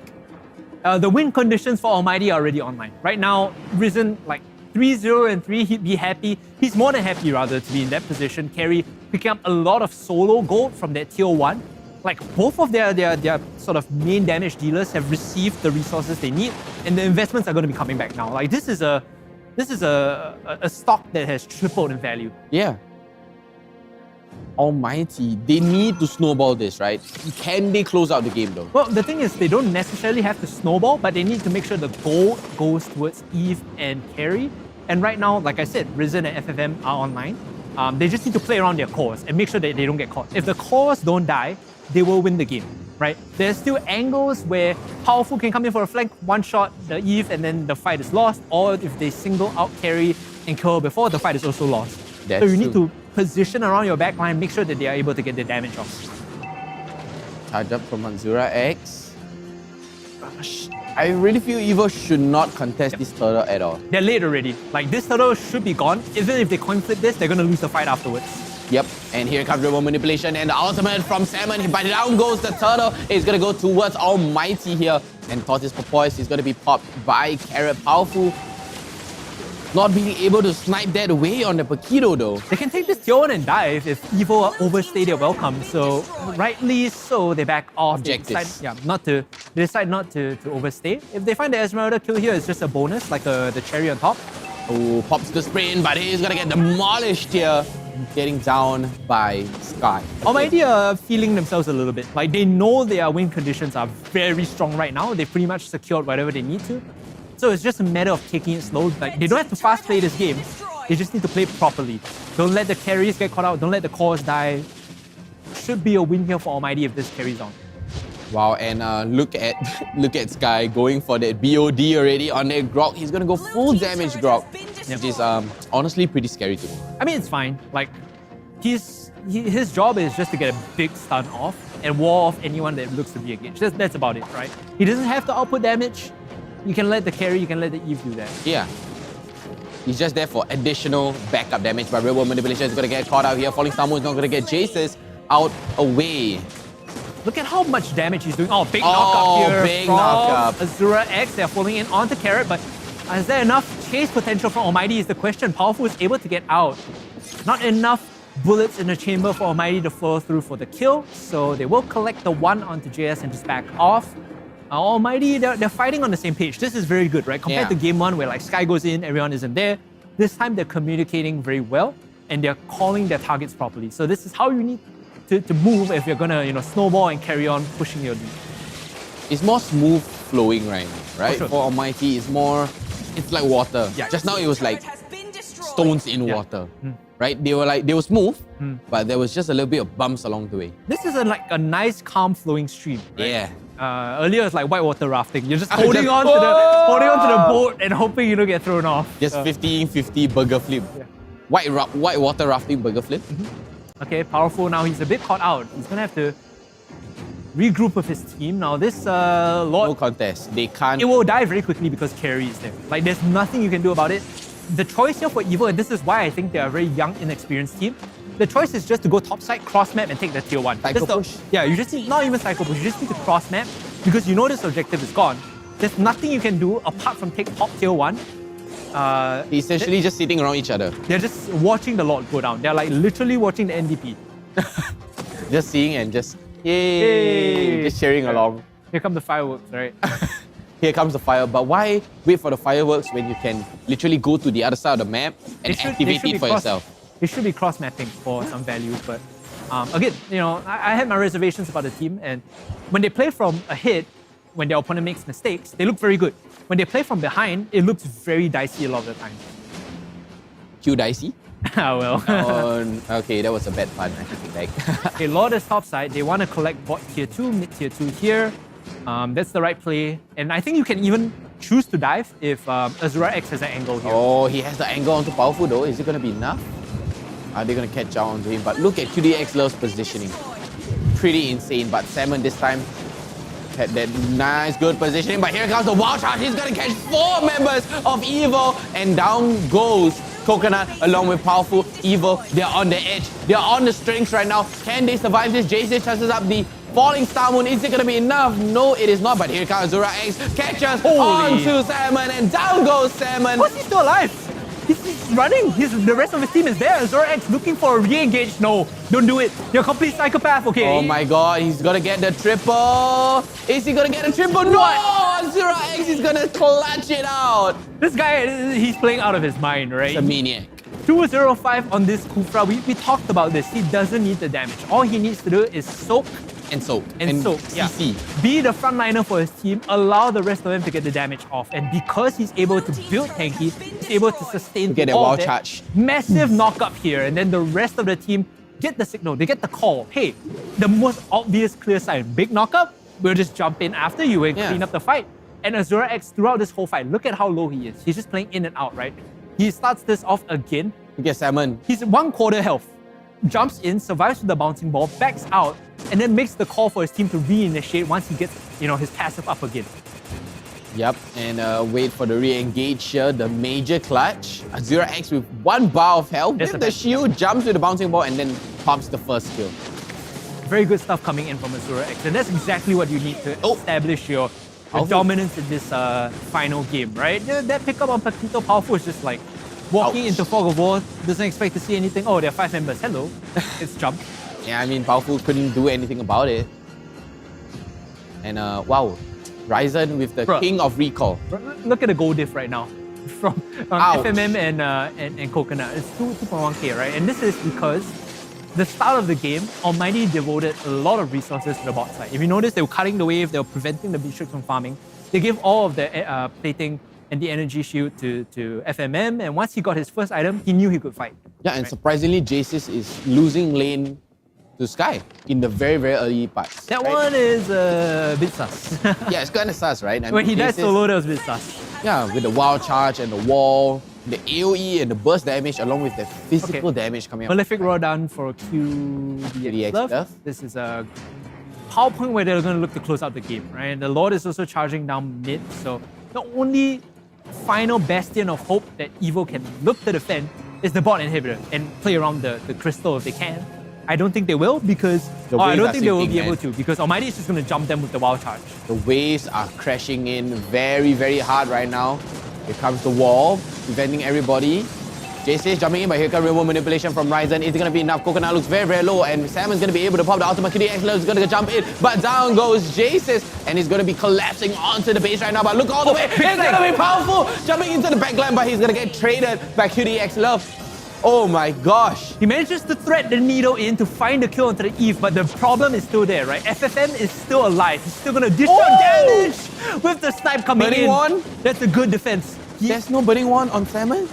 Evil able to hold on. Very clutch from Salmon and powerful to isolate the targets that they need to get the kill on the Eve, get the kill on to, or at least punish the carry and chunk her down, right? This is like what we talked about earlier.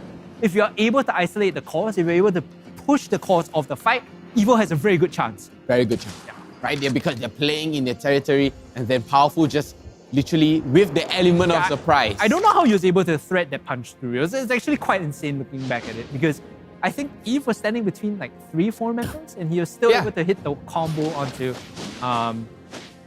Risen. So it Powerful with has the to happen fast again. fingers. Yeah, it has to happen again. Like if they want a chance at winning these fights, they need to do that again. As Azura X is going to jump in right now, but the rest of Almighty is here. They're more than happy to take this fight. Granted, QDX Love isn't nearby, but the members of Almighty, they're standing their ground. They know they have FFM. They know that they have Risen to chunk members of Evo out.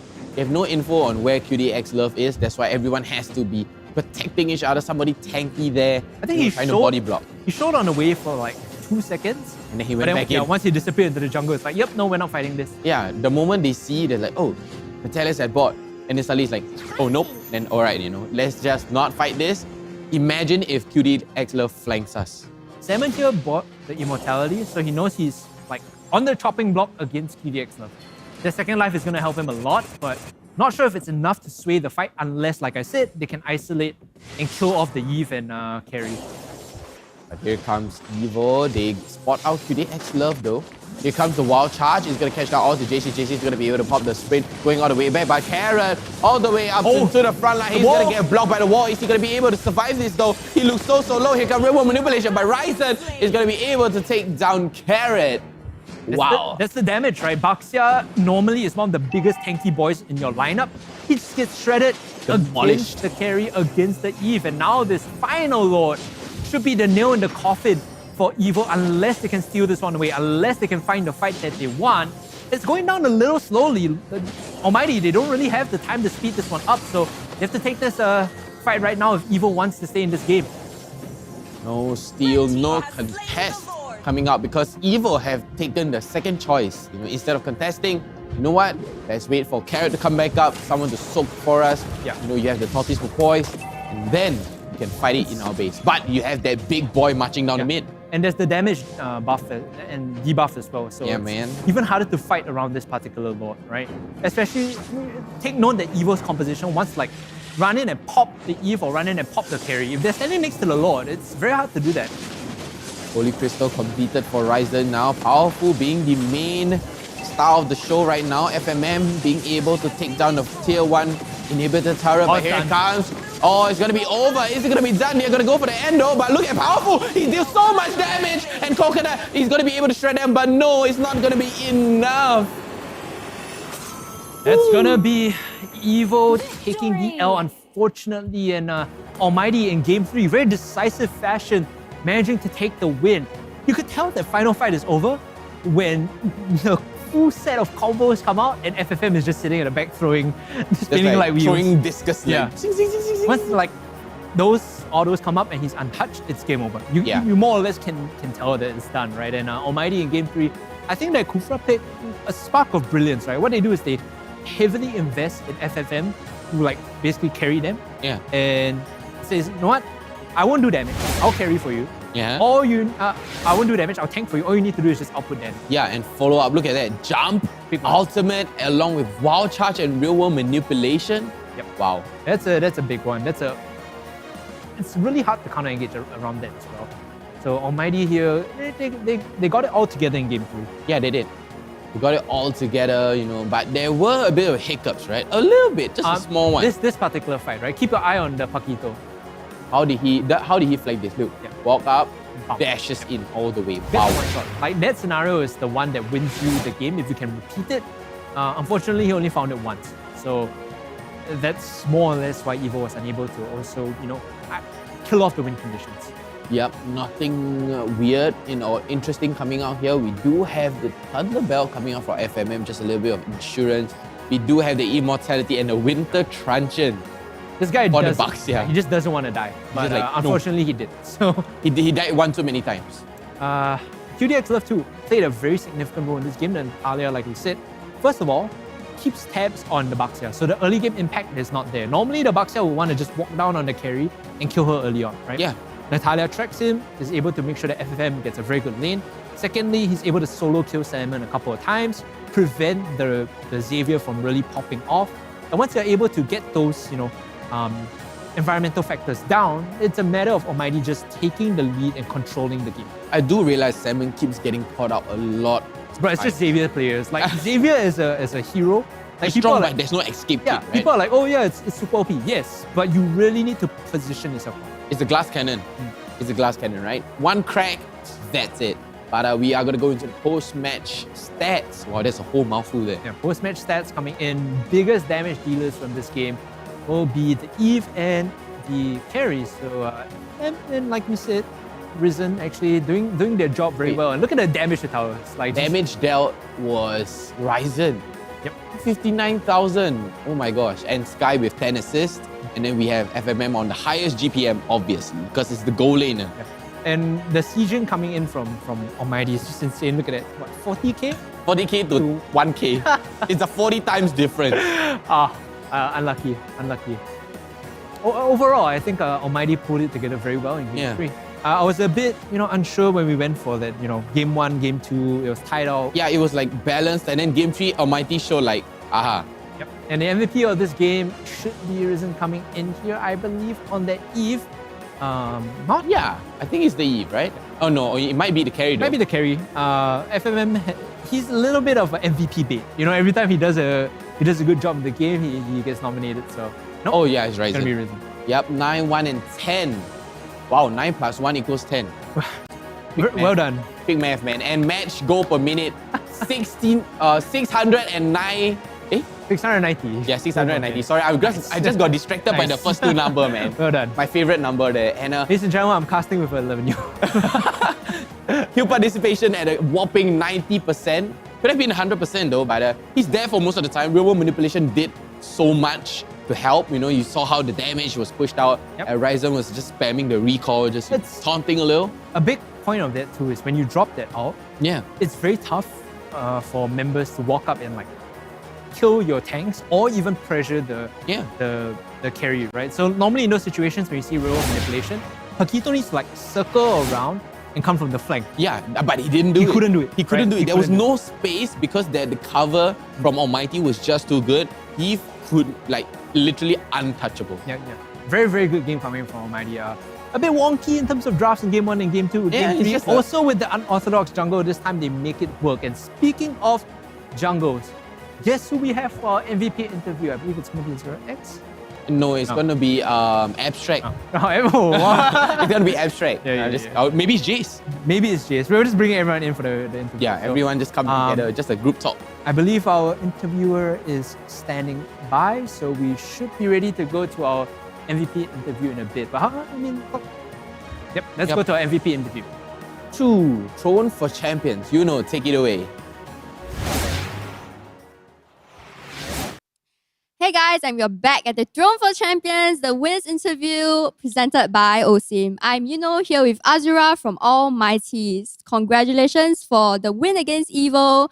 With that being said, can you describe your team's run? Have you guys met your expectations? Honestly, I think we did quite well. It's just that it's always during the first games where we haven't wake up lah. And then we always tend to give a free game where it can be just a 2-0 sweep. So yeah.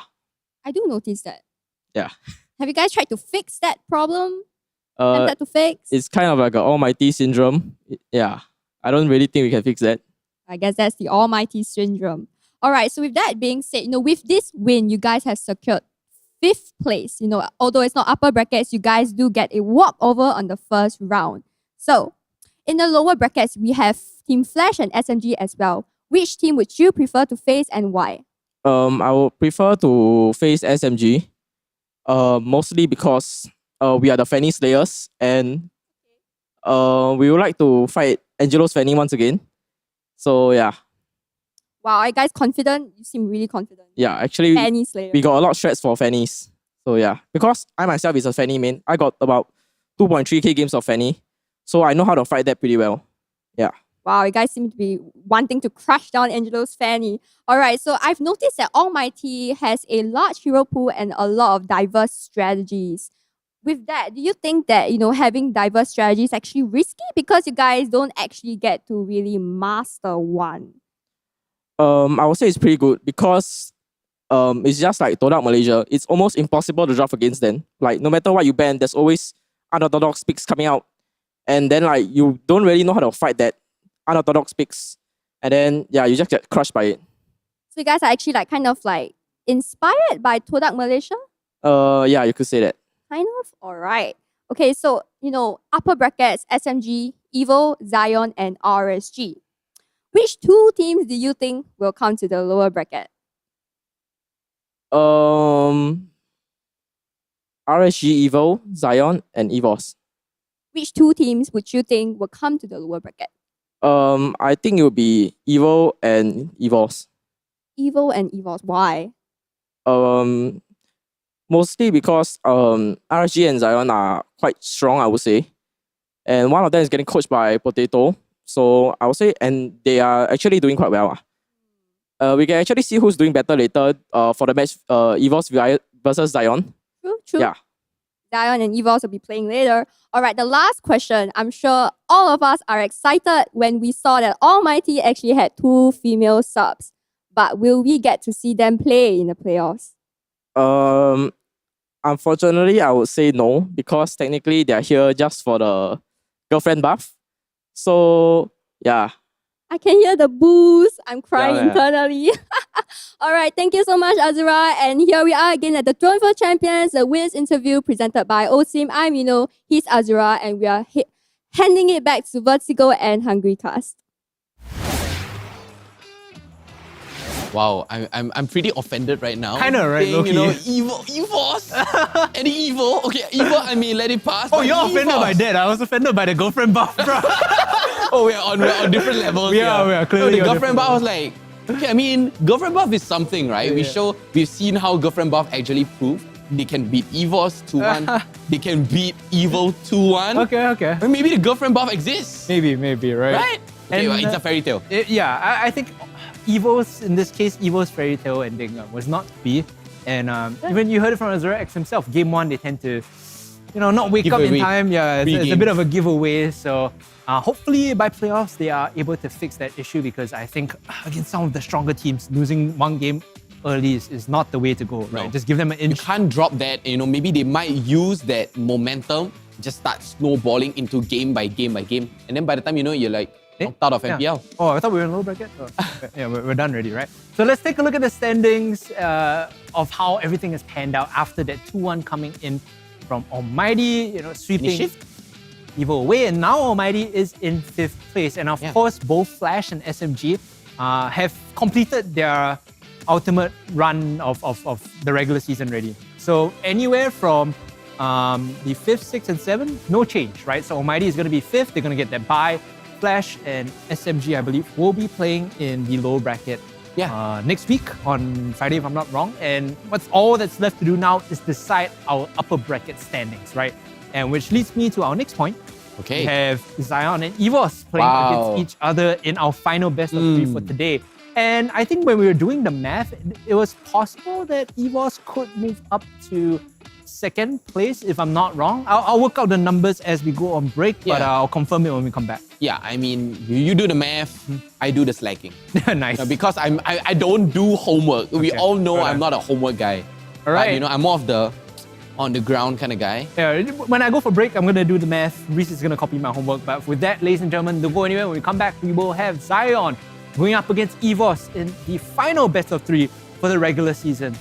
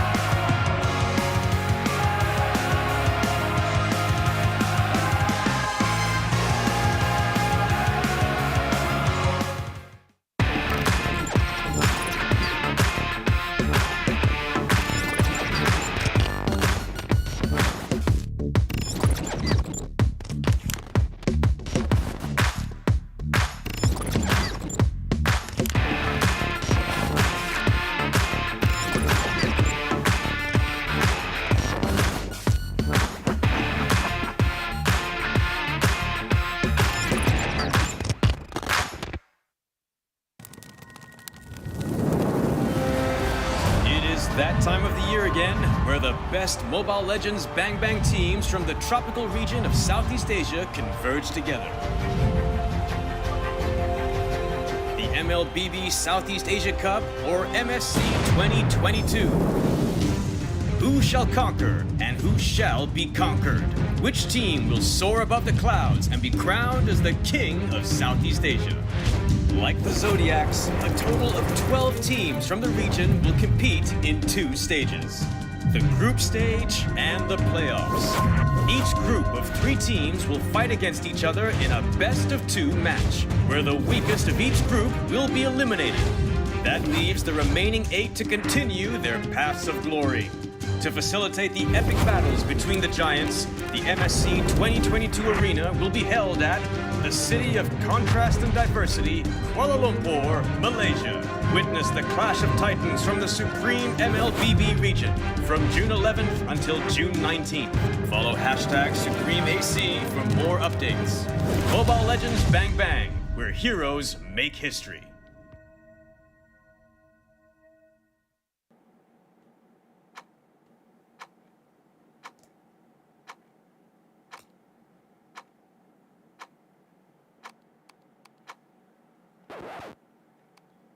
Why is everyone always faster than me?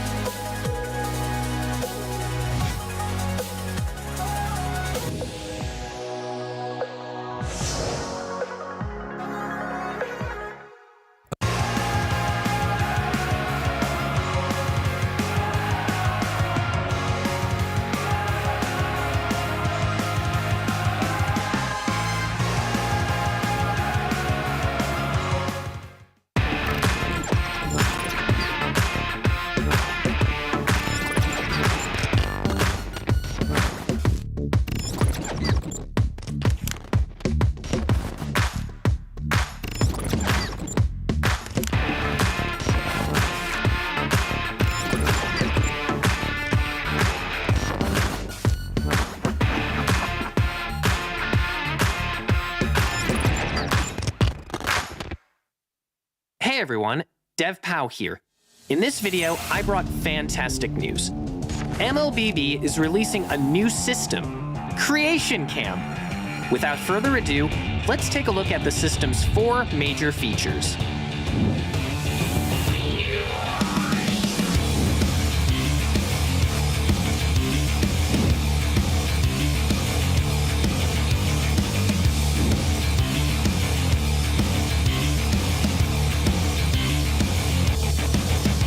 Today, I'll be recommending a few of my favorite gameplay. Watch carefully and make sure you don't miss a step. 1. Hide and seek. This gameplay allows you to fully experience the thrill of 1 against many. Now that it's hide and seek, we first need to assign the roles of the 2 teams. You can configure the size of each team on the configuration screen. First, I'll set 1 player from Team A as the Seeker, and 5 players from Team B as Hiders. Next, I'll check the Hide Minimap avatar option, so the 2 teams can't see each other on the minimap. And then I'll adjust the 2 teams' attributes. Since there's only 1 Seeker, I'll give them a major boost on damage, defense, and HP, but lower their movement speed. For Hiders, I'll increase their cooldown reduction and movement speed, but take a chunk out of their HP. The 5 Hiders need to avoid the Seeker's attack, assemble as fast as possible, and eventually take down the Seeker together, before their base is destroyed. Who will be the last one standing? The exceptionally strong Seeker, or the 5 Hiders united as one? Go and find out for yourself. 2. Zero cooldown blitz. Now this is something you can't experience in regular matches. With the cooldowns removed, many of the heroes are bound to offer a fantastic experience. The configuration is here. The most important is to set the cooldown reduction and battle spell cooldown reduction to 100%. You can also limit the available heroes and adjust some of the other attributes. I, for one, particularly like to disable basic attacks for a competition of skills only. Spam skills throughout the game and get familiar with each hero during the process. Can this deal get any sweeter? 3. Go, Franco, go! If you like mischief, you must not miss this one. The rule's simple. Hit the opponent with your hook before they hook you. For the configuration, set the available heroes to Franco only and adjust the hook's range. Ooh, caught you again. Think you can run away from me? Alright, that's all for today. Be sure to check out the system after its release. There's so much more fun gameplay awaiting you to explore. Customize your own gameplay, team up with your friends, and don't forget to share your lobby codes. This time, everyone is a game designer.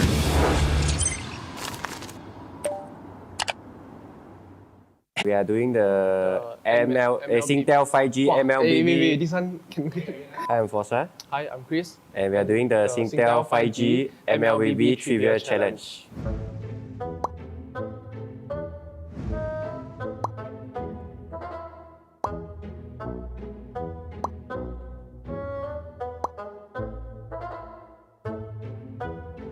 Valentina. I almost say Rubik. Wrong game, wrong game, wrong game. Valentina. Valentina. That one your hero, eh? GG. Valentina. Valentina. Your main. Valentina. Valentina. Killing Spree, Bounty Hunter. Oh, name all three. Got bonus points or not? For all three. I enjoy Killing Spree. Yeah. Okay. Yeah. Not too bad, not too bad. Killing Spree. High and dry. What's the other one? Bounty Killer. Bounty Hunter. Killing Spree, Bounty Hunter. Killing Spree, High and Dry. High and Dry and Killing Spree. I'm a nerd, yeah. Oh my god, I have no life. High and Dry and Killing Spree. Concussive Blast. Tenacity. Oh shit! 2 points. Tenacity and Concussive Blast. Okay. Help me. I was say the smite one. Oh, the one. Hard smite, I think. Hard smite or something. Thank you. Concussive Blast and GG, eh? Tenacity. Yeah. Wow, suddenly forget, eh? Concussive Blast and Tenacity. Concussive. The H emblem. Huh? I don't know. I don't know what it's called. Oh wait. Brave Smite, is it? Concussive Blast and oh my god, what's the other one? What's the other one called? He stunned the No, wait, the other name is easier. The other name is shorter, I think. The other name is like one word. Big boy. I'm a big boy. Oh my god, who uses anything other than Concussive Blast? Cannot. Oh, shit, Concussion Blast. And I don't know. concussion something. One skill. I don't know. Skill. Sicilian. Game that way? Yeah, you get max mana. You don't know Oh, why? really? I didn't know, yeah. Why do you think Sicilian is scaling? Sicilian? Oh, heng ah! Wow, this one. Talking a bit. Gain extra mana. Sicilian. Hanabi. Hit enemies skill get extra mana. You need the emblem. Fanny. Can you repeat the question? Skill on enemy. Hit the skill on enemy, gain extra mana. Hanzo? Who ah? Ling? Oh, I didn't know that. Really, man? Sicilian. Only hit a skill on an enemy. Ling. Hit a skill on. Sicilian. Wow, nice. You gain extra mana. Kupa. KUPA. Is it called Koopa? It's Kupa. Oh, yeah. Koopa. KUPA. Kupa lah. KUPA. Koopa. KPA. KUPA, Kupa. Kupa. KUPA. KU? Right? Is either KUPA or Okay. KOPA? I have no clue. Popol. POPOL. Kupa. KUPA. Xbox? Implosion? What the hell is that? Skip. Tiga. I don't know. Lucky you play Tiga. Tiga main bro. Supreme number one bro. I don't know, bro. What? Implosion? 我不懂这种奥迪名字那个。 Nana. Tigro. Oh, you know older stuff man. Implosion? Tiga. Implosion. You see that, sir? Implosion. I don't know. Valia. Implode. Skip, I don't know. Phobias. I didn't know that. Phobias. Phobias man. Titan. This masa man. Phobias. Blink or charge away. Phobias. Outdoors. Okay, what's the question again? Oh, phobias. Esmeralda. Try. You confirm must know. I actually don't know the name of the spells here. Esmeralda. Esmeralda, man. Don't be scared. They take my hero, I answer. Falling Star Moon. Rafaela. Mia. GG 耶 Esmeralda. 我谁抢的是？又 start。 Esmeralda. Chang'e. The name of my ulti? Falling Star Moon. Nana. Beatrix, 1-1, Melissa, Granger, YSS. Leslie, Carrie, Bruno, Mia, and Claude. Okay. Pass. 随便 just. Mia, Clean, Brody, Layla. Layla. Leslie, Moskov, Hanabi. Granger, Roger. Oh no, anyone. I thought you were gonna say the full thing. You say 3 only. Hanabi, Leslie, Mia, Layla, Granger. Leslie, Mia, Moskov. Granger. Oh my god. YSS. Brain farted. Oh my god. Roger, Insanshin, Granger, Mia, 1-1. Sprint. Arrival. Vengeance. Arrival, Sprint. Vengeance. Okay, within 5 seconds. I see the hand, I scared a bit. Sprint, Vengeance. Arrival. Red 3. Magic Shot. Magic Warship, Impure Rage. Wait, what? Battle Spell? Oh, Battle Spell? Oh. Red 3, Arrival, Vengeance. Oh, I thought emblems, yeah. Petrify. Sprint. Vengeance. Sprint. Arrival. Blue Retribution. Chilling Retribution. Okay. Arrival. Petrify. Blue. Sprint. Vengeance. Yeah, Sprint also. Inspire. Wow, who is it? Inspire. Inspire. Inspire. 20 out of 21, not bad. I think we got like 20 out of 21. I think we got like 37 or something. Don't know. Of course. I don't know. I mean, they're all nerds, so I don't know.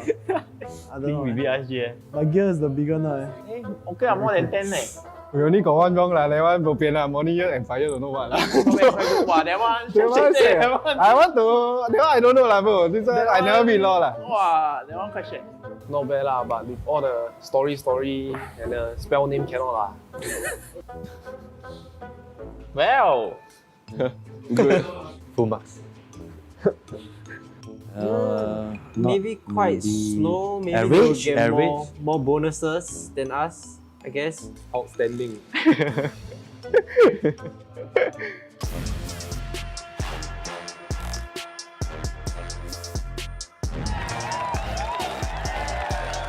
Hi, this is Adamir, This is Dear. and we just finished the Singtel 5G MLBB Trivia Challenge.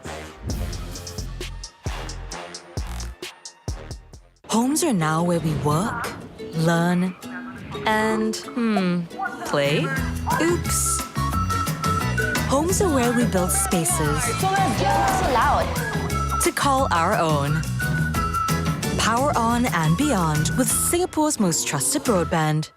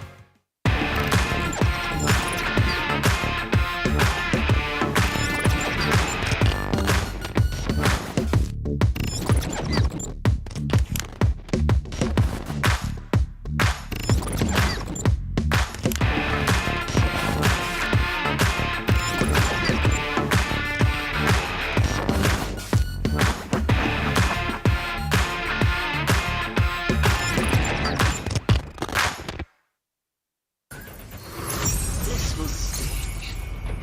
You have my word.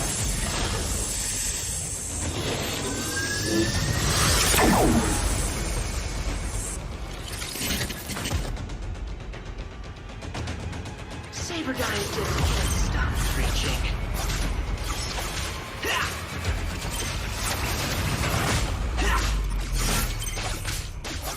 Saberdine just can't stop. Hey, that purple thing looks cool.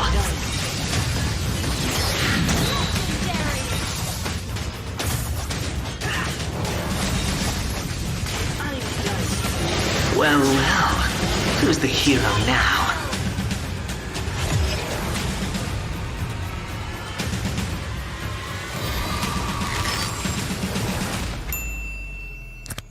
Before we move on, does anyone have any questions?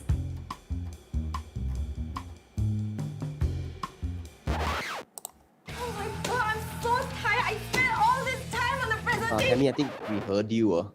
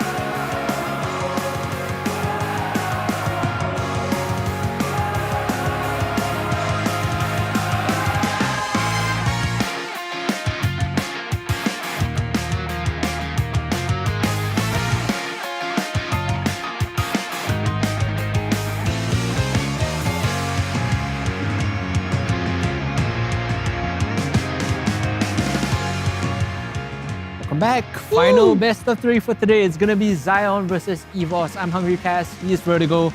And we're looking at the second and third spot for the teams to go into playoffs. Oh, speaking of playoffs, do you know what's happening right now and also next week? What's happening now and next week, man? Right now at Grid and next week at Grid, we're having a live viewing party, not to mention Escape as well. Ooh. You guys can go down and enjoy the atmosphere, take a couple of picks, stand a chance to win some gifts as well, and enjoy the playoff season.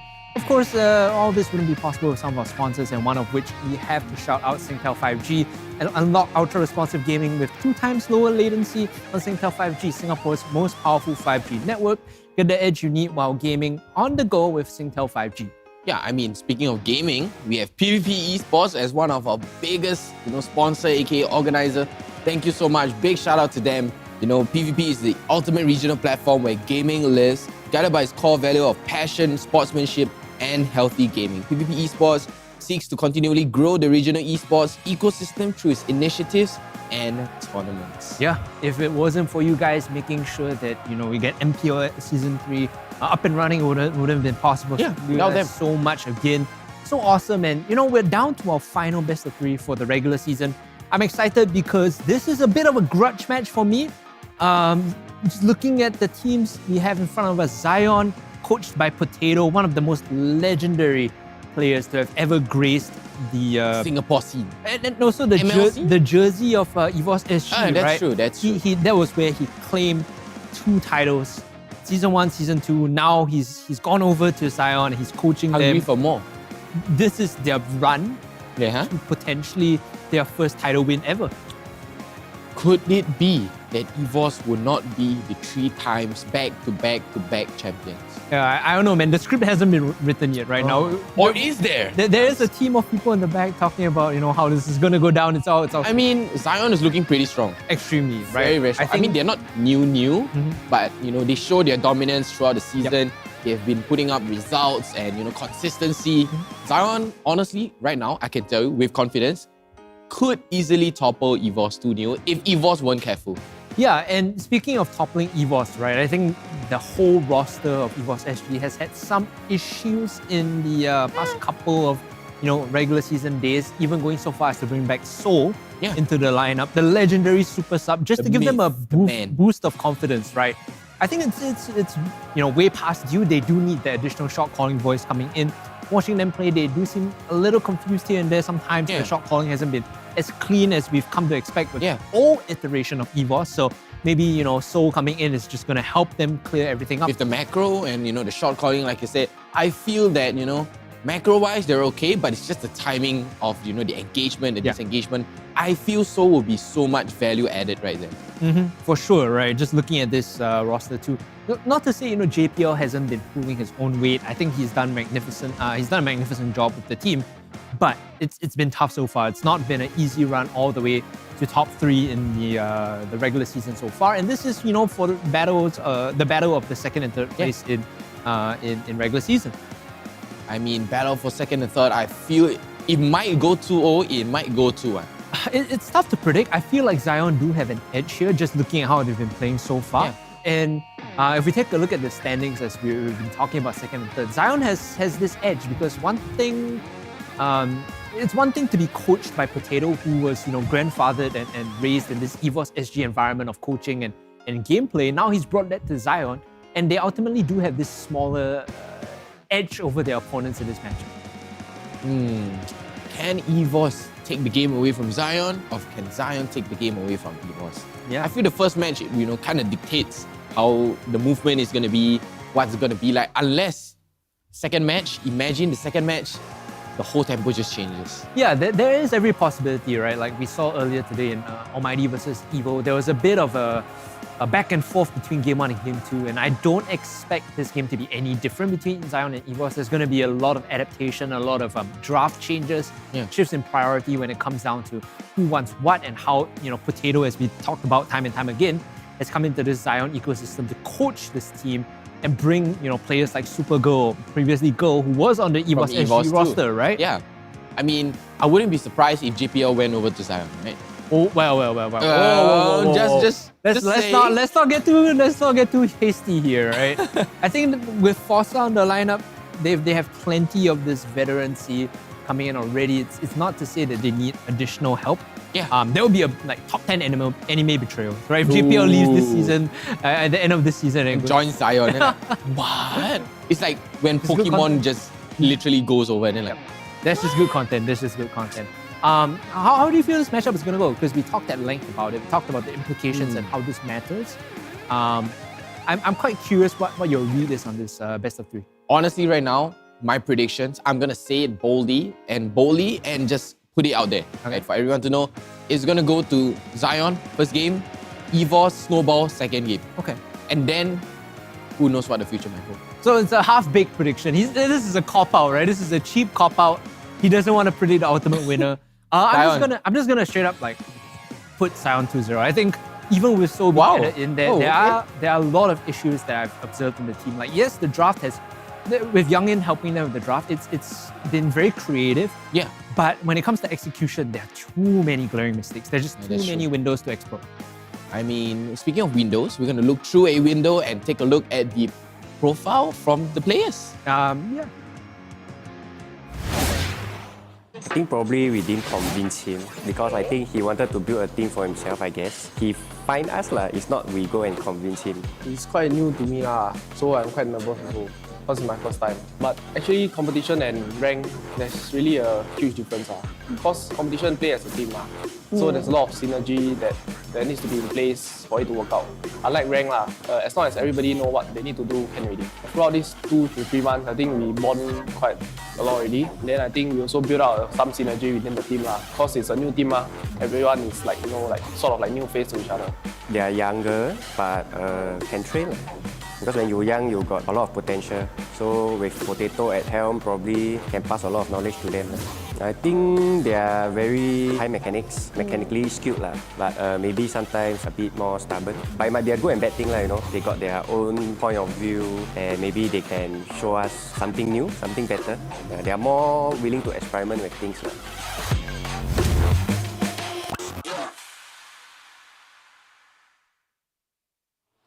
We're trying our best to cope with it, but I can say that definitely we miss having Potato in our team. I feel like there's a lot of pressure on me. Like what if EVOS doesn't do well this season? Most likely it's gonna be, blamed on me, right? Yeah, but with pressure, it's a good way for me to rise up to the challenge, you know what I mean? The atmosphere is definitely different due to the lack of comms that Potato had once provided for us. Some of us has to step up to, accommodate for such losses. Bringing in new players who haven't played in competitive scene, there's always gonna be very basic mistakes like macro play and like just general nervousness. Bringing new players also means that we are able to try new strategies, try new drafts. I would say that the positive outweighs the negatives. No matter who you bring in, there's always going to be that hurdle first, right? I would say we are prepared. Maybe just a little bit under-prepared, but still prepared,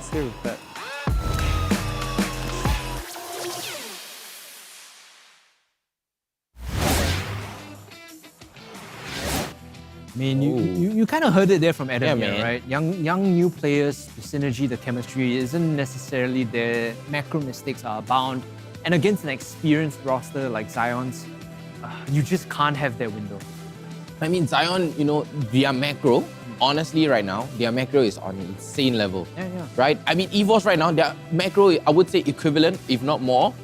But it's all about timing. Right. Looking at the player the player lineups right now, just I want you to put your attention onto 2 players in particular for both teams. On Supergirl's shoulders rests a lot of the weight for Zion. I think this guy's been playing fantastic so far this regular season and a big boost in performance compared to when I first saw him come to the professional scene in season 1. Come to think of it, Zion going up against EVOS is like meeting your old friends. Zion, you have Dagger, you have Supergirl, not to mention you have Potato. All 3 of them are from ex-EVOS, right? Yeah. But right now, they are against.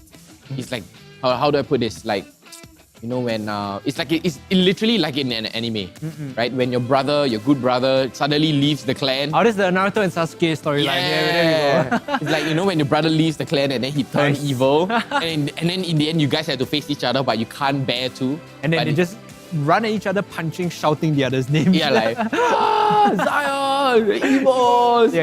Really running. The other player to put your focus on for EVOS, I think, has to be Sela. This guy has had, most people have hero pools. This guy is a hero ocean, right? Massive amount of different picks played in the mid-mage role. And I think one of the key reasons when they win the game, one of the key reasons for their success has been the ability to flex multiple picks, right? This guy's been playing like Phoenix mid, Esmeralda mid. Yeah. Wow. And fun fact too, EVOS has the most number of unique picks played across all roles in MPL SG so far. Most unique? Yeah, they have 37 unique picks across different roles in MPL SG so far. Wow. Even more than Evo and Almighty combined. I don't know about combined. I didn't run the numbers on that, but yeah, 37 unique across all different roles. So very, very, I guess it's a testament to how Youngin wants to indoctrinate and draft for his team. The fact that, like we heard Zura X talk about earlier today, your opponents can't ban you out when you have so many strategies. Yeah, that's right. I mean, Youngin being so creative here. I did speak to him the other day. I was like, so regular season is for you guys to, test out the drafts, right? And he's like, yeah. And then, during the playoffs, that's where the real action starts. Yeah, EVOS has always been a playoffs team. We'll see if they can rise to the occasion after this best of three when they hit into the playoffs. I'll play a head-to-head on your screen. You can see it's going to be Supergirl versus Adamir. And the former has had an incredible season so far, really rising to the occasion. Meanwhile, Adamir has been a little lackluster in a couple of games. I remember watching him and he's out of position here and there. And when the team needs him to step up to do damage, sometimes he just doesn't show up. I mean, it's just the timing difference, right? And this game could potentially be Supergirl's 5th MVP count, and he needs 2 in order to win over Powerful.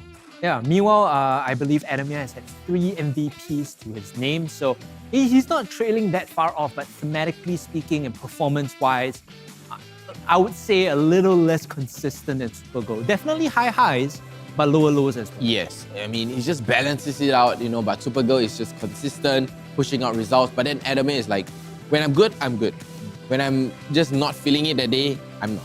Yeah. We'll jump into the draft very soon, ladies and gentlemen. I am excited to see the game one between Zion and EVOS, because that is going to dictate the pace. Like you said, maybe it will allow for a reverse sweep, maybe it will allow for, a snowball game too, but the draft is always where the mind games start. That's right, and we have our first draft pick here. It's going to be Zion on the first pick right now. Yeah, I think Zion is going to heavily prioritize the Karina, Dyrov, and Eve. I think that's something that all teams have come to know and love a little bit more. This core trio, very, very strong when paired together, just because you have a winning side lane, you have a mid-mage that's very impactful in teamfights and has auto-push, and you have a jungler that can always jump the back lines, right? That's such a targeted ban. Respect ban for JPL. It's yeah, like, straight up. We know you can make plays on the Cho, so we're going to ban that out. EVOS moves to take away the bucks here. Jox has played a decent amount of bucks here. In fact, one of his more commonly played jungle picks, so I do like this removal. Wow, and the Grog ban, so much respect coming out from JPL here. I mean, Potato himself know, right? Like how good JPL is on the level, and then he's like, you know what? Let's not give him anything. EVOS, curiously enough, haven't banned out the Valentina at all on red sides. So that's still open, which will mean that last ban. So there's a mind game here that you can do, right? Where you either force Zion to ban it here, or you don't ban it, and if Zion first pick the Valentina, you have an answer ready. And knowing Youngin, I feel like EVOS will have an answer ready for Valentina. So it's not like that's true. They have to ban it here. They could choose to force Zion to pick it right now. Will Zion ban out the Valentina though? What is the answer to Valentina? She is really obnoxious in the sense of like we talked about a lot, the mechanics of staying even in XP, having bonus damage when you are even.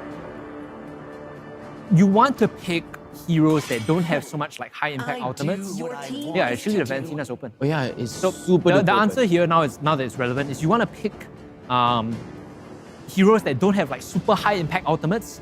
So even if she steals it, it doesn't matter. So I'll give you an example, right? Clint is a good. That's true. Like if you steal Clint out, it doesn't matter at all, right? He's still gonna do his job better because the ult facilitates his passive. Picks like that answer the Valentina very well. And it looks like it is going to be, they have to pick it up. So EVOS right now, they have to, the answer to this is non-impactful ultimate. So Karina's okay, Hilda's okay. Because you never want to jump in with Hilda ultimate as Valentina. Similar to Karina, it's an escape tool, but it does very little given all things in your kit. It's just meh. I think Youngin has answered to this. So Zion, however, will have to make full use of the Valentina. So what she does very well is just exerting pressure as a mage, right? She always has push, she always has an ability to catch up even if she falls behind. So you can always play on the line, you play on the edge of how risky this mage is. Honestly, in my opinion, she's broken. To protect lives. Whoa, and we have a Hylos here coming out from Zion and a 1-1. Okay. Zion draft looking pretty strong, except for the answer coming out from EVOS. 1-1 could be a target pick here away from Adamir. I think that's one of his more successful heroes, and this would force him to default into like the Beatrix, I think, which is not his ideal sort of, setup. That being said, the Hylos should be a glory pick here. I do like it early on. I think the Hylos creates a lot of space for the 1-1 to really get her damage out in the fight. So this first 3 core showing from Zion is a very strong team fighting trio so far. Honestly, right now, Youngin has answered so fast towards Zion's ban and pick. Valentina, Instalock, Karina, Hilda. Then after that, the Hylos and 1-1 come out. Instant Kagura. The Kagura is the mage that gives the most safe wave clear against the Valentina. Like your other choices are, well, Xavier's banned out, right? Then Eve. And Eve, you don't want to play Eve into Valentina because she steals you out, she does it better than you. So you just don't want to play Eve into this. Whereas the Yin Yang overturn is like... It's alright. It's alright. Based on my understanding, like, because there's no umbrella, I'm not sure how that works mechanically. I've never actually seen it in action before. So once you steal her body, basically you are able to use the umbrella and then the Yin Yang overturn. Okay. Essentially just becoming that person. There is still some setup required. Yeah. Okay. The Link ban. Very targeted towards Vanix right now. When the body suffers, Ooh, the Benedetta. Okay, that's respect towards gear, right? That's a gear. 100% respect. I think the Benedetta into the Hylos would have been quite an issue. The evasion just allows him to get into the back line, allows Benedetta to get into the back line, so the Hylos can't stop Benedetta from jumping your 1-1 or your Valentina for that matter. Yeah, and Gear plays an insane flank. I think he can change his name to Gear the Flanker, right? He flanks with Pakido, he flanks with Yuzhong. Oh yeah, they have Yuzhong too.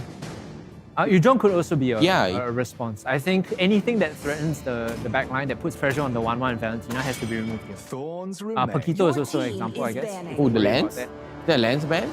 Yeah, the Lance ban. Because they've secured the Karina for themselves, they just want to thin out the jungle pool so that Zion don't get like a tier 1 jungle, right? That's true. With higher tier 1? It's like 2.5. 2.5, wow. Not very good into Hilda. Not even the 2? I think it's matchup specific. He wants to isolate a target and just burst them down, right? But when there are heroes like Hilda who are checking and walking up, you can't sneak in and get the 1 shot. That's true. That's true. What could Zion possibly ban here? Are they going to go for a Beatrix or a Clint? If you ban the Beatrix, you're going to pick up Clint. If you're going to ban Clint, they're going to pick up Beatrix. Both are okay, but now that you ban the Beatrix, you basically are telling EVOS, like, you have to take Clint here and we'll take Brody, right? EVOS can't take Brody because, again, stealing the out is too good. Like, I don't think EVOS wants to deal with a stolen Brody out. So I think Clint, memory will tear you apart. I think the Clint here should be the play for EVOS. And yeah, it would be great. Yeah, you go Clint here and then maybe Uranus is also, it's still like not the... I think the Yuzhong is good, right? It kind of rounds it up. Yeah. Literally. I think Yuzhong's okay. Yeah. You can go Clint Yuzhong, it's not the worst. So there's the Grog on the EXP is banned out, the Benedetta is banned out. The Chow could be a good flex for EXP too. Chivalry is dead. Paquito, like you said just now, yeah, Paquito would be okay, great. But in fact, I feel like Zion are the one that's going to take Paquito. Because they need a jungle, right? And having Paquito is just a way for them to like have additional win cons. Like now, if you flank the Kogura, you actually win. You flank the Clint with the Paquito, you actually win. So that's true. Maybe Paquito jungle isn't the worst thing here. Like the jungle pool is super thin right now. Yeah. For the current meta? In terms of tier 1s, yeah, I think there are very little picks here for Zion that will. It could go back to shape the old way. meta though. Yeah. I mean, you could go MM here, but like then you're too squishy. Yeah, that's true. I think going for You need a fighter. You need some sort of bruiser, yeah. A yin? Nah, I'm That's wrong. good try. Nah, I'm just throwing Kinda shade, man. bait- I'm just bait throwing me to. Yeah, I'm not gonna go near that one. Wow. And it is gonna be a Amon. Okay. The Esmeralda here. It's good. I mean, it's she blind. cut shields. It's blind. So like, when you remove Dyrov, you basically have to like pick Esmeralda as the next best blind pick, right? Yeah, I mean, preventing a Uranus too would be great because Esmeralda literally cuts the shield from Kagura, from Karina, along with Hilda too. Free shield cut. Yeah. And then it literally counters basically 3 heroes of EVOS right now. A soft counter. It's not a direct reply. Yeah. It's a good way to prevent them from like getting effective health. Yeah. But it's still going to function as a frontline tank for the Valentina and the Amon to do damage. And Adamir here showing all sorts of smiles. I realize everyone, right, on the side of EVOS, they love to smile except for GPL. GPL is the I'm here to kill, done, finish. And we have a Marsha.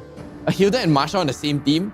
Very skirmish early on. Yes. Like you would be worried if you're playing the Valentina here because EVOS are going to be forcing a lot. They're going to be running in at you and they're going to be forcing you. So like unless you have good outs to steal and change the tide of the fights, I feel like this is a very tough Valentina game. Will she steal Marsha ultimate though? It involves you having to get into the center of people, so it's not ideal. Yeah. Exactly. Any ult like Hilda, Marsha ult, which involves you to run in, is like a no bueno. Yeah, no go, man.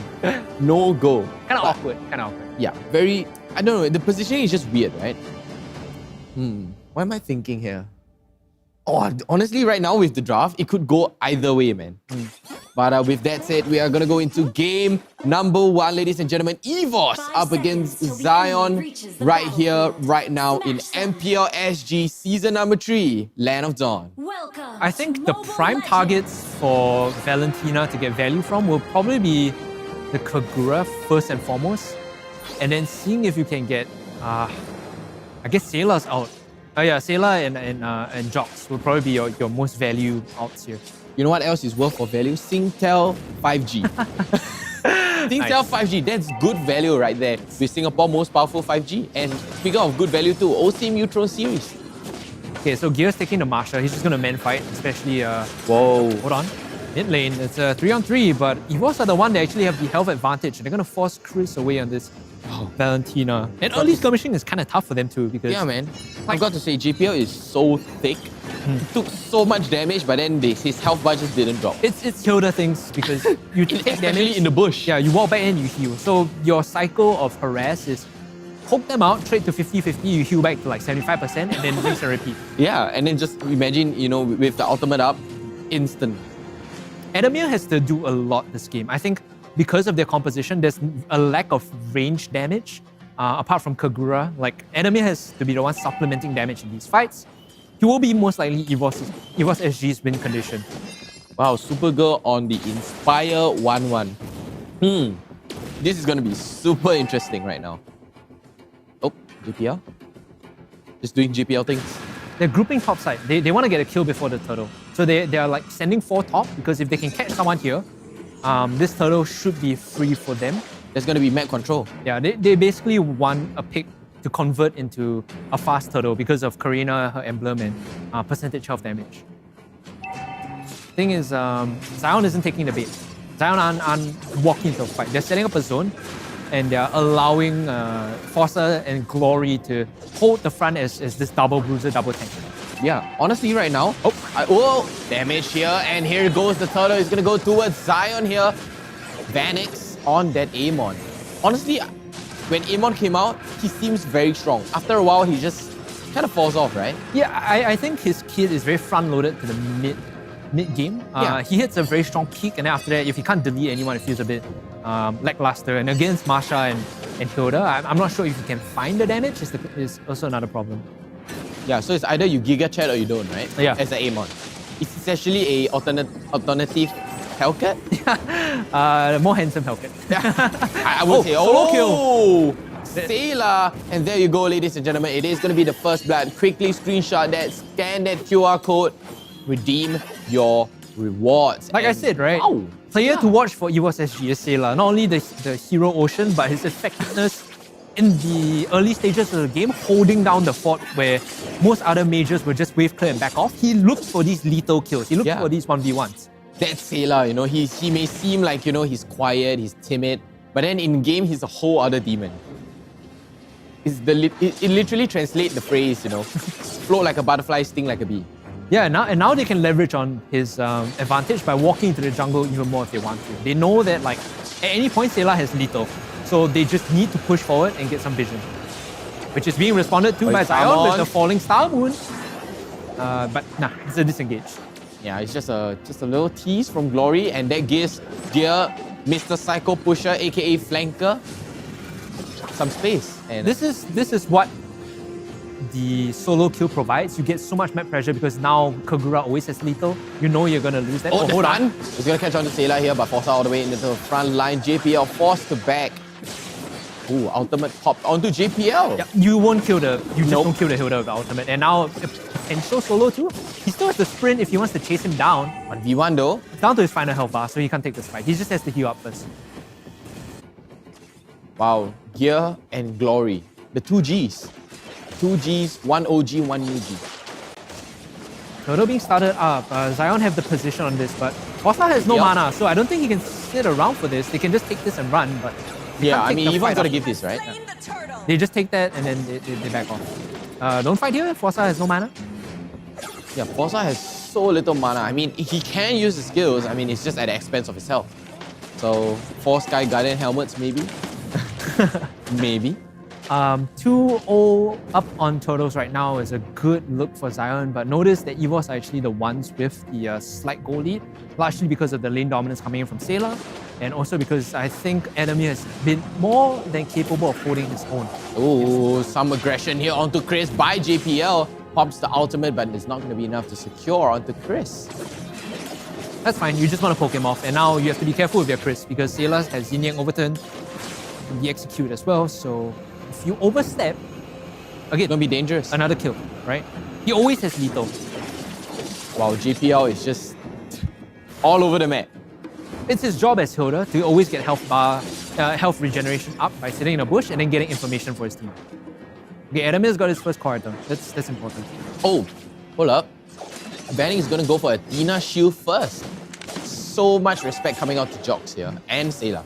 Potentially, this comp might actually fall off in terms of damage. I think that when you're going like semi-tanky, Amon, you don't really have the burst to take down Sailor or Adamir, right? So where's the damage coming from? It's most likely Supergirl and Chris. Yeah. I mean, that 1-1 is going to be such a thorn to the side. I mean, probably in the late game right now because he's still farming up his core item, finally getting his Corrosion Sky. Probably going to go for a Dom after that. Oh, and Sailor with the quick fingers, fast aggression, and with a Yin Yang overturn there to execute onto Chris. He's just a mage thief here, but as we speak, Glory is going to be able to pop the sprint. He's running very, very far right now. And Gear putting some aggression onto Glory. It might look like a good thing that they got a kill there, but if they don't finish off this turtle in like the next 10 seconds, oh, hold on, Glory might just die here. Gear is very low. He could turn around and force them off. So I don't think they can get this turtle because Chris has spawned. Sailor doesn't have Yin Yang overturn. So this is actually a Zion advantage fight. It's a Zion advantage fight, but we do have JPL on the other side. On as a healer, you know, you can't do much in a team fight other than to soak damage, but JPL is going to get the turtle here. And down goes the turtle. He's going to go towards EVOS right now, but down goes Vanix. At what cost? Jox, he's getting locked down by Forza. He's going to go down. Glory and Forza is going to be able to take down Jox. JPL in the middle of it. Can he escape this? Barry Allen gets the conceal, but no, he's going to go down. 2 for 1. With the expense of the turtle. Yeah, it was a very sneaky steal coming in from Jox. Otherwise, it would have been horrible for EVOS SG, right? They took that fight even though they didn't have Yin Yang overturn, and they lost so many members. So Zion read that correctly. They know we have the numbers, we have the outs, we can force this. Unfortunate, yeah, they got the information. Unfortunate, they got flipped on that turtle, but they still come out with the overwhelming number of benefits. Yep, and they get 2 kills, but you know they do lose their jungle and the turtle. Okay, another core item in. This time it's on Supergirl, so he's starting to power up. The question is, who is he going to focus with the crossbow of tank, right, in these fights? Like, you don't want JPL, you don't want gear. So, but they're the most accessible. So your target selection as Super Girl this game has to be pinpoint precise. If you use your crossbow of tank too early and you're unable to nail someone to the wall and get the kill, you're just gonna like poke them a little bit only. You're not gonna continue on, that crossbow of tank to, maybe snowball a little bit of damage. Oh, Glory, too low. Very close for comfort, but here it comes the Glory pathway by Forza. It's gonna be up in time. The turtle spawns, I believe, should just be square on, if I'm not wrong. In this case, it's gonna be lost. That's right, and we do have some aggression here at the bot lane. It's going to be a 2-on-2 for JPL and Adamir. If you're EVOS now, the smart move, I think, is just to sack the turtle and just push the top side. But Gear is getting matched very well by Glory, right? If you notice, these trades have been very even, and Gear has always been chunked down to like his last health bar. So even side lane pushing is not ideal. And we do have some aggression here. EVOS, they don't really want to contest this though, but it is going to be a 4v4. But here comes Vanix with the invis. He's going to go in. Forza takes so much damage from Adamir, but it could be a bait. If Adamir walks up too far, this is going to be detrimental. Forza has no mana and no health either now because of that walk up. He was checking for his team. So EVOS actually have a small window to get mid lane prio, possibly convert on a fight. Sayla's hunting. Sayla's looking for something here. Oh, Sailor, but Crazy is going to be able to get right up. But Vanix here, able to trade back. Here comes the ultimate from Vanix. Is he going to be able to take down Sailor? Yes, he can. A big shutdown coming in. Glorious pathway to slow things down. JPL and Jobs are forced to go passive and into the turret right now. And Glory, just a little step, one step late. Fumi one, shame on you, but this time Sailor is the one that gets caught. He tries to go for the solo bolo, and members of Zion are there. And now they're collapsing on the bot side. Adamir having to flicker out. Can he look for the re-engage though is the question, because Jox has arrived, he has his ultimate too. I think that Zion, the wise move here is just to move over to the Lord and collect that. They might not even have enough damage at this point because Sailor's up with Yin Yang Overturn, right? So if you can't burst this down, by the time everyone from EVOS arrives, you just lose the fight. JPL here taking all sorts of damage, right? Gear is going to be coming in from the side. Jox up against Chris, all the way in the side right now. Adamir trying to push some damage out to Glory, but it's not going to be enough. Supergirl's hit. Supergirl is going to go down here. They don't have Yin Yang Overturn. EVOS, I think they just need to reassess the situation. They can't go back in. Meanwhile, Glory, he's sitting in the middle of three. This is Esmeralda at its peak. The falling Star Moon onto two members too. Can they get the kill onto Gear? Yes, they... Oh, not Gear, excuse me. JPL, they will finish him off. And now they're just back off. I think EVOS, they overstepped after they got the kill, and now they get caught on the way out. Yeah, I mean, it's not a worthy trade. I mean, technically it is worthy. JPL for Supergirl, why not, right? But honestly, right now, Zion, they do have the more lane dominance or fight dominance, you would say. Glory, one-man show, 1v3, doesn't even take a single hit. This is the value of the 4-5 Esmeralda. Yeah. When you see that members of EVOS can't burst you down or can't do any meaningful damage, you can just run in. You run in and you heal up more and you shield up more damage than you take. Do you run in or do you young in?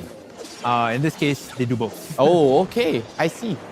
And it does seem like EVOS are signaling towards a contest right now. JPL gets a little bit too much damage. Crossbow of Tank is going to get popped right now along with the aim on ulti. And the crossbow of Tank is going to continue on to Adamir. Adamir looks very, very low, but down goes the Lord. Jox is going to be able to steal it. And it's going to be a double kill coming out for Supergirl and Sailor. He's going to go low. Supergirl is going to go down, however, and Sailor is going to go down too. It is going to be a 3-for-1, but EVOS gonna get the Lord. Here comes Jox. Jox gonna get stunned up. He's gonna be able to play passive right now in Gear. Just tanking 1v4. Can he do it?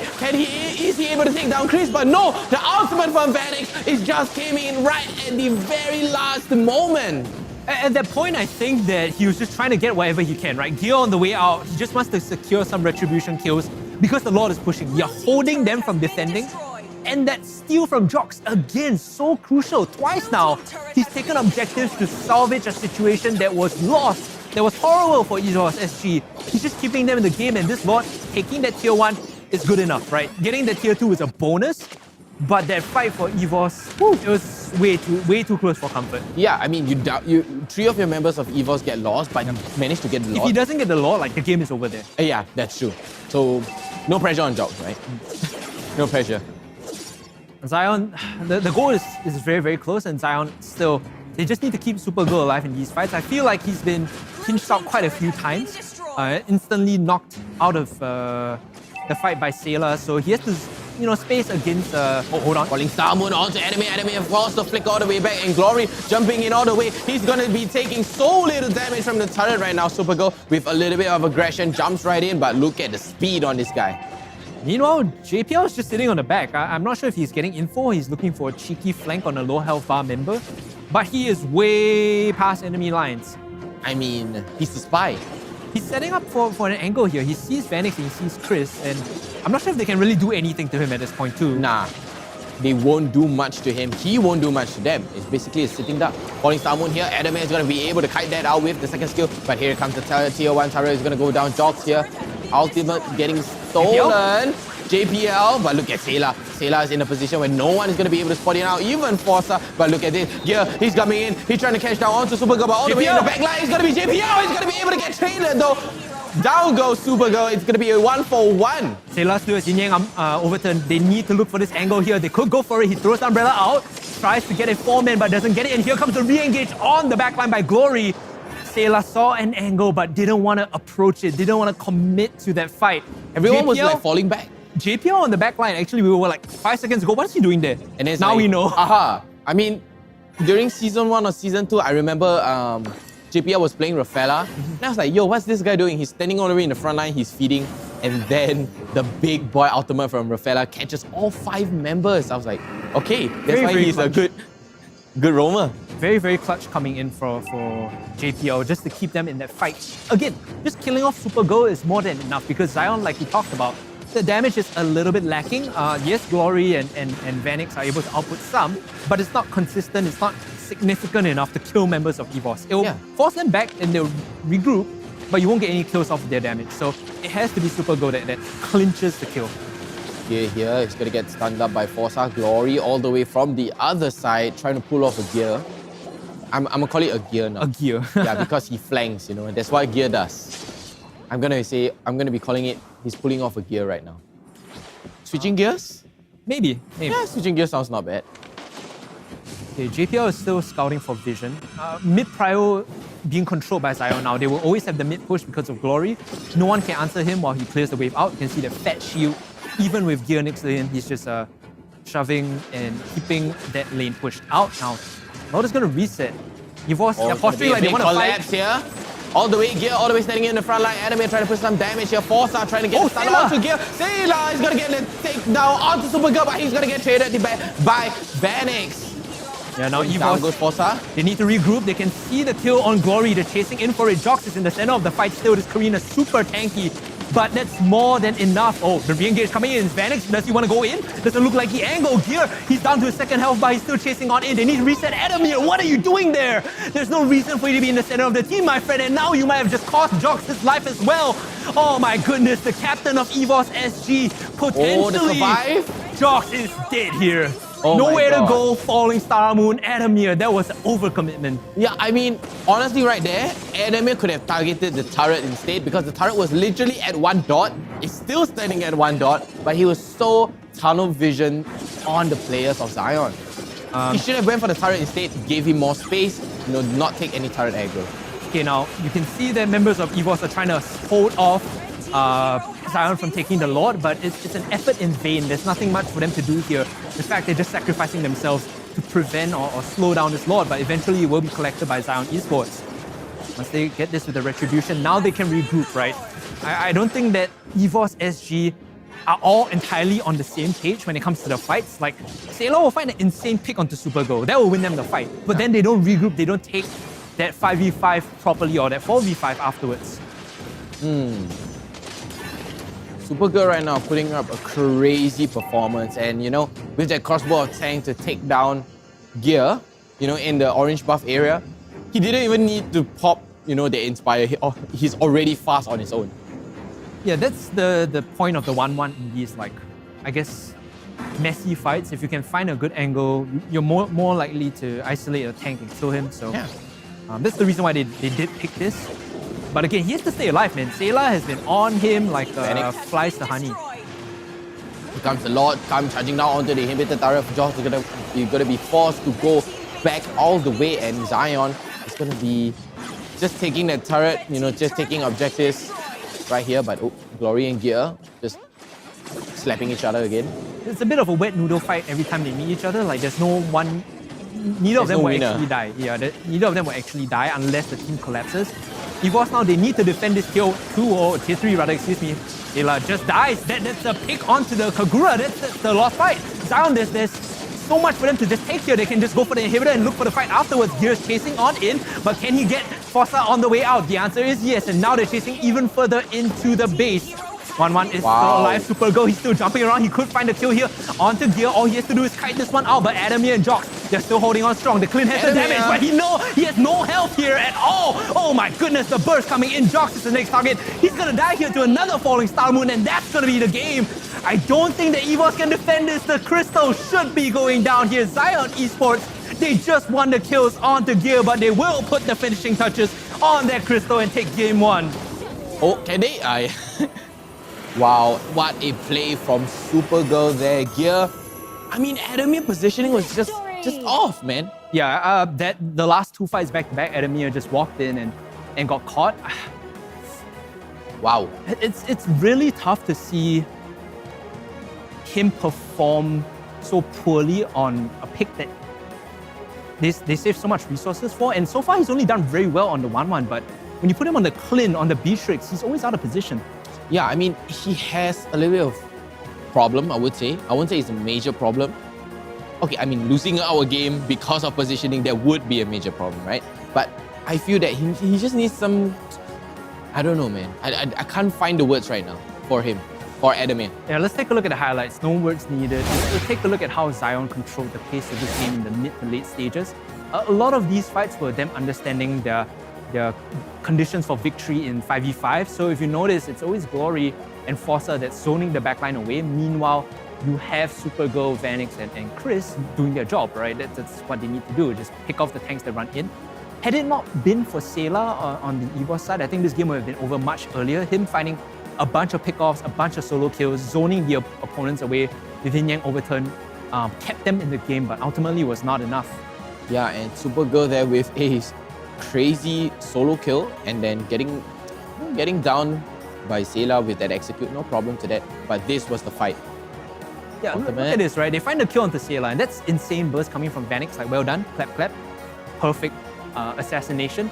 And then you look at the center of the fight. Adamir has kind of understood, hey, I've lost 2 members here. What is the play? Am I going to retreat and hold the Crystal? No, I'm just going to go in and die. And I mean, that's putting it a little bit bluntly, but he overcommits into Vanix and he gets bursted down, right? I think Supergirl too. The small moment there when he walks into Vanix is what, you know, it's Don't run into an Aemon. It's an example of poor performance coming in and something that I've been very critical of this game and during the regular season, I think. Yeah, I mean, literally running into an Aemon is literally running towards 1,000 spikes. Yeah, and take a look at the items coming into. He went majority tank items, but he's still able to burst the squishies largely due to his kits. So when it comes down to it, it seems that Zion's victory here looked very controlled and very well thought out, very methodical. So right now, is Valentina still 100% win rate and 100% ban? I will have to check the stats, I'm not entirely sure. I think Valentina still has 100% win rate right now. I'll take your word for it. Yeah, man. I mean, you know me, I love gambling with numbers. Yeah, let's take a look at the stats coming in from that game as well in overwhelming blue Just shades. blue. It's blue all over the place. Zion's numbers. Very strong damage to turrets as well. And you can see that the majority damage was actually just Glory in the backline. Yeah, Glory 116,000 pushed out right there. And okay, honestly, I thought it would be the Valentina, but right there, it's only 70k, right? Only 70k. On the other side, 70k can be pushed out too in the form of Adamir, but no one else can match that damage output right there. The Esmeralda 4-5 was definitely a surprise, a strong response, right? Because you were thinking, well, if the Dara's removed, what's the next evergreen pick? I think that EVOS considered Gears Marsha as a response, but it just didn't serve its purpose. Every time you're going hit to hit against the Esmeralda, she just heals up and out DPSs you and chunks the wave also. So you can't really push her away from the wave. You can't fight her 1v1, and when she jumps into your backline, you don't have any lethal threat against the opponent. Yeah, what's a good alternative instead of Marsha though for EVOS right now? Uranus is fine. If you want to play Uranus into Esmeralda, it's fine. Like most people would think, oh, it's hard Esmeralda sided, but it's relatively skill-based. Skill-based? If you cut the wave, you can still get more value out of that pick. All right, and very well damage taken. So much damage taken from gear though. 200k. But with that said, we are going to go into the MVP right now. I think it's going to be Glory. Oh, it's Vanix. It's Vanix with an 89% kill participation and a 5-1 and 11 KDA. Was able to contribute in the last two fights, crucially picking off Sayla and managing to chunk out damage for his team too. Like, yes, the numbers weren't there, but he set the stage for, I think, the rest of his team to follow up. I think just now, you know, like you said, in the last fight, Sayla actually went over the wall, threw the umbrella over the wall, used Yin Yang overturn, but then there was no one there, right? There was no one there and he's just going to get melted down. I can understand his position though, because when you're that far behind, you feel compelled to make a play. You feel like you need to do something to win the game for your team, and he just, took the risk, decided to cross over the wall, look for a big Yin Yang overturn. Unfortunately, Vanix was there to punish him. And there was that, Yeah. 5-1 and 11. What a solid play coming out from Vanix. Only dying one time though. Yeah. With that, the turtle fight. Yeah, I believe he got caught off earlier in the turtle fight, if I'm not wrong. It was stolen. Jox, it must have been second or third turtle. But with that, we will be going for a short break. Zion now lead the series 1-0 against EVOS SG. And we'll have to see whether they clean sweep this or if EVOS SG can come back and put this to a 1-1. Don't go anywhere, we'll be right back. A line on the map and directly enters the Transcendent state. Passive. Transcendence. Transcendence allows Xavier to scale steadily in battle. Each skill hit on enemy heroes grants Xavier a passive stack that enhances his subsequent skills. At max stacks, his next skill cast allows him to enter the Transcendent state, during which all his skills are enhanced to the maximum. Pro tips. Pro tip number 1. Make use of minions and creeps to extend the attack range of Infinite Extension and launch a surprise attack on enemies in the distance. Crumble into dust. Pro tip number 2. Cast Infinite Extension or Dawning Light and then Mystic Field on the path of the skill to control enemies in the target area.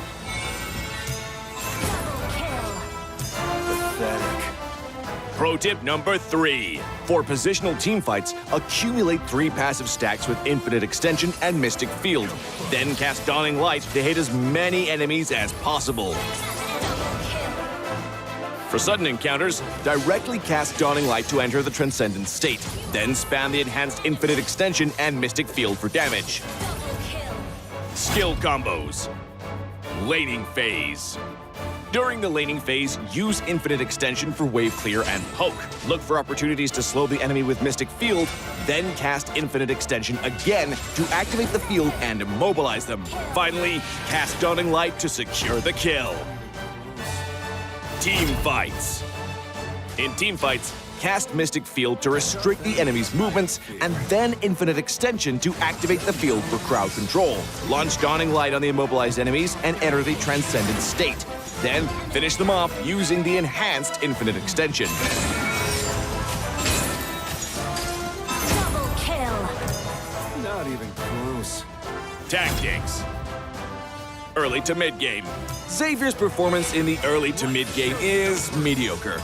Relying heavily on cooldown reduction, he needs to wait until he gets his hand on a few pieces of equipment to unleash effective attacks during the Transcendent state.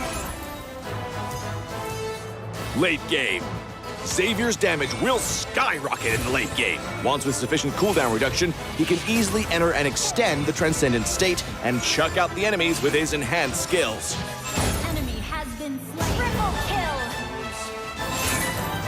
For equipment, we suggest this build for maximized cooldown reduction and magic power. For emblem, choose the Mage emblem to further boost Xavier's cooldown reduction and damage capabilities. As for battle spells, Flicker is recommended to make up for Xavier's lack of mobility. Well, that's our new hero, Xavier, the Defier of Light, coming on March 22nd.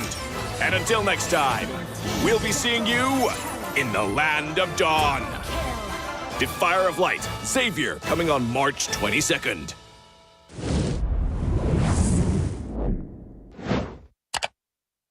Homes are now where we work, learn, and, play? Oops. Homes are where we build spaces So let's get what's allowed. to call our own. Power on and beyond with Singapore's most trusted broadband.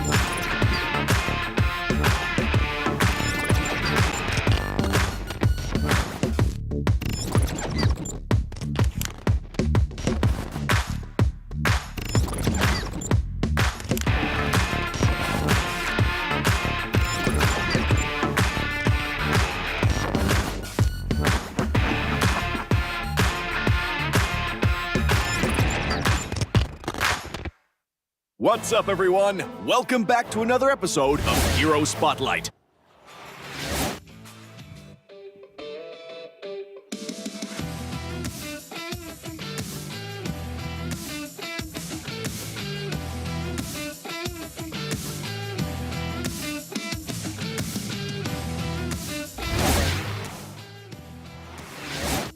All right, that was game one taken by Zion Esports, and EVOS SG now backs against the wall. They need to find an answer in this game 2 or they're going to be swept 2-0. Once again, I'm HungryCast. Alongside me is Vertigo, and we have a series on our hands because this is going to be deciding the second and third place positions before they enter the playoffs. I think it's going to be intense. I feel right now, EVOS, they're going to take something out of nowhere, maybe leak a little bit of strat just to take that game away from EVOS. For me, I think them leaving the Valentina open wasn't a big issue. I just thought that the Marsha pick against Esmeralda left a lot to be desired. If you had an answer in the side lane, like traditionally what you see is like people pick Dire off and then you just split push and find a pressure by yourself. If you had something like that that could reply to the Esmeralda, maybe you have a winning chance in those fights, because Sailor was honestly just putting a lot of the pressure on himself. I mean, you were talking about, just after the break, you were talking about was it Uranus? Yeah. Yeah, a Uranus pick would be great though. I mean, like you said, people normally say like, oh, Uranus, he's going to get countered by Esmeralda, but when it comes to team fight, split pushes, we've seen how even players like Rum uses Uranus and split push, literally drags the attention away from the team. Yeah, against the Esmeralda, you do have a slightly faster split push, if I'm not wrong, based on the numbers. Yeah. And you are a bit more unkillable, right? So I think that could have been an answer. So that's a draft change that, EVOS SG will probably be taking a look at as we enter into draft for game 2. It's going to be Zion Esports on the red side, EVOS SG on the blue side. I mean, I feel the Valentina, like you said, I'm going to oppose to you. I mean, I feel the Valentina did so much that we just didn't see. Right? I mean, she stole the ultimate. I mean, the ultimate didn't really play much, I mean, she's just broken on her own. Her kit is already broken. Valentina, I feel, would be a major threat right now. Yeah, we'll have to see, right? The draft is definitely going to have some adaptations, especially with Youngin on one side, Potato on the other. This is when, like I said, when Mind Game started in game 1 draft, they're going to continue in game 2 as the Baxia and the Cho will be removed. Again. Wow, number 2. I mean, Zion is paying so much respect right now towards JPL, right? Because JPL, he's the one who's there to make the plays. As that Hilda, not much plays. I mean, except for the catch on Supergirl in game 1. He was able to execute Supergirl. Yeah, that was crazy dive. Okay, Karina banned out by EVOS again this time. So, because they are on blue, they don't have to ban out the Valentina. It's generally the red sites owners to ban the Valentina, and there you go, Zion are going to remove it. So now they have their pick of the litter, right? What do they value so highly on blue one that they'll put above everything else? And the answer to me with the Sicilian being banned out is either Eve or Xavier, I think. I feel Eve would be great for Sayla right now. So if Zion ban away the Xavier, the Eve's going to get picked up. Vice versa, right? Yeah. Zion have to think a little bit about their last pick too, because now Ling is also open. Right? Oh, that's true. And you could value the Ling-Angela combo a lot higher than Eve-Xavier. There you go. They're going to instantly pick it up. But now then, Zion get the option. Do they want the Eve/Xavier? And if so, are they willing to pick that away with Angela? Because Ling-Angela is a very strong backline threat. You have the Heart Guard, you jump in Tempest of Blades. You're generally unkillable because of Heart Guard, and you are able to assassinate a squishy because you are Ling. I mean, will the Esmeralda be able to counter that though? I think you don't have to worry too much about the Esmeralda. Contextually speaking, like, if you are just diving into the backlines, you can ignore the Esmeralda. That's true. And it does seem like it is going to be a Xavier pick here for Zion. What could be their next pick though for Zion? I would like them to take Angela away. Okay, really? Daroff is open. Okay. So now since Zion has done Daroff, they've already shown their hand, right?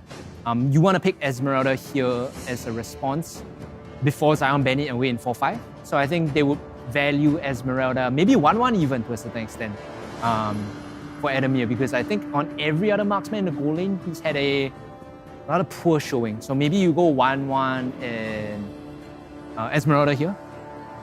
Alternatively, you can just double down into the Ling and just play Angela, right? Angela +1.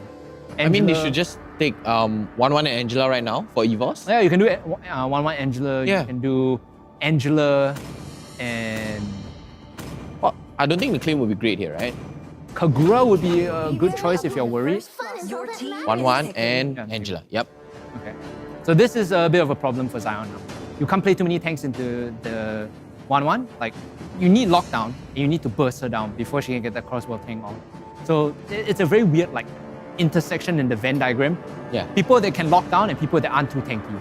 Yeah. People who can lock down and aren't people too who tanky. aren't too tanky. Right? In the middle. Yeah. So you need someone right smack in the middle to answer. I think the best answer here, maybe Paquito wouldn't be too bad. Yeah, but actually Paquito is... I mean, he's aging more towards the damage side, right? Yes. But then if you pick Paquito, you already have double melee, which also is kind of like iffy, playing into a potential Eve if they want to. They can still make this a Roma Angela if they want to. Not ideal, it's most likely going to be Your team is banned. Could be, but Zion on the last pick, it's going to be a Paquito. Now you're worried about Eve, now you're worried about anyone with like area control spells. So Eve is the #1 worry because you can still flex Angela into support and just like take Eve and mess up their game, right? So I think that is what Zion will probably prioritize, just like ban out Eve here. Meanwhile, EVOS, they need to single out the EXP lane? marksman, goal lane. They want to remove goal lane because... Goal lane? Even though Paquito and Daroff have been picked, you can still flex Paquito into jungle. So you just thin the pool out, make it very difficult for them to have like, either ban out jungle or goal lane. I feel EVOS should ban out the Beatrix. Could also be an option. Yeah. Because Supergirl plays not too bad of a Beatrix, but Marsha is banned out. Okay. Don't think it was a big problem. Maybe Zion just understand that it could be a threat as a roam. So like if you have Angela mids and Marsha roam, could also be problematic for Zion. Because like that combo is obnoxious. Marsha runs into you and then you think, oh, she's at the last health bar, we can kill her. Nope, Heart Guard comes out. She turns and fights you. And then everyone gets rooted, right? By heartstrings and then just... Okay, there's your marksman, there's your goal lane ban. Yep, then the goal lane ban coming up from EVOS is going to be Beatrix. What else? You could ban Lance here if you're worried. I think Lance is okay if you're EVOS and you're worried about like a jungle counter pick. Because now you have your double side lanes with like Paquito, Daroff. Yeah. Jungle is still open. If Zion go for Lance, it's a very like heavy investment into early mid-game power. So the Lance is a good answer to Ling, right? It's a good reply, yeah. It's not the... I guess you have similar power curves, so it's not the worst. Snowball power, almost equivalent. And you can like repeatedly dive the 1-1. That's true. Before she even gets like any items, you can just dive her non-stop with Lancelot. And Zion at the last few 10 seconds here. What is going to be their ban? Is it going to be a Lilia? It's going to be a Uranus ban. Okay. Okay, so they're more, I guess, more concerned about how the matchup is going to go against Dyrov. Like, true, EVOS hasn't shown their EXP laner into Dyrov yet, so they're like a little bit cautious, I guess. Does Yuzhong win Dyrov? I think Yuzhong will be just nice here, right? For gear. It could be okay, but you don't want to show it too early. I think they don't really have a choice, but they can wait for Zion 4 before EVOS shows their 4-5. Yeah. Depending on the 4th pick from Zion, that will inform EVOS on how they want to draft for 4-5.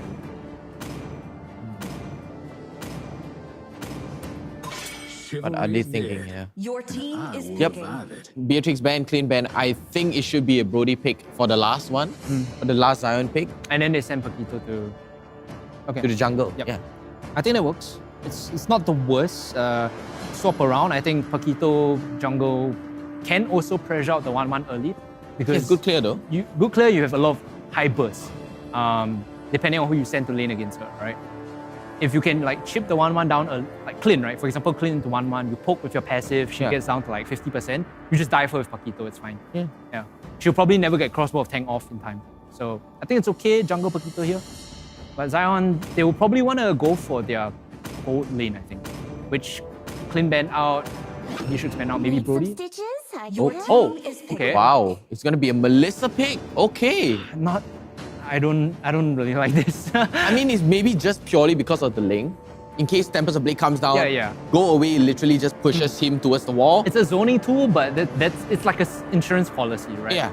It's a way to get your carries out of danger, but it doesn't contribute much because EVOS most likely are going to draft like range here, maybe range melee, and you only have like two melees to worry about. Yeah, they're quite squishy though. EVOS is pretty squishy. You need a very, very strong offlaner, like very, very tanky. That's why Zion banned away Uranus. Yuzhong is not bad here because even if she drops her go away. Yeah, her go away, you just dive her. Phobius. Your team is picking. And a Franco. Wow. Now this is triple melee. It's looking a lot better now for Zion.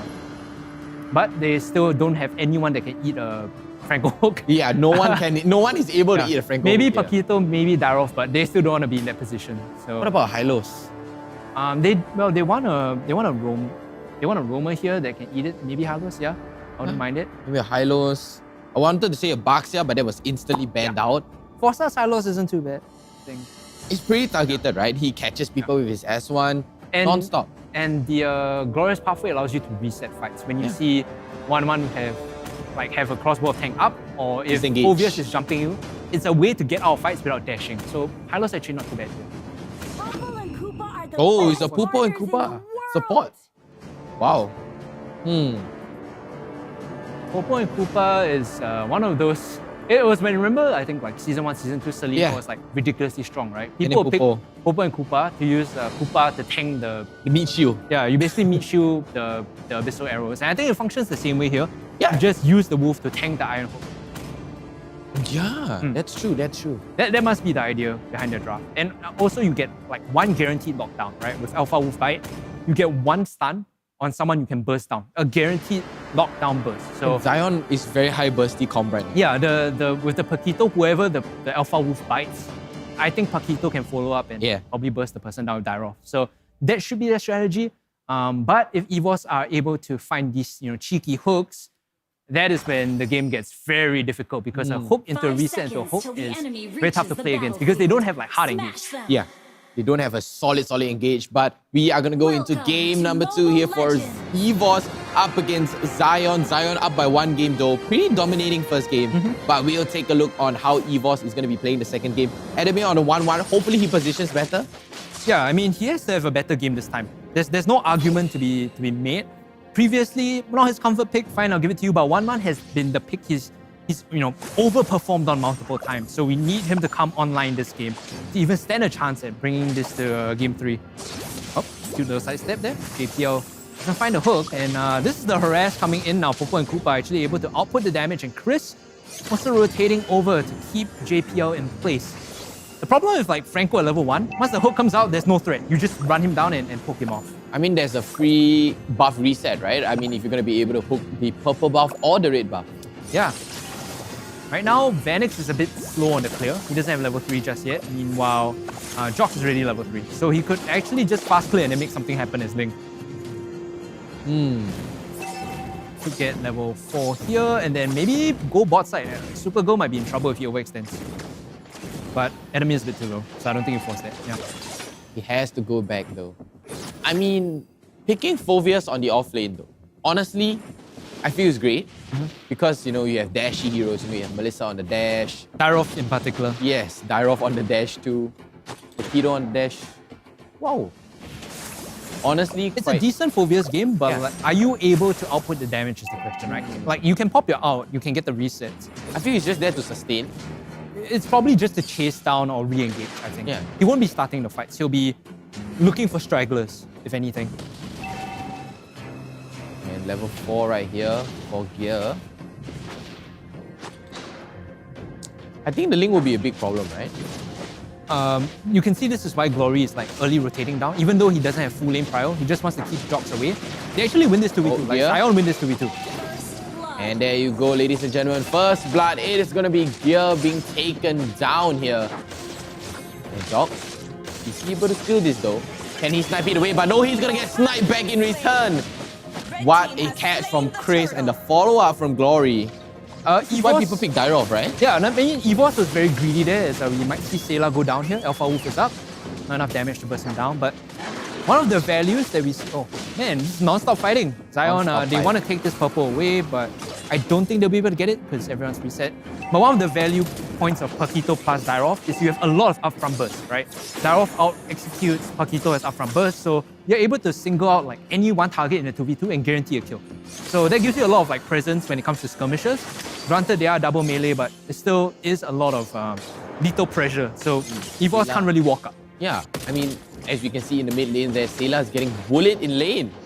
I mean, it's a different matchup, right? I mean, you're playing an Angela into a Xavier. She's one of the worst like solo mages, especially when the meta right now is like roamers go kill. Yeah. You sit alone in mid, you just get shoved 24/7 and you have no reply. Like, I mean, you're gonna get ganked so easily. Xavier will outrange you, you have nothing to reply, and then he'll just shove your wave in. So you're always gonna be delayed for mid lane prio, and you will always be like killable essentially. You are basically food. For most of Zion, yes. Most of Zion, because look at Zion's comp, it's so high burst. Like you said, Alpha Wolf Bite will literally catch somebody, and then, you know, Vanix will come in. Chris from the back line of Glory, literally standing in front. But as we speak, Jox off the screen is gonna get killed right there. That was knockout punch into a combo. I believe Forza was also able to get the stun off, and now they're chasing Hardguard in Adamir. They don't want to send in another kill. If he overcommits, he might die here. Can he escape this though? It could be a bait. Oh, JPL barely misses the hook onto Supergirl. That was a bit of a preemptive ultimate. They're worried about Adamir dying, so they use the Hardguard. But what happens then is Angela's now forced to rotate back mid. They don't have prio, so Zion gain decent control of the top side. So far as to see Glory taking an enemy camp away, while Vanix is really setting up on the turtle. So like using the Hardguard there to defend your teammate loses you top control, which then loses you the turtle. Pros and cons, right? Yeah. Pros and cons. But right now, Turtle is going to go towards Zion Esports. Good attempt to steal the Good try. It's a blind one, right? If you get it, it's whatever. If you don't, then it'll come off cooldown in another like 20 seconds. Yup, and item looks pretty alright now. Windtalker first from Supergirl though. Very particular on that. Not sure why. I think he wants to get additional procs on his second skill, right? Yeah, I mean, Jox too, right? Yeah, the general idea is to just get additional procs down. But his job is like pseudo tank and space control. In case EVOS SG get a bit too handsy, you just come in and, oh, look at that. Oh, enemy, but here comes the Hardguard Jox here with Tempest Ablaze. He's going to be able to collect one sword only, but Supergirl is going to be able to go away. JPL taking some damage from Vanix here. He's going to get stunned up by Chris, and he's going to be full. But the flicker and the hook over into the turret's aggro, and Vanix is going to be able to survive that. Down goes JPL, but Adamir here putting some aggression. He could be overstepping here, but Cosmo Attack is going to get popped down onto Forza. But he got the ultimate and the snipe onto Adamir. What a catch from Chris. This man is a marksman. EVOS there, both both members that were under the tier 1 were on different pages, right? You see them like commit forward with JPL, and then he flickers out, the hard guard and go back in. So everyone is kind of disconnected from the play, whereas Zion are all on the play. They're buying time for Vanix to come in and finish off a member. Yeah. And then just go on to the next one, to the next one, to the next one, right? They're rolling kills forward, whereas EVOS are like, have you seen someone who is learning to drive a manual car? Like it starts and stalling. stops. Yeah, it basically is, like, look at this, right? They go forward, the hard guard comes down after they get the pick later on, and they overcommit. They over-index too much on this fight, and they get caught out here to snipe. Beautiful coming in from Chris. Wow. Crazy snipe coming out from Chris there. Honestly, Zion right now, he kind of fits, but that person plays down to Chris, collects one sword, hard guard comes in. This is what I mean by stalling, right? They overcommit, then they pop the hard guard, and like they now, just go back out. what do we do here, right? So no one, if you want to make that dive happen, all 4 of you have to dive under tier 1, take turns tanking the damage, yeah. put the CC down, and then get the kill. So I feel like EVOS SG are a bit disconnected right now, and looking at the map state, they're going to lose even more with the turtle just being picked up by Zion here, and this is a massive goal lead too, right? Their comp scales so well with early gold because you have big hook here coming out from JPL to take down Forza. And crossbow attack is going to get popped. Is he going to be able to down to kill Chris? And a double kill. Adamir finally showing his worth. Yep, they spend so much to make sure that Adamir gets like, a good game, right? They've been playing bot side non-stop. Finally, he gets a double. Now he's a little bit online. If you can get Vanix here, it's good. Blaze is gonna get popped, Supergirl is gonna get shredded down too, but Josh is gonna go down first. Here comes the hard guard onto Adamir. Killing spree coming off for Adamir. There's 3 kills to his name right now, and he's gonna be a 1v2. Is he gonna be able? No, he's just gonna get instantly demolished. Melted. It's a semi-giga chat right there. Yeah, he tried to go in for the kill again, but Vanix just pops him where he stands, and you can never underestimate the damage from the Paquito, especially a jungle Paquito who is 3-0 and 2. He's just rolling forward on kills right now, and Adamir lost all tempo of that play, right? Overcommitting, now he's in the respawn chamber. His team has this moment where they need to recollect themselves. What are we going to do? How are we going to play to Adamir as a win condition? And they've lost so much control of map because Adamir died. JPL might just die too.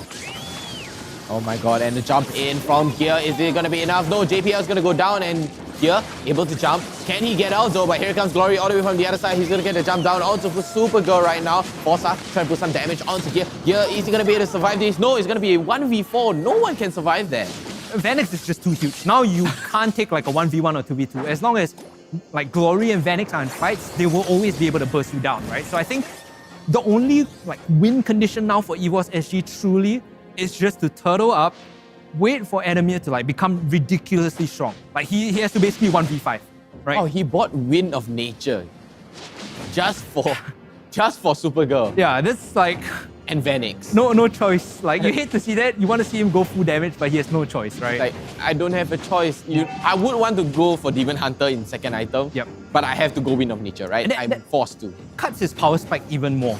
Now, like they have no choice but to just sit back, not Turtle fight up. anymore, turtle up, let Adamir collect gold, and just hopefully come back into the late game. They're looking for a play here. This is not the play though.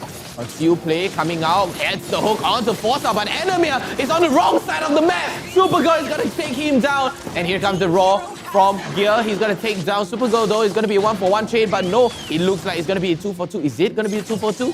Vanix jumping in all the way though. Yep, it is gonna be a 1-for-2 here in favor of Zion. Like I said, that was not the play, right? They jump in, JP was like, hey guys, I got an angle, I can flank with the conceal. And then Adamir walks in, gets one shot again by Dairoth and Paquito. Like, how do you play this now? He's your only DPS. Even if Jox jumps in, even if they find picks like this, you still don't want to take the fight, right? There's no one there to shred for your team, right? No one there. I mean, you're lacking in magic damage already by going with that Angela. Yeah, it's a RIP. That's a tombstone boss. Hard guard on. They could look to fight this, but Glory is very big. Wow. And the stun coming out from Chris holds all of them in place. So that's another wasted hard guard. And someone once told me like a good indication of an Angela is how much cross-map play she can make. Taking a look at this replay, Adamir just instantly dies. They lose this fight after. Like, you can see 3 of them immediately disengage after he dies. Yeah, I mean, he's just on the wrong side of the map. He's in the wrong neighborhood, you know. Everyone just collapsed onto Adamir and he had no way out. Credit where credit is due. I think Zion target calling is great. The moment they see Adamir's name pops up on the screen, they just one-shot him. no matter what they have to expend, even if they overcompensate with damage, they want to kill him first. Wanted for shredding tanks, right? With Adamir. It's like GTA 5 star. You know? Oh, 5 They stars. send the tanks, the helicopters. Oh, and here comes the rotation. Forza, Tempest of Blade is going to be able to take down Forza though, but JPL is going to be walking up. Is he going to be able to take down Supergirl? Oh, go away. Oh, look at the life steal from Supergirl. No, he's not going to be able to survive that though, but no problem to that. It's going to be a 2-0 all the way on the other side though. In the mid lane, Glory is doing that push. Yeah, and they're getting the Lord to the tier 2 and bot side as well. So it was a great movement by it was a great move by EVOS SG to go top side and get those kills, but they actually lose a bunch of objectives in the in the process. So not ideal, and they might just lose JPL here too. JPL, is he going to be able to survive here? And no, it is not. But look at where Adamir is. He gets Chris down. He's going to be a 1-for-2 here. They're hunting for him. They want to get they're hunting for him. Oh, here comes the hard guard. Is he going to be able to take right out? But no, Dire of Ulti is going to get ultimate cancel. Tempest of Blade comes down. Glory is going to go down too. Crossbow tank is going to be able to pop down onto Forza. Is it going to be enough? So Adamir is still at full health. Vanix is going to get one shot. He's going to get instantly melted down. And Sailor could be food right now, but no. He's just going to go back. You can see on the player cam, Adamir is so exasperated because he's able to kite out these fights almost pixel perfect. He's able to kite out, get the crossbow tank off. The moment Vanix jumps on him, bam, he just explodes. And he's like, what? Adamir can't do anything. There's no counterplay for him right now, apart from, dare I say, a Winter Truncheon, which is question mark or immortality. I think it should be an immortality though. But that was so much damage coming out from Vanix. We literally saw him disappear from the map. Full health to 0. Full health and then just gone. And this is why I was thinking, okay, during the draft, how are you going to flex this Paquito? Because side lanes, you don't get as much resources, but if you notice, he's getting all of the kills, right? And granted, a lot of that was the early game. They funnel all that go into the Paquito with the sole objective of getting to the game state like this. See Adamir, kill Adamir. That's all Vanix needs to do. Anyone else is just a cherry on top of the sundae. Yeah, I mean, it's literally hero locking down onto Adamir. Nowhere to move. What is EVO's winning condition right now? Like I said, turtle up. Hopefully Adamir gets to a point where he's able to survive through the burst. Eventually the Paquito will max out on items, but and so will Adamir, and then he can survive the burst. But right now, Vanix is just too far ahead. 7-0 and 3. Anytime he runs at someone, there's kill threat, there's lethal, right? Yeah. Because he has this item advantage, because he has this level advantage, he's 3 levels ahead of Adamir. Of course he's going to solo kill him. We just need to turtle up, wait for the game to get to a point where everything is even, gold doesn't matter, everyone has max levels, then Adamir has a chance. But right now, Zion are doing very good to leverage their early leads. Oh, big conceal here. EVOS, they are going to be so desperate. They're going to be trying to take down to Glory. Glory is going to be able to flicker right out, but he's going to be able to sidestep the Iron Hook. JPL takes so much turret aggro right now. Okay, this is a decent answer, right? They force Glory out, they get the flicker for flicker, but they will lose the Lord. At least they're making a cross-map play, right? They got the tier 2, that's some value, but now they have to find a reply to getting out of this and big then conceal. Defending against the Lord. Big conceal, they are trying to hunt down onto Jogs though. It's a link, maybe, I think he should be fine. Oh, big boy escaped there from Jogs. And like you said, Hungry, it's objective, right? You take tier 2, but Zion gets the Lord back in return. JPL is dead here. You just sacrifice JPL. You can't go in. Oh wait, look at Chris. No, Chris is going to go so low. But here comes Adamir with the hard guard. That's a very good pick off though by EVOS SG. I thought there would be more members of Zion there, but turns out they were all top side, so they were able to get a freebie in the form of Chris. Tier 1 goes down too. The Lord is pushing bot side. EVOS are choosing to ignore this, and they want Jogs to either back off and deal with it or send someone else to deal with it. But they will get the objective at least, right? Yep. They will, but are they able to stop this Lord on time though? They could still force it. You can see that they're grouping up. 3 members on the bot side. They could collapse onto the 3 of EVOS and potentially get the kill, but JPL is the one that's scouting right now. Oh, misses the Iron Hook there. Here comes the jump. The knock-up though from Koopa. Here comes the jump again from Gear, putting decent damage onto Supergirl, but Jogs is all the way from the other side on the mid lane. They don't have Adamir. They can't fight here. They have to immediately back off. They have to. 80% of their damage is Adamir right now. Like, sure, Jogs and Gear might be able to follow through, but notice he's just chasing on exit kills. He's not getting, like, bang damage down, right? Oh, big hook onto Forza though, but easily gets away. And that's your Purify. I think Forza is just meant to be a meat shield. It's either you hook Koopa or you hook Poopo, right? Because if anyone else besides him dies, the fight is lost. Like, Forza's value in these team fights, literally, Alpha Wolf, bite someone and then die. Oh, it's the okay if he dies.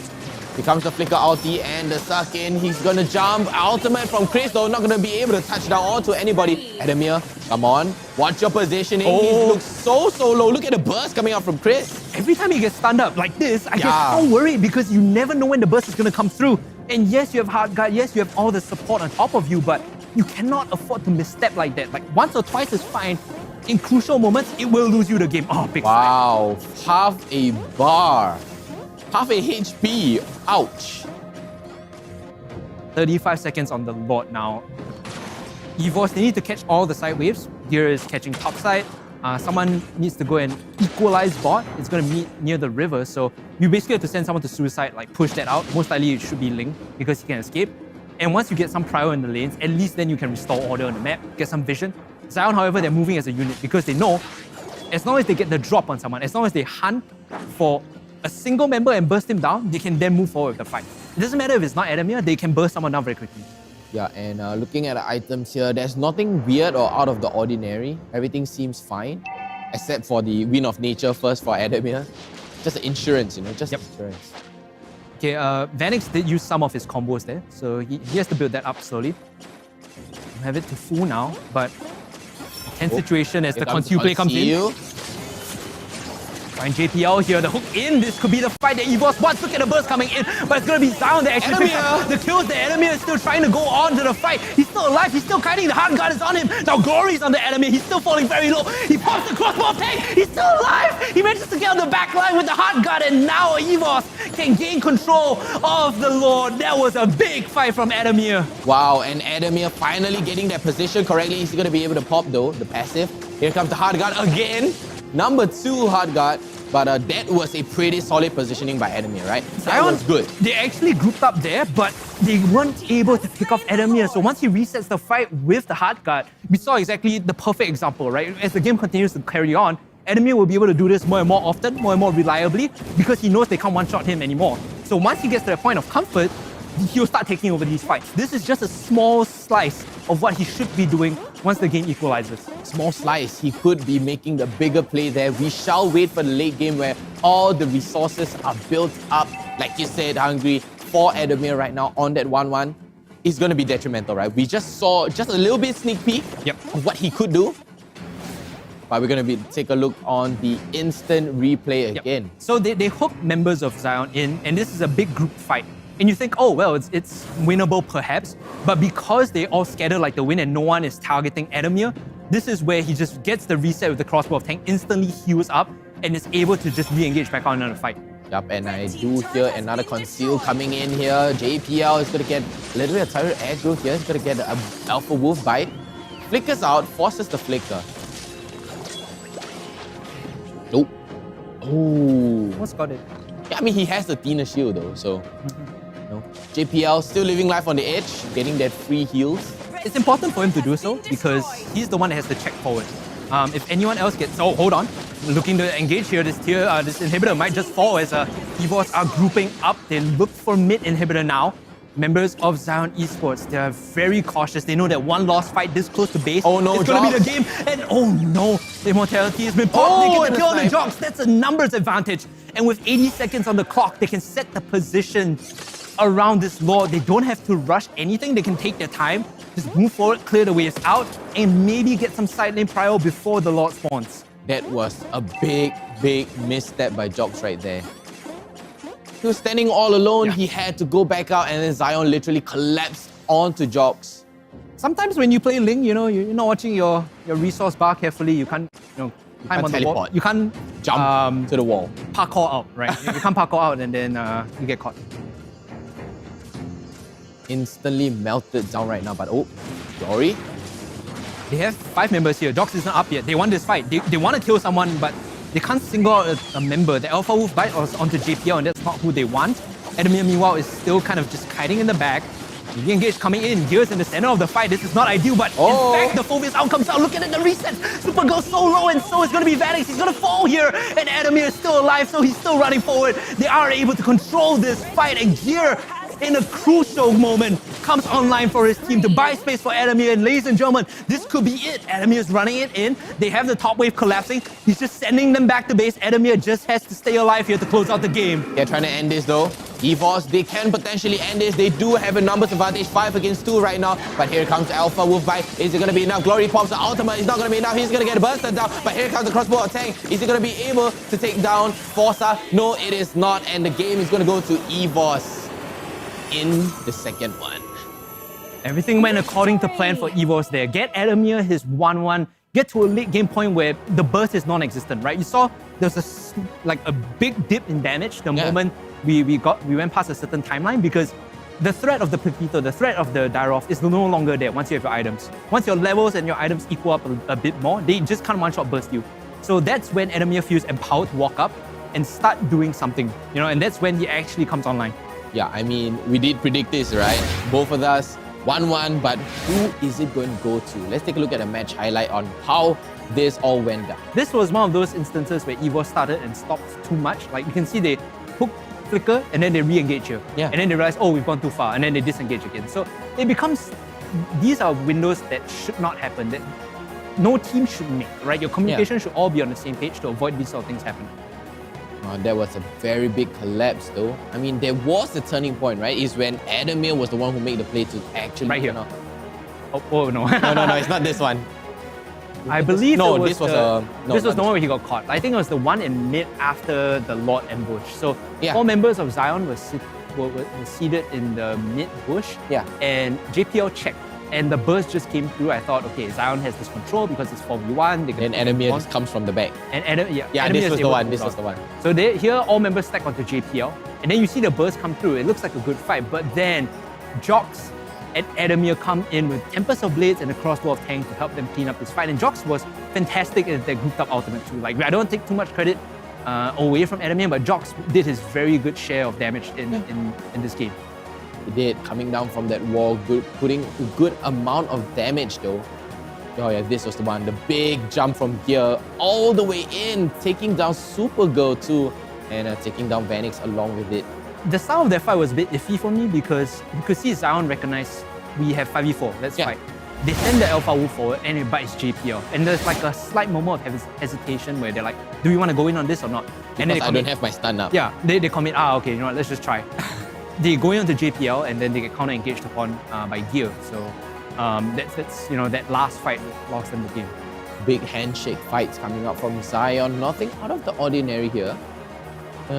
We do see a semi-tank, no, not a semi-tank Angela, it's just a full-on damage Angela. Adamir too, with his items, really spot on once he finally came online. Everything really needed to shred through the tanks. When you play a composition like Zion's, you really have to end the game early or exercise your lead to the point where the 1-1 feels like it's unplayable. And granted, it was unplayable at certain times, but they just weren't able to close the game out quick enough. I think about throughout the halfway mark, it could be easily ended there. Zion was, we've seen how Zion end games early, right? But this is EVOS. Their comp with, I'll be honest, with the Melissa, they have no siege. Like, they just can't walk up and hit anything. Which is why it feels so weird. Like, one of the reasons why traditional marksmen are important is because you need them to siege after you win a fight or you win a skirmish, right? Melissa does not do that. You can't walk up and hit turrets for free. So because they had leads but they were unable to convert them into objectives, this pick didn't do as well or didn't help the team close out the game as much as they wanted to. Yeah, I mean, I feel like the Melissa pick was more directed towards Ling, right? Just doesn't want to get jumped. Yeah. And we're going to go into the post-match right about now. Let's take a look at the stats. Big damage coming in from Gear and Adamir, meanwhile, on the other side, as expected, it's Vanix, who was boasting the big numbers. All the times you one-shot the 1-1. The 1-1 is like 5k, Yeah, instant just adds to your number. But he gets melted so easily, right? Yeah, once melts 1-1 for breakfast. Yeah. Well, the thing is, you can melt her to a certain point once she's able to survive your initial burst. It just turns it around on you. Yeah. And that's what we saw. Interesting to see this version of Adamir now that he's got his 1-1. Like, I'm very critical because when he plays the Beatrix, when he plays like even earlier today the Clint, right? It's like meh. Then he plays the 1-1. He actually is okay. He's not like super. You just needed some time to crawl back up, right? He's not super mispositioning in fights. He's not walking in and getting caught out. If I'm Zion here, I see this, I'm gonna like ban out the 1-1. Yeah, B3 or R3 ban it out and make sure that he cannot play this, because that converts into such discomfort for Adamir that he underperforms. And taking a look at the stats right now, it looks pretty normal, right? I mean, very balanced. But we do have our MVP ready. I think it's gonna be Gear. Yeah, Adamir. Oh, there it's you go. Adamir, okay. 88% kill participation, 6-4 and 9 KDA. Not to take anything away from Gear, I think he did a great job as far as the Phobias goes. But like I said in the pregame, his job there, when you play the Phobias, is to counter-engage with Phobias or chase down stragglers. You're not going to start fights, you're not going to chunk people out, right? You want Adamir by your side to reset, and then you chase whoever is running away from him. He stays in the center of the fight to kill the tanks, kill the squishies. You chase them with your out on whoever dashes. So it's cutting off the loose ends. Yeah, he's basically the cleanup crew, right? And Adamir is the one dealing the damage. Adamir is the, how do I put this? The razor blade. Yes, that is right. Essentially. Woo, that was a pretty solid game. It does put EVOS and Zion 1-1 right now. So balanced. I don't know which way is it gonna go. I'm gonna put it out there. If they ban out the 1-1, could be a 2-0 for Zion. But if it's left open, we might see a very decisive or contentious game 3, depending on how the draft goes. For now, ladies and gentlemen, we will be going for a short break. Have a sip of water. And when we come back, the final match actually is the final match. The final of the final. The final match of the regular season. To unleash effective attacks during the Transcendent state. Late game. Xavier's damage will skyrocket in the late game. Once with sufficient cooldown reduction, he can easily enter and extend the Transcendent state and chuck out the enemies with his enhanced skills. Enemy has been slain. Triple kill. For equipment, we suggest this build for maximized cooldown reduction and magic power. For emblem, choose the Mage emblem to further boost Xavier's cooldown reduction and damage capabilities. As for battle spells, Flicker is recommended to make up for Xavier's lack of mobility. Well, that's our new hero, Xavier, the Defier of Light, coming on March 22nd. And until next time, we'll be seeing you in the Land of Dawn. Defier of Light, Xavier, coming on March 22nd.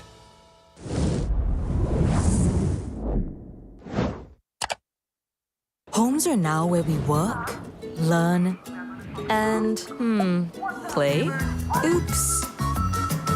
Homes are where we build spaces So let's get not so loud. to call our own. Power on and beyond with Singapore's most trusted broadband.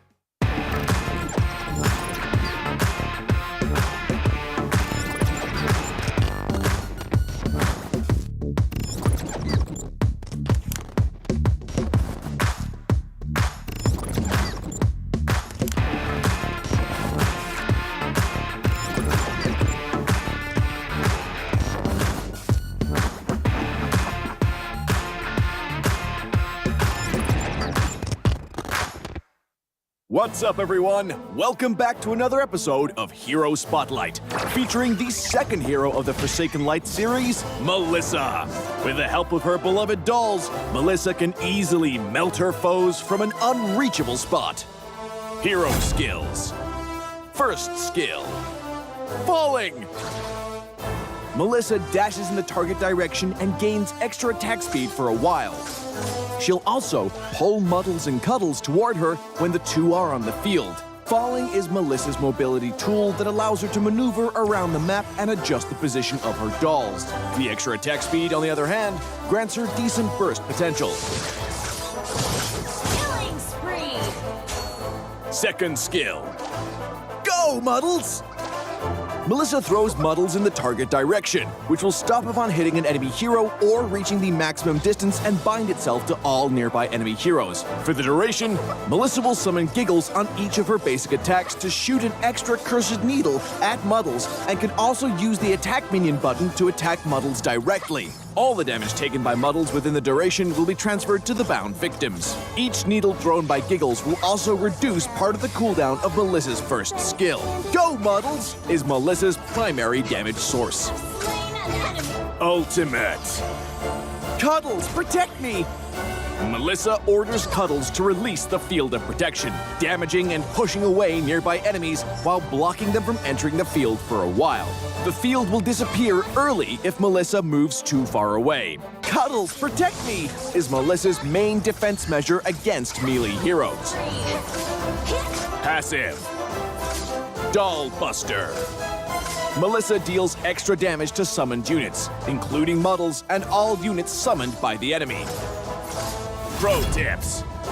Pro tip number 1. Move Muddles flexibly with falling to avoid losing the enemies bound by Go Muddles.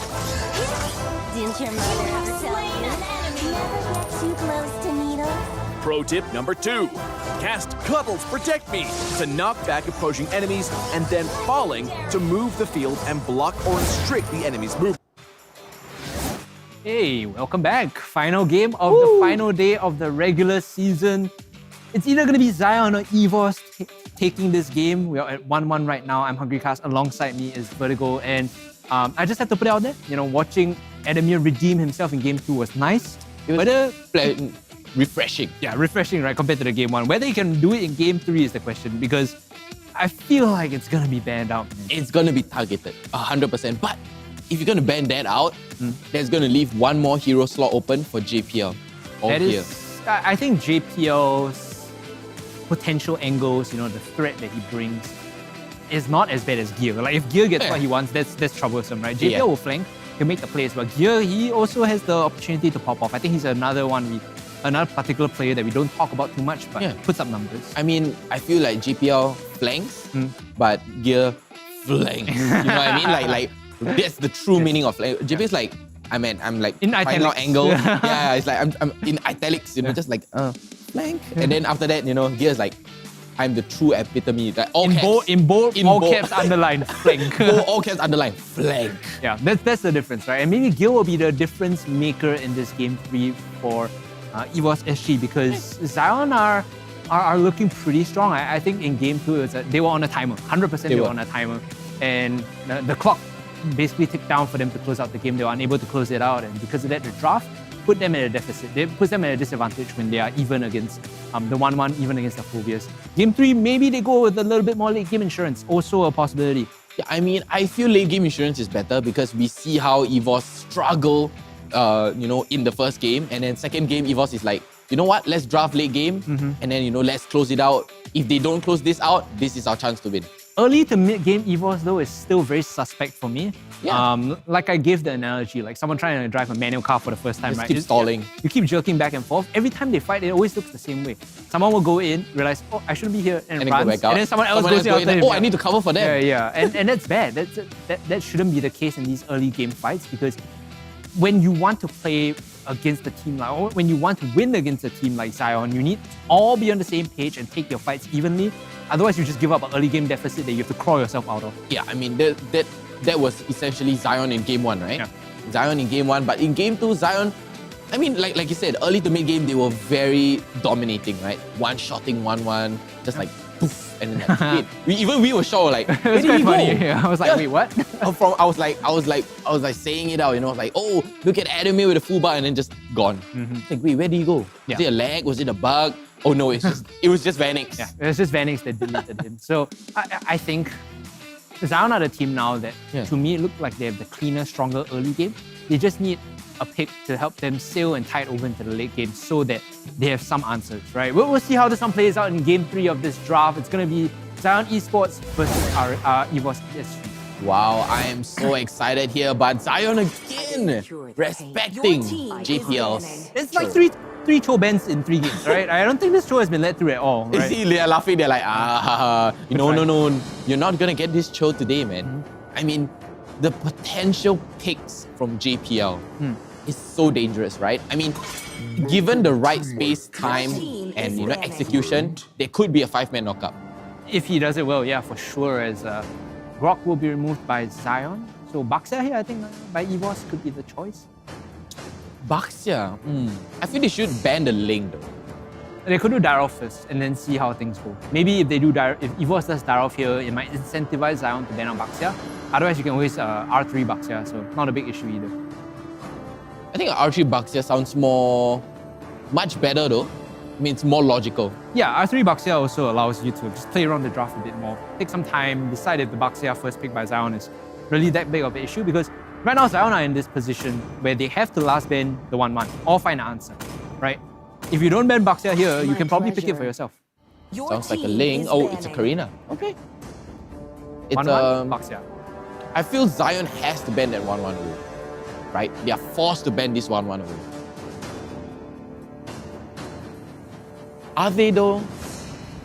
I think they have an answer. You could find an answer, but you're basically betting on your comp to outperform enemy on 1-1. You need to find a way to shut him down or just not let him into the game at all. And even if he does get into the game, you need to have a late game scaling pick that rivals that, right? Or Zion could go for a hard CC lockdown. To me, your Nope. No, they just don't want to deal with it. They're like, nah, this is ban 1-1 away. You know what?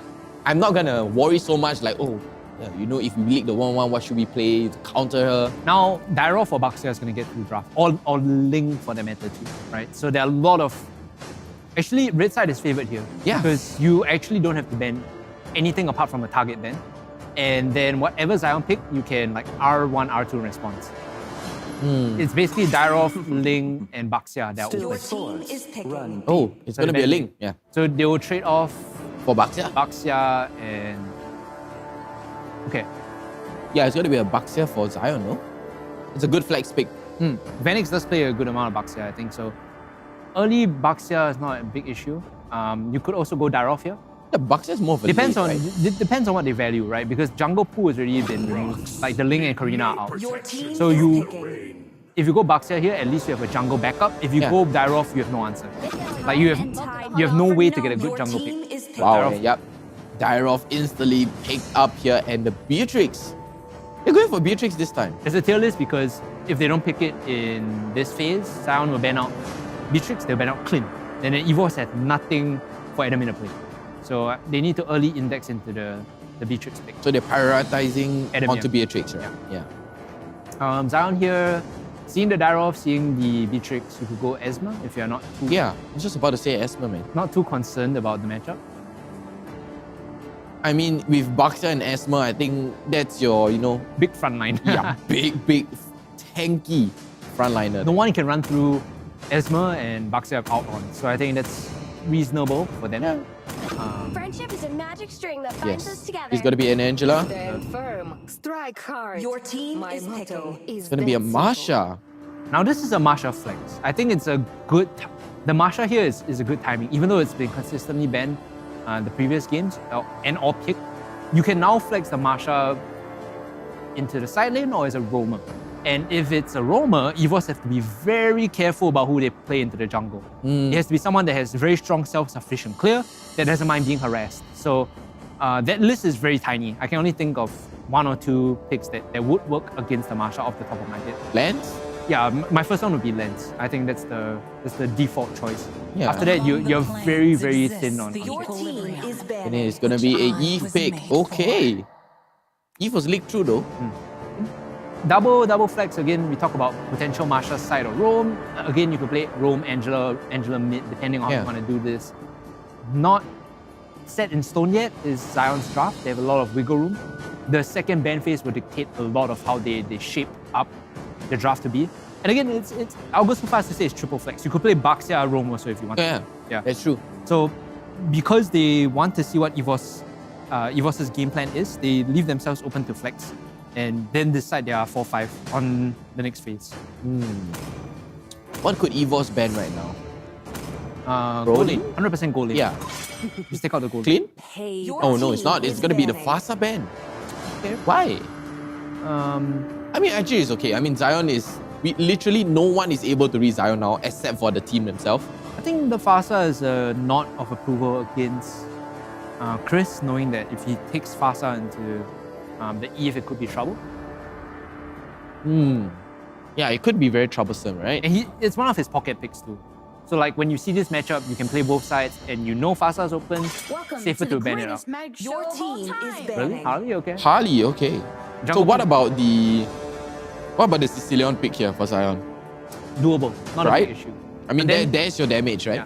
But then you have a very weird, like, does Angela go roam now? If Angela goes roam, where does Marsha go, right? So I don't think you want to pick your mage too early.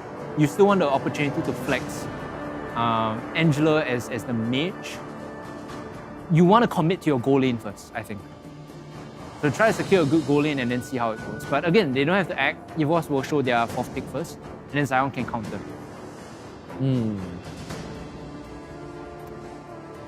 Voss, what can they ban? You can take out Clint here. Yeah. Only love at night. Your team Oh yeah, is the banned. Sicilian. Okay. Yeah, I think the Sicilian would be very... They're banning out like natural answers. Yeah. There's still Lunox, there's still Kagura, there's still Lilia if you wanted to. So like pinching this pool isn't exactly the most effective, right, in my opinion.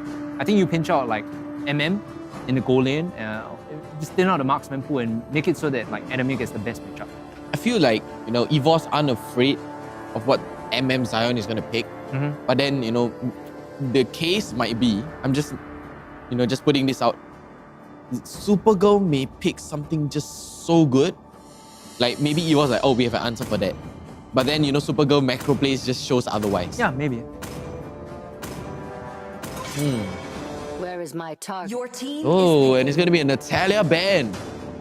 I mean, it makes sense, right? Xavier was left open all the way through. Oh yeah, that's true. Natalia being banned could signal they want Xavier mid, Angela roam, and then just side lane Marsha, right? Yeah. Marsha into Dyrov, I think it's okay. Like you can man fight him, not the worst, but you won't win. You just hold him off, right? You just wet noodle. Yeah. You try your best to hold him off, but you won't win. It could be an even matchup depending on skill too. Like again, spacing, skill usage, there are a lot of like individual factors that could allow the Marsha to do well against the Dyrov. Right, and what is JPL? They need jungle here. EVOS have to pick up their jungle. Yeah, they do. Are they? High loss. It could be high loss jungle. They've played this before. Jox plays a decent high loss jungle. High loss jungle. Yeah. That's very thick. Good clear. Decent clear, but runs out of mana very quickly. So you need to like juggle your resource use very well. Especially on your first clear. Like when you're taking the purple, you are very susceptible to getting ganked and pressured by Marsha. So it's one of those games where like the Marsha roam is actually pretty effective now. Like you Angela Mage Marsha roam, and then you go Marksman and Esmeralda. Like that's fine. Oh, yeah. Okay, you can go clean Esmeralda here, it's fine. It's gonna be thick though. Then you put a lot of pressure on the high loss, so you play early to mid and let the clean come online. I've been waiting for too long. Oh, is it Melissa? Oh, it's a carry. Yeah, there we go. It's definitely there to shred down that high loss. There is light. There are also And shadows. what is gonna be the last pick here? It's gonna be a Loi. Nice, okay. Yeah. It makes sense, right? Yeah. Kind of rounds it out. But this comp is not very tanky, by the way. Like, no. Your front line is Marsha, Baxia, okay, but they won't stand in front of like the high loss running at you. They're not gonna be standing in front. They can buy space against carry, but it's not like... I think the hard guy is mostly gonna go to a Supergirl. Yep, 100%. Right? And then, Vanix in the jungle just going in, engaging Glory. Vanix and Glory, the usuals, right? Going up front, trying to soak up all the damage, and then Chris hits that yin-yang passive, bring everyone together. Now for EVOS, there's an opportunity for them to flex the high loss into roam and then pick out a jungle matchup that they think is ideal. I think you actually swap out high loss to roam here because against the Marsha, it might not be. Oh my god. Okay. A Lolita. Yeah, Lolita roam. Okay. So Lolita roam a high loss jungle, Eve mid, MM, Beatrix on the gold lane, and wait, what? And okay. Oh no, it's the high loss off lane. Wow. Okay. High loss off lane, Dyrov jungle.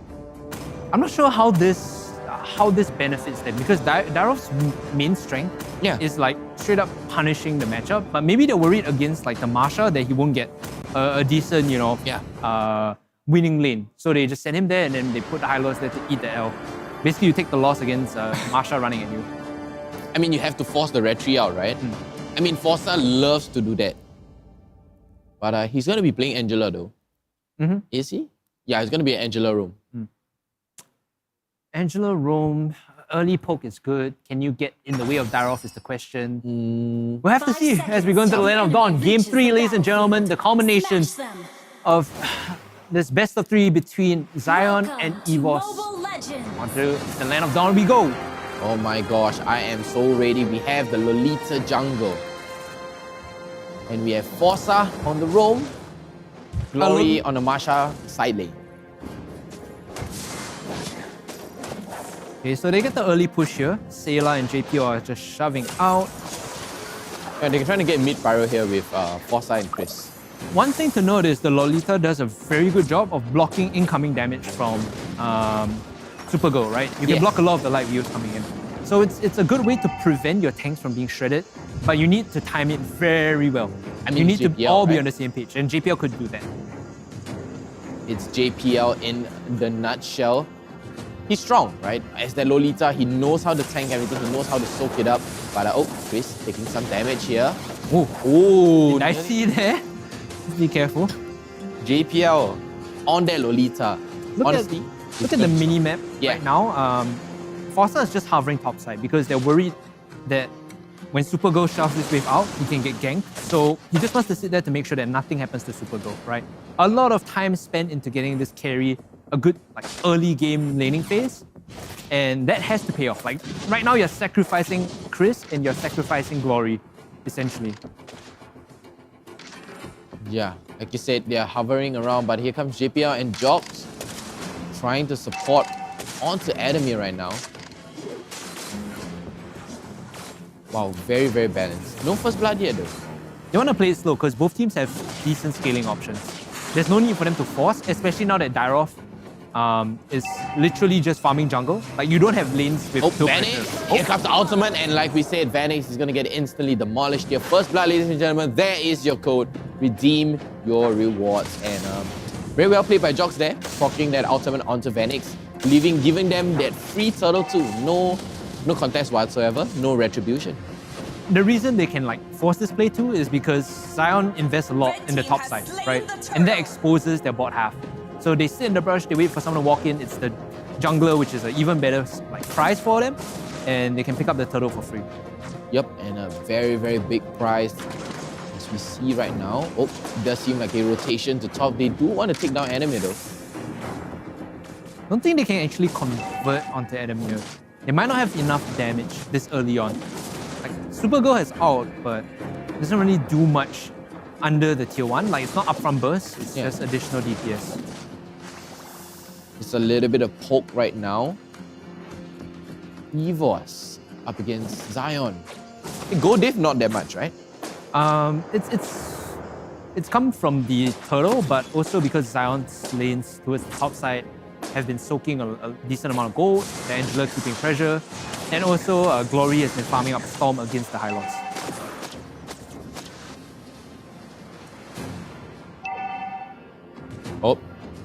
We do see Jox hovering around the top half of the map though.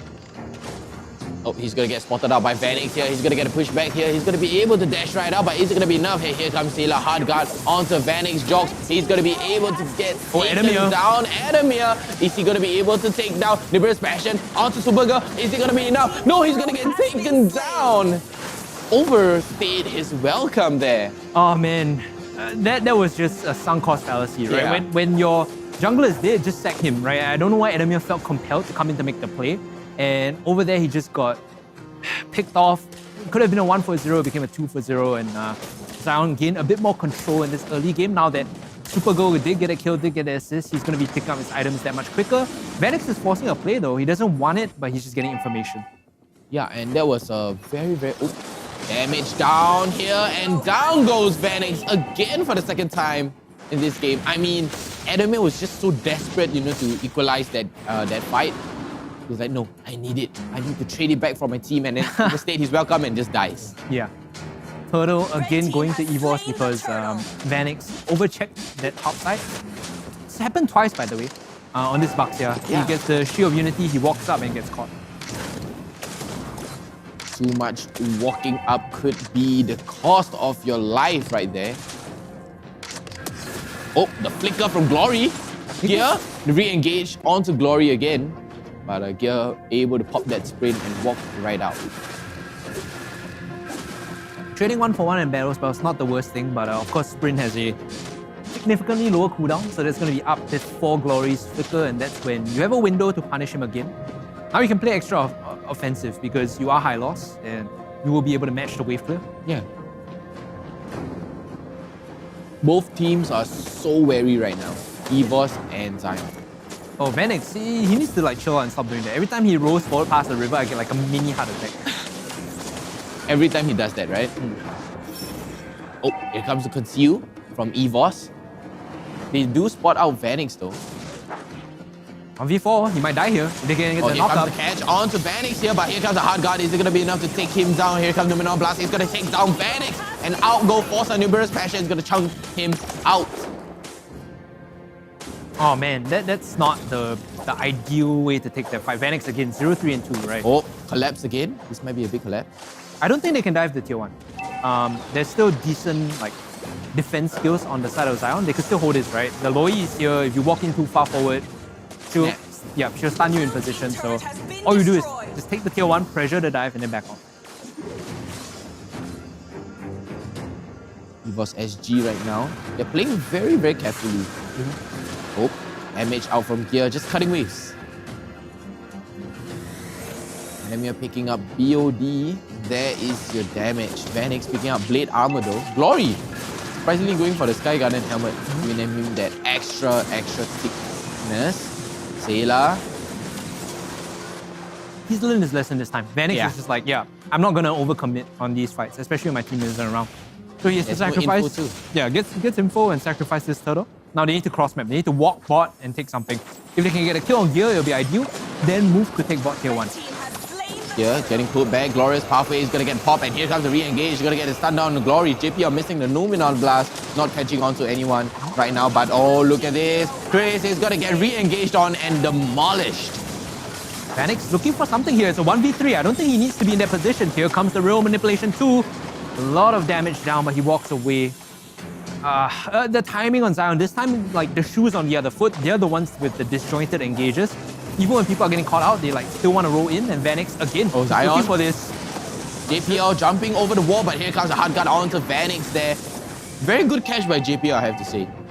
Dashes over the wall, stops Vanix. While all this is going on, they're taking like tier 1 bot side, right? Yeah. So EVOS is just buying time, and Zion is taking the bait, while the rest of their side laners are getting, objectives by themselves. They're getting solo goals, solo EXP. As this goes on, EVOS is just going to upscale eventually because they're playing the side lanes a lot better than Zion, who are just handshaking like unnecessary fights. Yeah. Vanix is wasting a lot of time. He's like level 10 to Jox's level 11, right? That's the jungle diff right there. Big jungle diff, but oh, sorry. Catches onto Gear. Is Zion going to take this bait though? And here comes the re-engage from Gear, jumping in all the way. He's going to get a stun onto Chris, but down goes Vanix. In the meantime, Glory is going to get some damage out from Jox right now. And Supergirl in the meantime gets demolished, and down goes Glory too. EVOS SG, they take that fight so well, and they know Zion has overstepped past that point of the tier 1 where they can just force it in the jungle. The burst from Jox is massive, and then they can isolate and kill whoever they want if they get the right crowd control down. So EVOS now starting to run away with the goal lead a little bit. If they get this bot tier 2, this map is extremely open, right? Especially because Lord has come up in 8 seconds. Someone from Zion is going to have to stay here and clear the wave. I say someone, they send 3 people. They send 3 people. Yeah, then the whole village. The boys are there to clear the wave, and they're going to be a bit late to the Lord. Now take a look at this replay, right? They overcommit past the tier 1. I think it's a little bit lost at this point, and then they get caught up. Oh, this is a bit later after the fight. Yeah, it's slightly later after the fight. The Lord is up. It would be going towards the side of EVOS right now. I feel like they should take the bottom inhibitor turret. Oh, JPL Takes a little bit too much damage, but here comes manipulation from Sayla, trying to stop onto Phoenix here. Standing in the front line, down goes Phoenix. Nimbus Passion is going to get used up right now. Supergirl, he goes crazy. He gets the hard guard. He's going to be able to take down Gear, but he's so low, but with the mobility of Forza and the hard guard, he's able to get right out. He gets a trade back, but it's not the most ideal. Supergirl is not at the point where he feels comfortable fighting. He's at 2 core items, yes, but it's not enough to chunk out members of EVOS SG, so at least they get some recovery in the form of a compensation kill, but EVOS are the ones with the big prize from that fight. 2 kills plus Lord. 2 kills and 1 Lord for EVOS here. They would be able to take down the tier 2 turret again in the mid lane. Now EVOS just walks top, escorts the wave in, and then you have a cross map, right? While Zion are dealing with this Lord, you can at least take tier 2. Potentially even move the wave all the way into the inhibitor. Supergirl does shred this though. Yeah, it's a good strat. Cross map plays from EVOS SG right now, able to take down the tier 2 turret on the top lane. Yeah, anything more than that is a bit greedy. You can escort it into the inhibitor, but I don't think you get the inhib. Can they though? It does seem like they want it. Might be overstaying. JPL's already used his shield, so there's a window here for Supergirl to come in and actually... Oh, big chunk! Big chunk. Here comes Glorious halfway. They are trying to get down into the inhibited turret. Enemy here trying to push out some damage. Not enough though. They're taking their time because enemy outranges the turret. And here comes the Numenor Blast. Not going to be able to catch down onto anybody now, but all the way in is going to be Glory. Jogs, is he going to be able to take and in the chunks? Wow, did you saw that hungry? They get mid, they get top, and now they can rotate out, right? They don't have to fight here. They already got like a decent amount of objectives.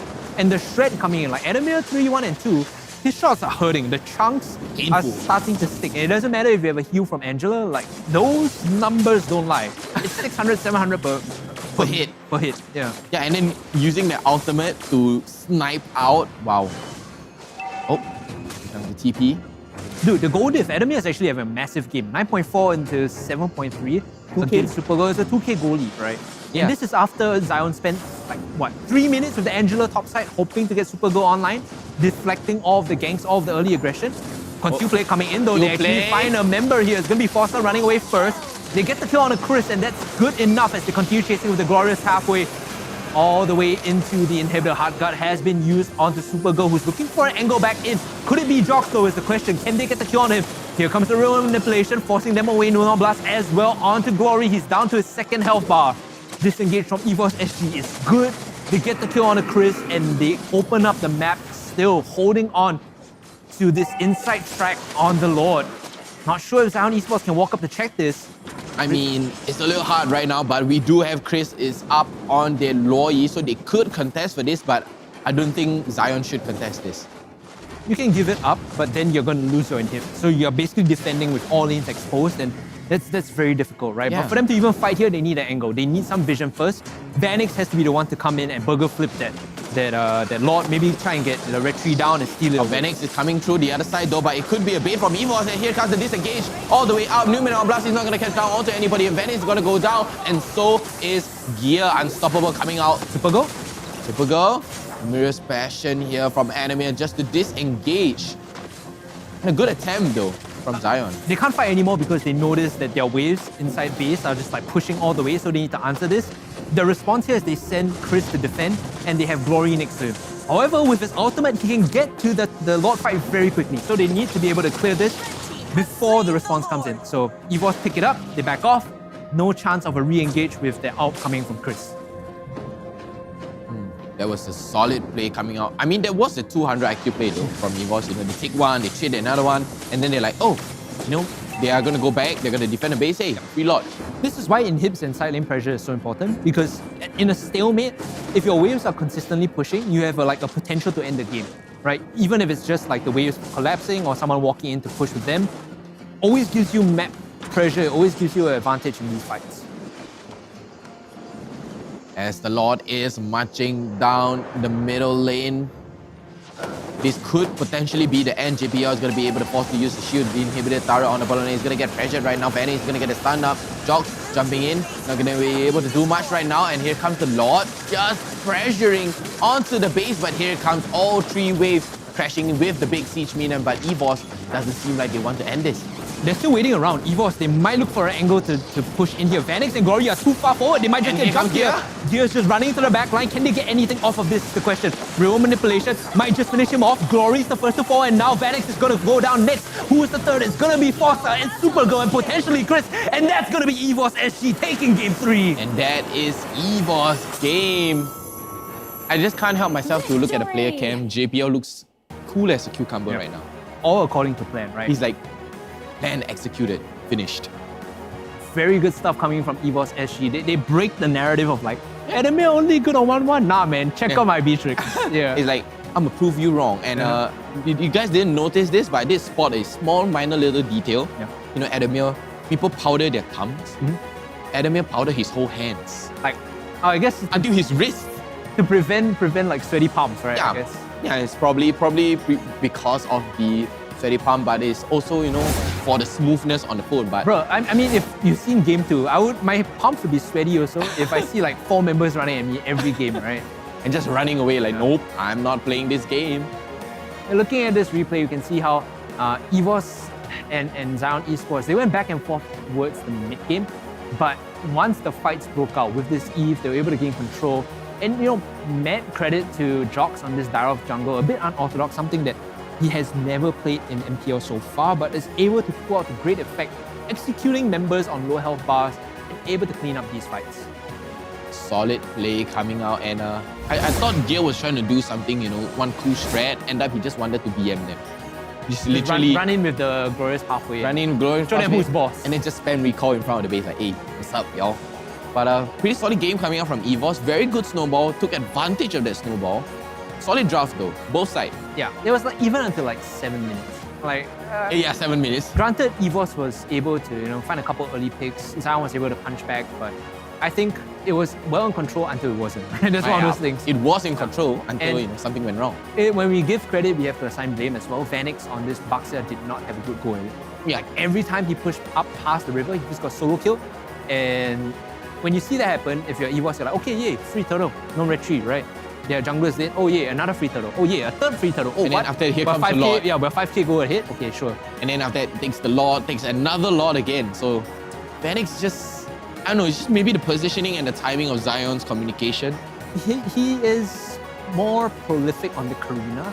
Yeah, that's why they banned it out. Yeah, typically during the regular season. So when you see him on something like the Bucks here, there's a lot to be desired, I would argue. Maybe it's not his comfort, I would say.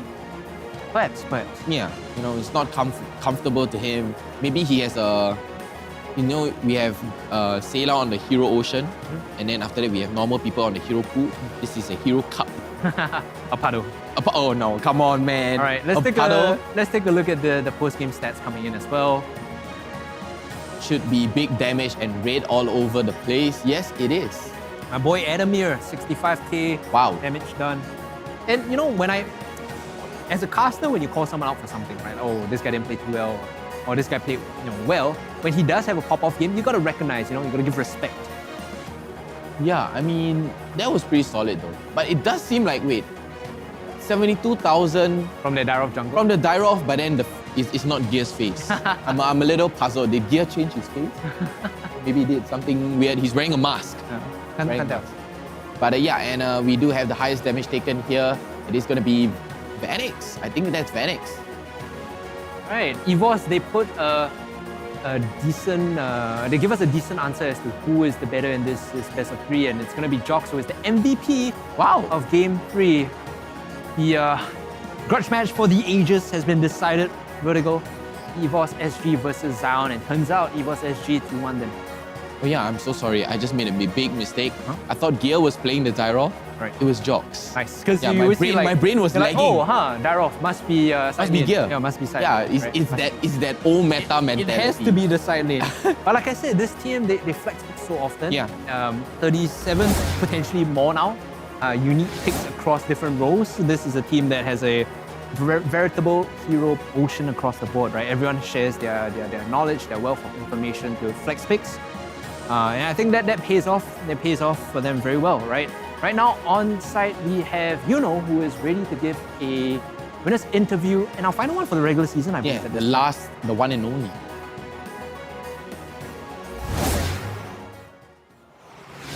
And welcome back for the last time to the Throne for Champions, the last winners interview for regular season, presented by Osim. I'm Yuno, and I'm here with Gear from EVOS, who have just won Zion to take second place in the standings. With that being said, with this win, you guys managed to dodge RSG in the first round of playoffs. So, do you guys prefer playing against RSG or Zion? Honestly, we don't have a preference because if you want to be the champions, you have to win anyone in the stage. So no matter who is given, I'm sure we will be confident and yeah. Okay, let's change that question a little bit. So you have played both of them. Who do you think is easier to beat? I would say Zion is easier to beat, even though because one thing is they're coached by Potato, and we can tell the play style is like the same as us last time.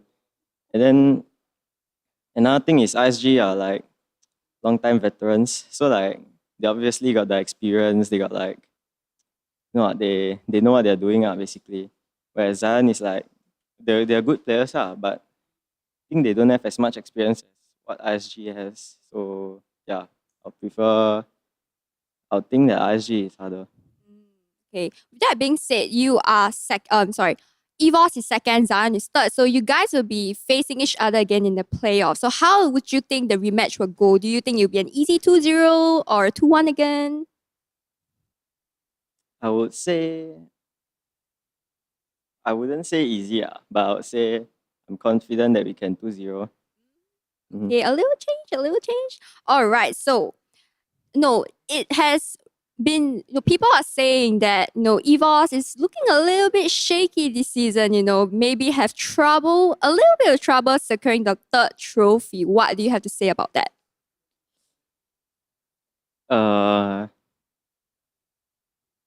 Okay, I would say like, yes, we may have improved from our M3 standard, but I would still say that we are strong enough to get the champion either way.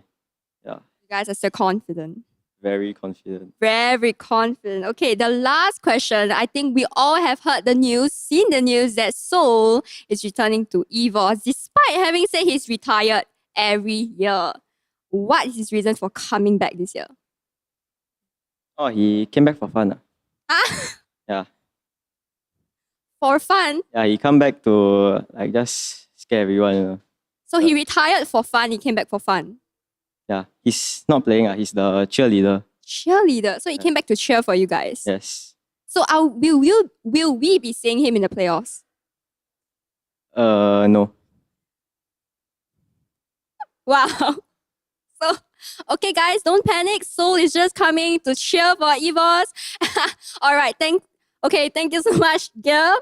All right, this is the last winners interview at the Throne for Champions presented by Osim, and we'll be handing it back to the casters.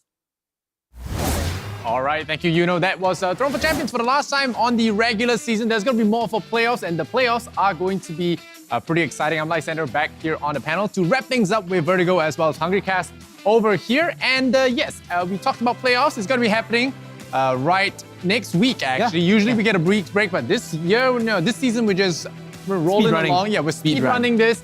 And it's going to be on Friday, which is the 29th of April.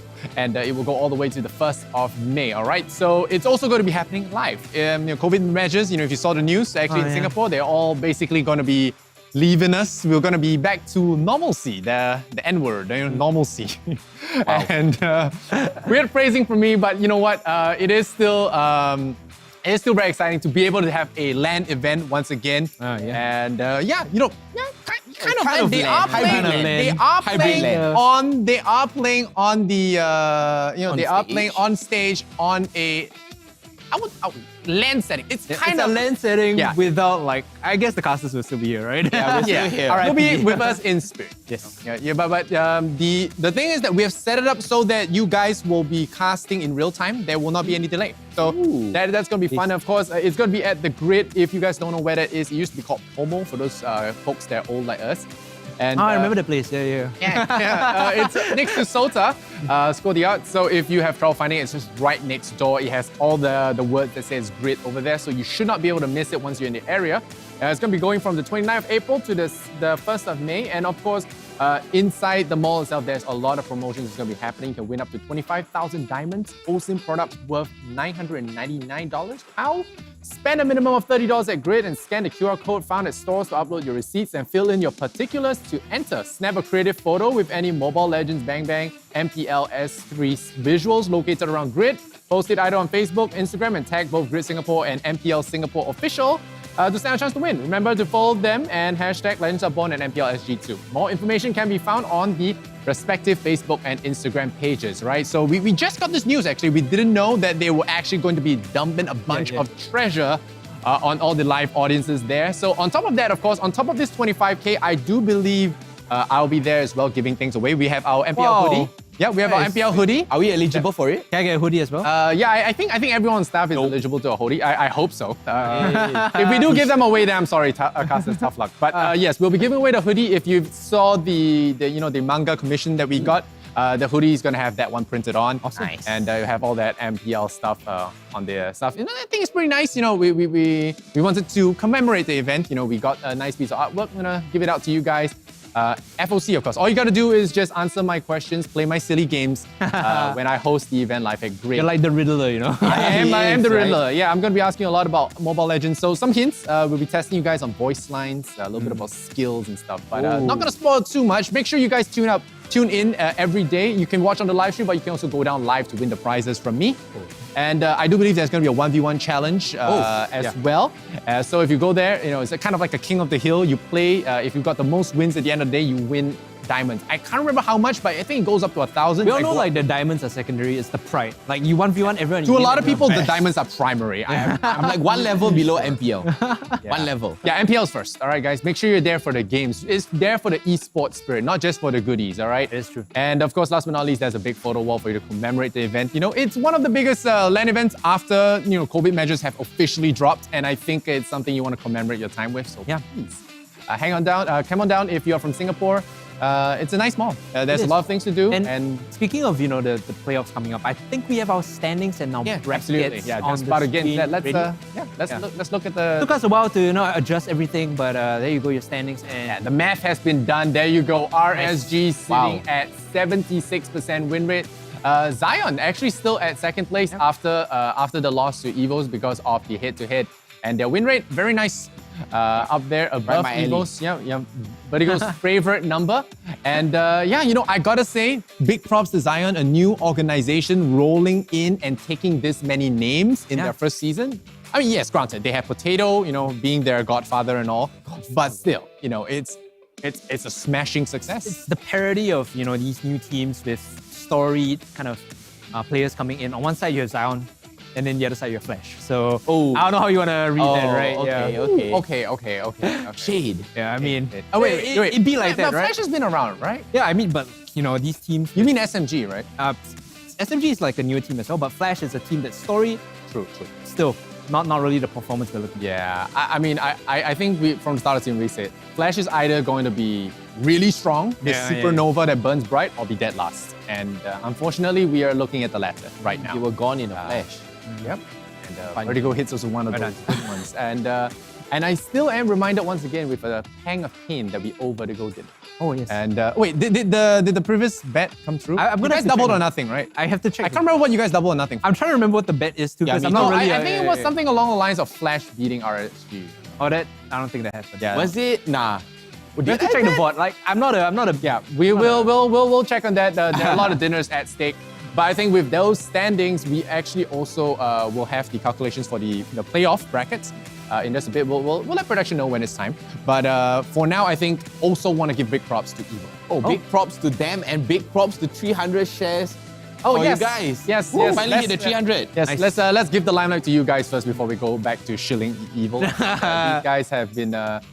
These guys in the chat have been sharing profusely, and trying to get our stream out there to all their friends, and of course securing the milestone and the reward. So thank you to you guys. I do hope you guys are as vigilant during the playoffs because it's going to be fun. Live event is definitely going to be a different kind Want to of... know what the playoff standings look like? We'll bring up on your screen right now. All right, guys there you go. Get an idea of who's going to be playing against who. I think right now, yeah, we have RSG Evo, Zion Evos. Almighty gets a bye because they are the 5th seed. And Flash SMG to finish out the lower bracket. Wow. I think this is not unknown to us. I think we have been doing some really intense math in the start of the day to find out what each kind of permutation had to be where. And yeah, RSG Evil, that one, I think, I don't want to call it a wash, but that one doesn't look too good for Evil. Yeah, right. It's going to be tough. It's going to be tough. You know, I think they were kind of downtrodden about it. RSG looked really strong, but I think every time the panel talks them up at the end of regular season, things go horrible. Wait, but that's what happened when you guys said like, you know, Evil, those case. And then... All right, Reese, hit RSG with your best curse. Wow. Best curse right now. Evil. Okay, I'm going to give RSG the 1. Evil is going to come up with some weird strat and out macro RSG. Okay, out macro maybe not, right? Okay, maybe okay, that's a bit too far. Nice try. A bit too far, right? Okay, maybe they're going to claw their way. Yeah, okay. 2-1. Okay. Evil. I asked for curse, not fairy tales. All right, so, but okay. 2-1, Evil? Yeah, I mean, if RSG posts another meme video, how does your caster curse work? Do you like say a team's gonna win, they lose, or do you just call it? He looks their way. Or do you just, or do you call something ridiculous and it comes through? Yeah, I mean, Diablo is handsome, right? I'm so lost. Same. Yeah, you see, that's the whole point. Okay. No one gets it. All right, RSG, I hope you're as lost as I am, but we'll just see if Vertigo's curse works. I don't know what kind of curse that was. Usually casters just say this team's gonna win, that team. I just loses, look at them dead in the eye. The spells are very elaborate from Reese. And also not forgetting the second upper bracket match, Evos versus Zion. That's gonna be a rematch. It's almost like an immediate rematch. So we'll see how that one goes. It's the last game of that day. We're actually starting with elimination. We're putting a team on the chopping block right off the bat. It's going to be Flash or SMG. SMG. I think Almighty wish for SMG. So we'll see. Yeah, because they did ask for Fanny, right? Give me your Fanny. Zero X was very passionate about it. He wants to play Angelo's Fanny. I want to destroy too easy for Angelo's Fanny pick. But I think after that massacre, he will not be picking that so easily anymore. Yeah. Speaking of picks, we actually got a lot of new picks today, so I'm very happy about that. We got Valentina, we got Amon, and Melissa in one series. That's a lot of bingo boxes checked. It is, right? I mean, we get the glory of it. Yeah. No pun intended. I mean, whenever EVOS plays, there's going to be something new. Yeah. There's guaranteed something new, right? They don't keep it stale. They're always innovating. Refreshing. One of the reasons why they did 2-1, I guess. Yeah, I was very surprised. I thought they were broken after game 1. Game 2, Zion decided to catch a couple of hooks. And then game 3 was completely different. It was Evil's back at full strength. Now, the real case is, can they maintain this stamina and not drop into lowers? Because I think lowers is going to be kind of dangerous for them. There have been a lot of teams that have drawn blood on them this season. They are not the invincible Evos we've seen in the past few seasons. And yeah, let's just jinx it right now. It's RSG season to lose, man. It is looking super good for them. Oh no. That's how you curse someone. Yeah, that's how you curse someone. But you know what, RSG, I think it's time. It's been 2 seasons. I think no more second place? Yeah. The first 2 seasons, I know hurt your players kind of quite a lot. When those finals happen against Evo, it was kind of painful. Well, you mean season 1 3-0, or was it 4-0? Yeah, it's like 4-0, 4-1. It doesn't feel good. I think it's time. I think you have gone through, when they say enough emotion. You gotta fail to succeed, I think they've done enough. Yeah, I think time to succeed. RSG season, man. Let's go. Kick it off. Kick it off. There isn't any wood here, but I would touch wood for you guys. But you know what? As a caster, I can only help you guys that much to cheer you on. Cheer you on. But you know what, guys? This season has been all over the place. You never know what's going to happen, so you have to watch it in person, all right? Back again to the segue.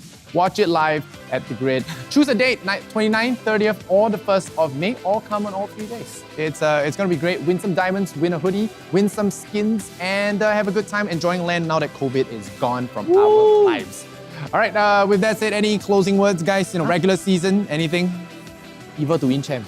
Evil to win. Evil, #Evil win. That is going to be Reese's outlandish prediction to wrap us up for regular season. We'll see you guys next week for playoffs. You're watching MPL Singapore Season 3. See you next week.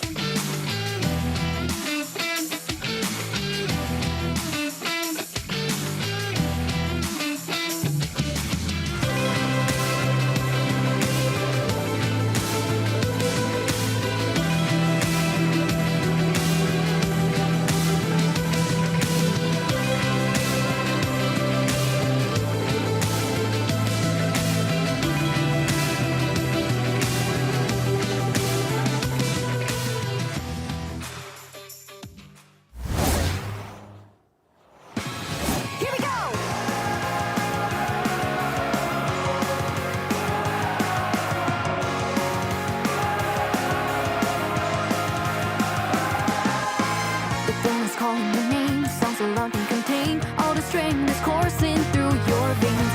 地形で必殺打ちのめされ Legends they rise from the earth 駆け抜ける We break through to show our worth 負けてない止められない Never back down, never fall Till we make it to the top Come on, let's light the sky with our spirits burning bright くじけぬ together, you shall forever 力出して We stand and fight our hearts out 炎決して絶やさないで Calling our name, changing the game Setting the chains ablaze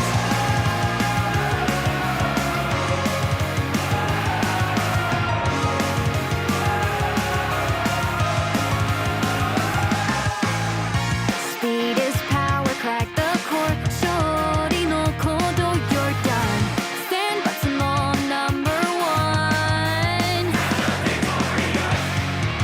Unrivaled, unmatched 乗り越えてゆけいざ行け There's no time to waste in victories embrace 5 more seconds till we 5 more seconds till we 5 more seconds till we clash Come on, let's light the sky with our spirits burning bright くじけぬ together, you shall forever 力出して We stand and fight our hearts out 炎決して絶やさないで Calling our name, changing the game Setting the chains ablaze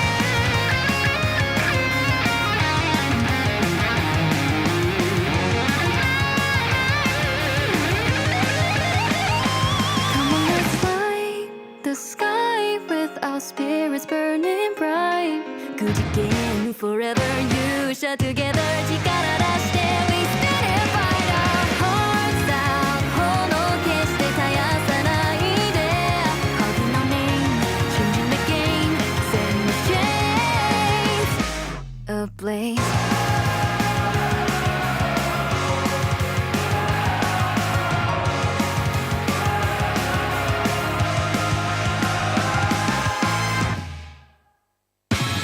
Here we go!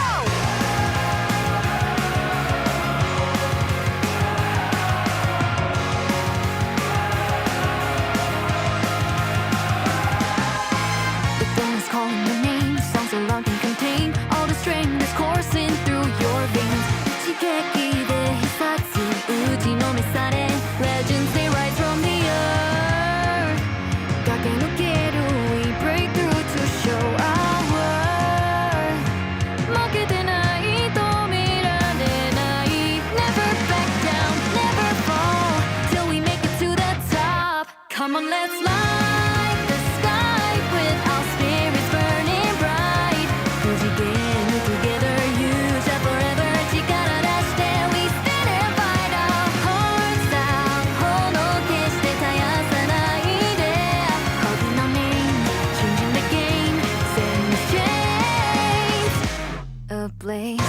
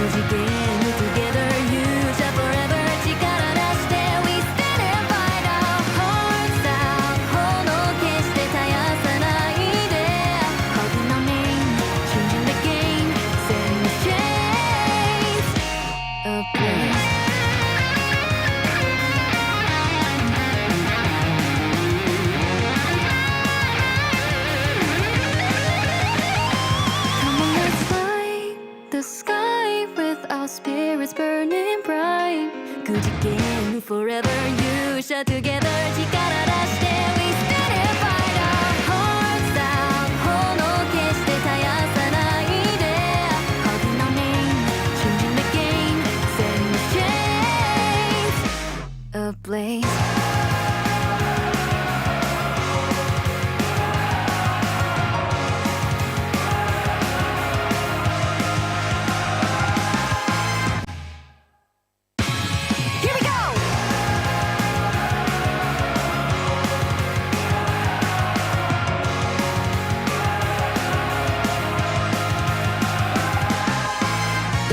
calling your name, sounds alarm can contain all the strength is coursing through your veins.